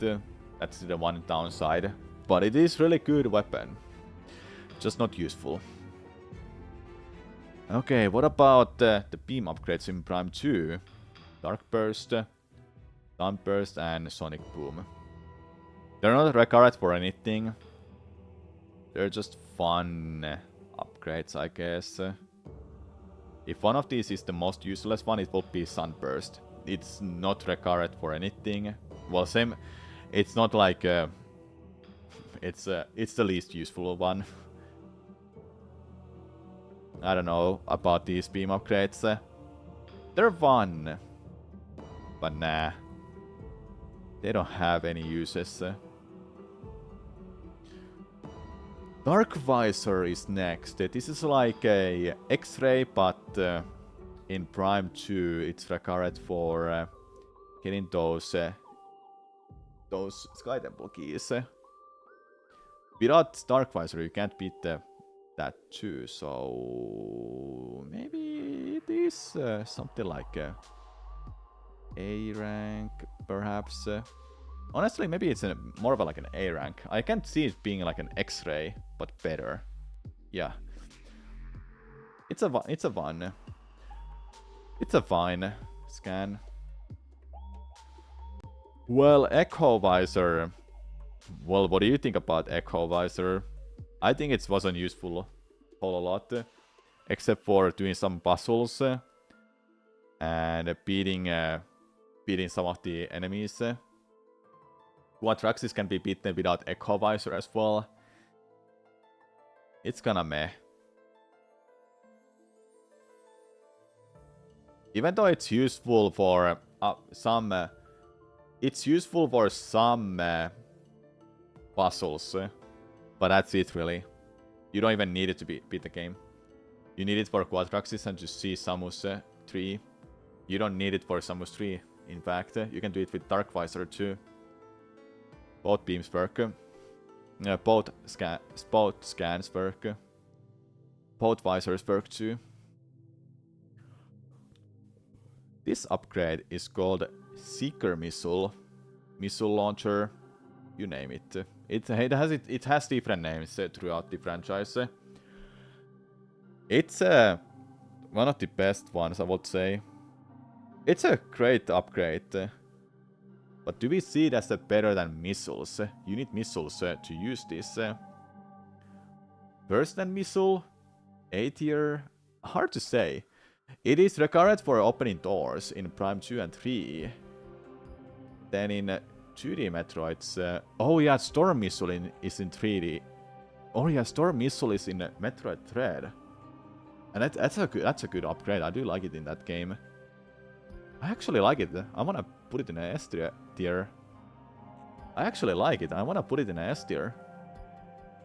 I'll leave it there. Judge me later if you don't like it. Alright. Moving on to the best... one of the best upgrades ever made for Metroid game. Screw Attack. Screw Attack without any questions asked. It's an easy S+++ rank. It's amazing. But not in Prime games. It is amazing in Prime games, so don't get me wrong. It has its uses. It deals damage too. You're invulnerable with it. You like how they made it for Prime 2 and 3? Yeah, because essentially in Prime 2 and 3, you get Space Jump alongside with Screw Attack. You get 5 extra jumps with Screw Attack. They didn't make it broken, I agree. it's inconvenient to use in Prime 2 and 3. I don't get it. I don't get you, because it has its uses, and you can't access some areas. Also, without screw attack, you can't beat Metroid Prime 2. It's impossible, because you can't climb up that last platform, last room in Sky Temple. Now we have to like move out some of these upgrades now. We have to lower this to S rank because I don't want them to be... I want top 3 to be clear in S+. Actually, no. Let's just... let's do it like that. Yeah, I guess. What do you mean is for killing enemies? Yeah, I guess so. Top 5 is good. Yeah, I think top 5 is great for these then. Light suit. It's... I love light suit. I love light suit. Recurrent upgrade in Prime 2. Looks amazing. You don't take any damage when you're in Dark Ether. It's a better version of Dark Suit. But I don't think I will put it in a S+.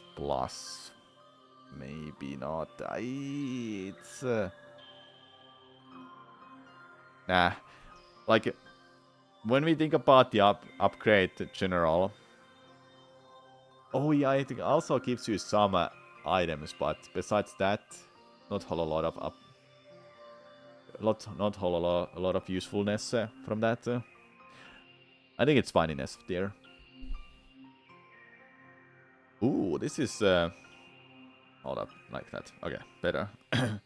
PED suit. PED suit next. This one is the bread and butter of Prime 3. You deal all of your damage with hyper mode by using the PED suit, and it's broken. They made it way too good in that game. S+ though? It's between these two. It's broken. I don't know what to say. It's like you can beat the game without PED suit, but the hyper mode is just so busted that you don't have like any reason to not use it. And the only downside is that you lose health from using it. But it's just way too good to not put in a S+. Alright, next one is Ice Missile. It's in Metroid Dread, Metroid Prime 3. I think in some... it's also in some 2D Metroids. It has its uses, but Ice Beam is better overall than Ice Missile. The reasoning I think I like it in an A tier more is that Ice Beam, when you have it, it's better to use that than Ice Missile, because you need to use Missile for it, and it's only in certain games, and Ice Beam is just, I think, better overall. Alright, Hyper Ball. Only in Prime 3. Requires you to use PED suit, so you take some damage from using it. It's powerful in some cases. Requires for some puzzles. Overall, outside of that, I would still use Morph Ball bombs more than Hyper Ball, so I don't see Hyper Ball being way too useful. But it's it has its uses though, so I don't think it's a C tier. Next up is Hyper Missile. Hyper Missile, I personally don't use it much in Prime 3 when I play it casually, because it takes so much energy. It not whole a lot. You can use 3 missiles before you lose all of your health in Hyper Mode, but it is very powerful. Besides that, there's quite a lot, just a few locations for your Recurrent to use it.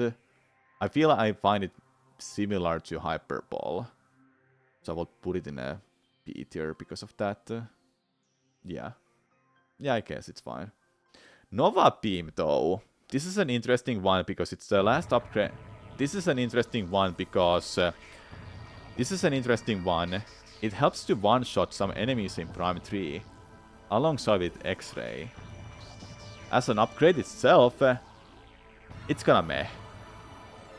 You have Hyper Beam anyway, you can use that. But the beam itself, it has its style. I do like the color scheme that they do for it. And it shoots to certain parts of the wall as well. So it can be seen as like a weight beam. It's not an A tier, it's a B tier. There, yeah. I think that's fine. Now, I don't remember these ones exactly. What are these called? Phase drift. What's this for? It slows down time. Okay, I was gonna ask what this does. It slows down time. That sounds good. I haven't played this game in a while, so I don't remember how it is. But not for Samus. Yeah, Samus' movement doesn't slow down. It's only the environment. It sounds good. I'll put it on A tier. Then a shield. What's this called? Shield? Hold up. It's called lightning. It's actually called lightning armor. Gives you invulnerability. You don't take any damage from it, if I recall correctly. This is in Metroid 2, Samus Returns. Definitely better than Phase Drift. Something like that, maybe. Then the next one was called Beam Burst. Basically a stronger version of Power Beam. You wanna use this when you wanna deal damage. Definitely up here besides other beams, I would say. Yeah, it does a lot of damage. It uses ion instead of you taking damage and increases your counter range. Oh, I didn't know it does that for lightning armor. That's neat to know. Okay, now we're on Metroid Dread. Only upgrades left to use. White beam is just Phaser beam. Yeah, so I did mention this earlier about Spacer and White Beam. They're pretty much the same. Fusion has White Beam, but really it's not like helpful. It does deal extra damage, sure, but besides that, it's not great. But White Beam is recurrent in Dread. That's a good point. In that case, it will rise up a tier. That's a good point, because Spacer is not recurrent. Meanwhile, White Beam is. That's a good point, I almost forgot about that. Yeah, that's a good spot, I would say. This was Diffusion Beam.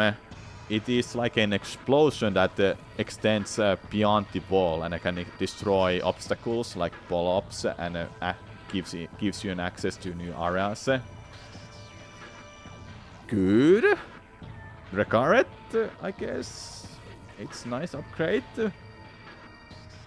A tier? I don't know. Will we put all the Metroid Prime Hunters weapons as equal, or will we move some of those around? We can still move them, Zelda Chaos.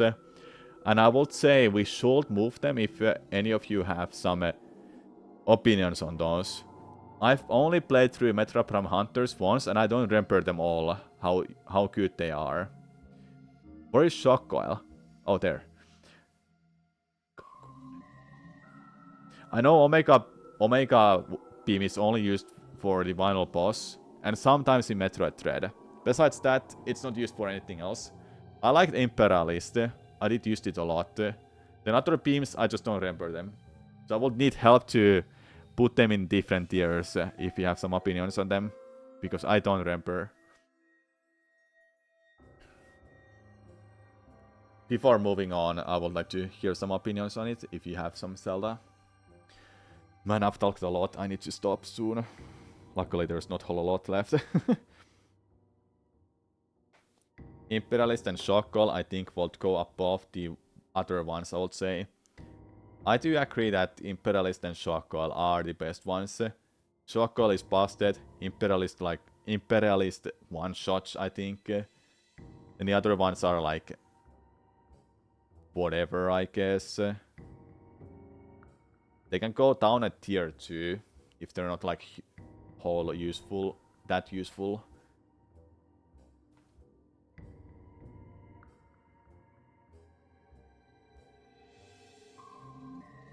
The others aren't really that useful.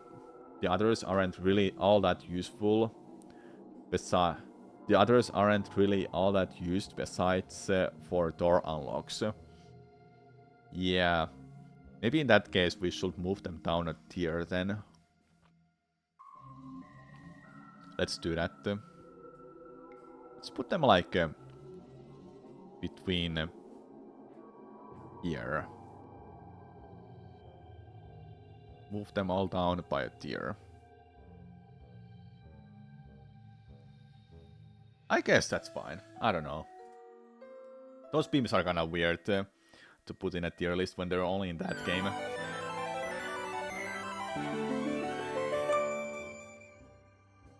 Thank you, Salts, for 144 months. Oh my god, in a row too. I truly appreciate it. How many years is 144 months? Because you need a new upgrade tier. You need a new sub patch soon.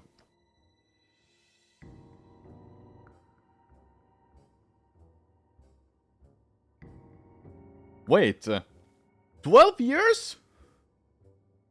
No, that can't be right. It is 12 years. What? Thank you for 12 years, Salts. You still have an 8-year sub patch. You need a special patch at this, right?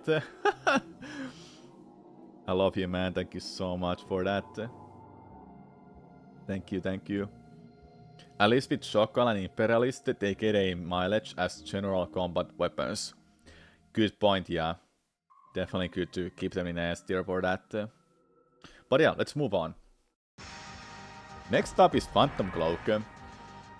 You think A tier or S tier? It's useful to avoid ME and some enemies. And it was required for a couple of doors. It was required for a couple of parts too. So you can get through them. But besides that, I never really used it whole a lot. But for those 2 parts. Like in combat, I never used it. I don't find it that great. That's where I will put Phantom Cloak. But this one I will put higher. Spider Magnet. It's required to climb up some parts of the game. Otherwise you can't beat the game.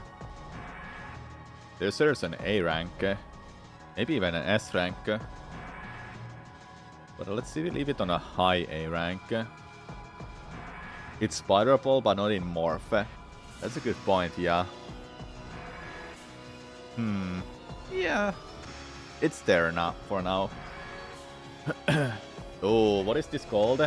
This one is like... you don't even need it. You don't even need it to upgrade. Pulse Radar. Pulse Radar, it helps you to find some new parts to destroy and such. But as an upgrade, yeah, like, nah. It's not great. Or Scan Pulse, true.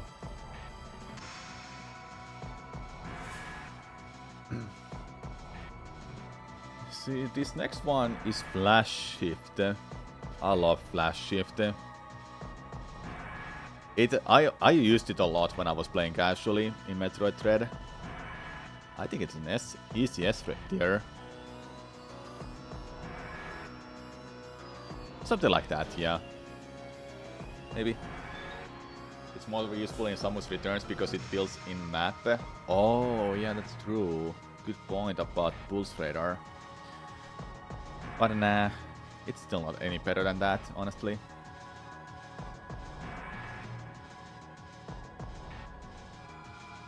Just chasing up these locations slightly. Okay. Flash Shift this S plus rank. Flash Shift this S plus tier.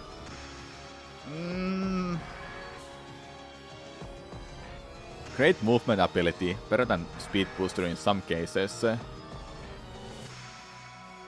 But nah, I think it's a S tier. Metroid suit is the D tier. It's only used during the escape sequence of Dread.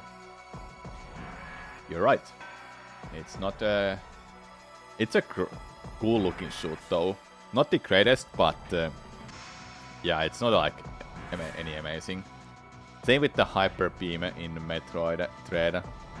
It goes alongside Metroid suit too. Okay. I think this is the final tier list if there's nothing to change, chat. This is based on the usefulness of these upgrades. Starting with Screw Attack being the S+, then Morph Ball, Space Jump, Scan Visor, Space Jump Boots, and BED Suit. So, will you change any of these locations yet, of these upgrades? Or are these fine for you?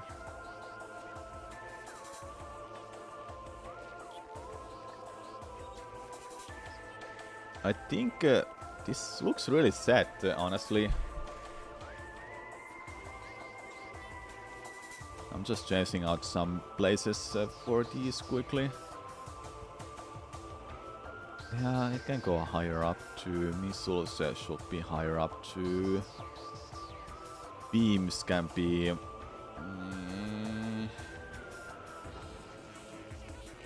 be there.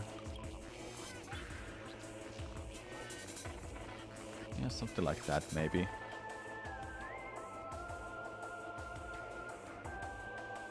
I feel like it's quite set. If there's nothing else to change.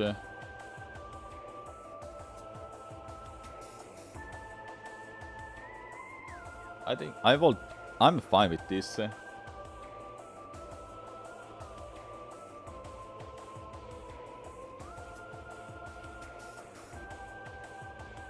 Oh, power creep is probably very worse than I think.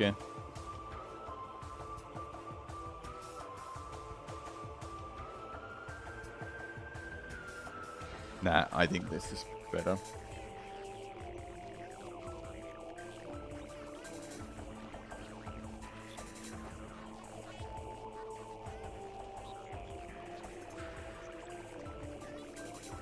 No, I wouldn't change anything. Will you change anything, chat? What do you think? This feels really set to me. A lot of these upgrades are useful and great to use. Then some are just like, yeah, they're great, but what's the point? I feel Spider Ball should be higher now. Change Flash Shift to +S+. You need it to not take damage from most of bosses, and it is required to beat the game. When you say it like that, yeah, then I do agree that it's required for Dread. It's one upgrade to use as well, and probably used way more than any of the other upgrades that are below. Yeah.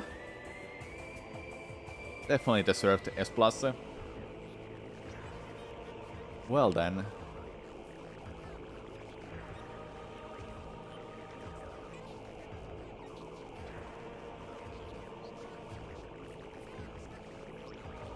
Maybe Screw Attack is below Morph Ball bombs. Maybe Screw Attack is below Morph Ball. I don't know. I actually don't know which one.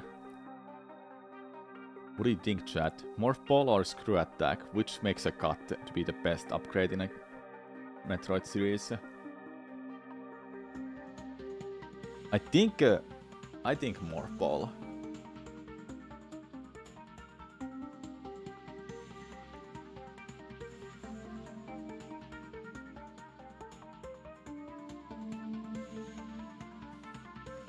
Gotta be Morph.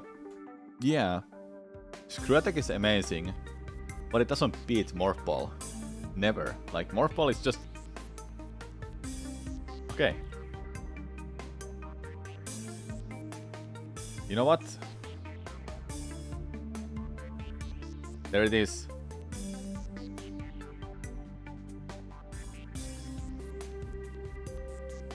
You know what? Morph Ball deserves its own tier. I think this is the best I can make it now. It deserves S+++. Do you agree with this? Thumbs up? Thumbs down? Are we good to go? This is based on usefulness. How useful they are in the Metroid series. I do like this list. This will make a great YouTube video. People are gonna lose their mind that why do you have Dark Beam in this rank? It can be lower though, I agree.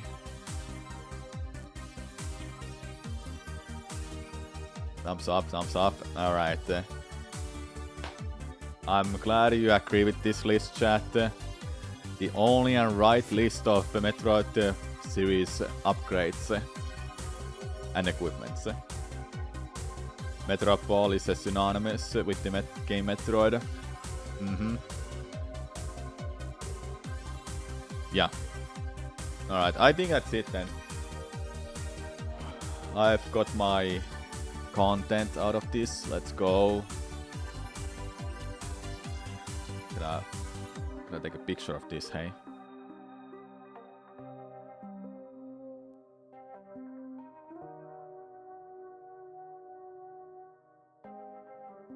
Got it. You should include a Zero Suit. It's not really like an upgrade that will deserve a tier, honestly. I don't know. You don't really, like, it's not an upgrade. You lose your equipments and whatsoever in Zero Mission, and that's why you have to use this Zero Suit of your... That's why you have to use Zero Suit. That's why I think it's not deserving a tier at all. Because it will automatically go to D tier. Okay. But yeah. I think I'll be done, everyone. It's been a one stream. Today we got sub 3 hours in Metroid Prime 3 and I'm really happy with that. Also I'm happy with this tier list. Because it is exactly how I felt like it was going to be. Though Speed Booster being in a B tier still kinda stinks, but no can do. It's the puzzles and how hard it is to use it. Actually, no, it should be in a... Actually, no, I think... now when I think about it, I think Speed Booster should be in a S rank. I think nobody's gonna be mad at me if I put it there. So I'll put it there. Yeah. At least going up by a tier. Speed Booster is still amazing, useful, but it's really hard to use for some games.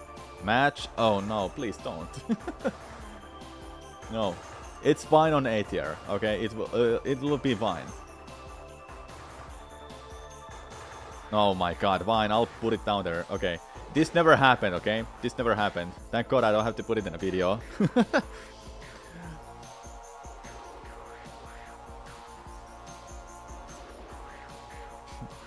Alright, yeah. But I'll be done, everyone. I hope you enjoyed the stream. Sub 3 hour speedrun happened. I'm gonna get that up on YouTube channel and I'll put it to the leaderboards. Tomorrow, chat, I don't want to spoil too much what's gonna happen tomorrow, but I have a special game, ROM hack in fact, that I'll be playing. And no, it's not gonna be Super Mario Mon, it will be something even better. It's about Mario though, I'll tell you that much. Then we'll continue Super Mario Mon tomorrow. Prime 3 speedrun for any percent. I'll do again next week. One time at least. I don't promise 2 times. Maybe I will change my schedule a little bit when I'm off stream and I will think about it. But you started at like 5 AM your time? Yeah, I know. That won't happen next week though. I'll start hours later. keep an eye out on my YouTube channel, Discord, or Twitter if you have those. Also follow me on YouTube so you know when I upload new videos there. Also join my Discord server. That's where I post my next week's schedule and let you know if there's some changes gonna be in a schedule or I'll cancel streams and such. Also you can talk with me and my community. Alright, I'll want you so much to raid chat. It's been a fun time. Anyone playing something fun? Let's see.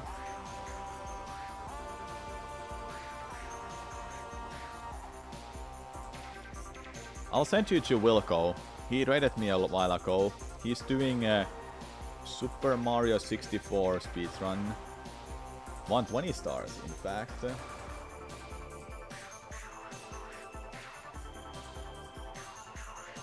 Alright, bye everyone. Thank you so much for watching once again. And thanks for the GGs. Sorry. Thanks for the GGs earlier for Prime 3 speedrun.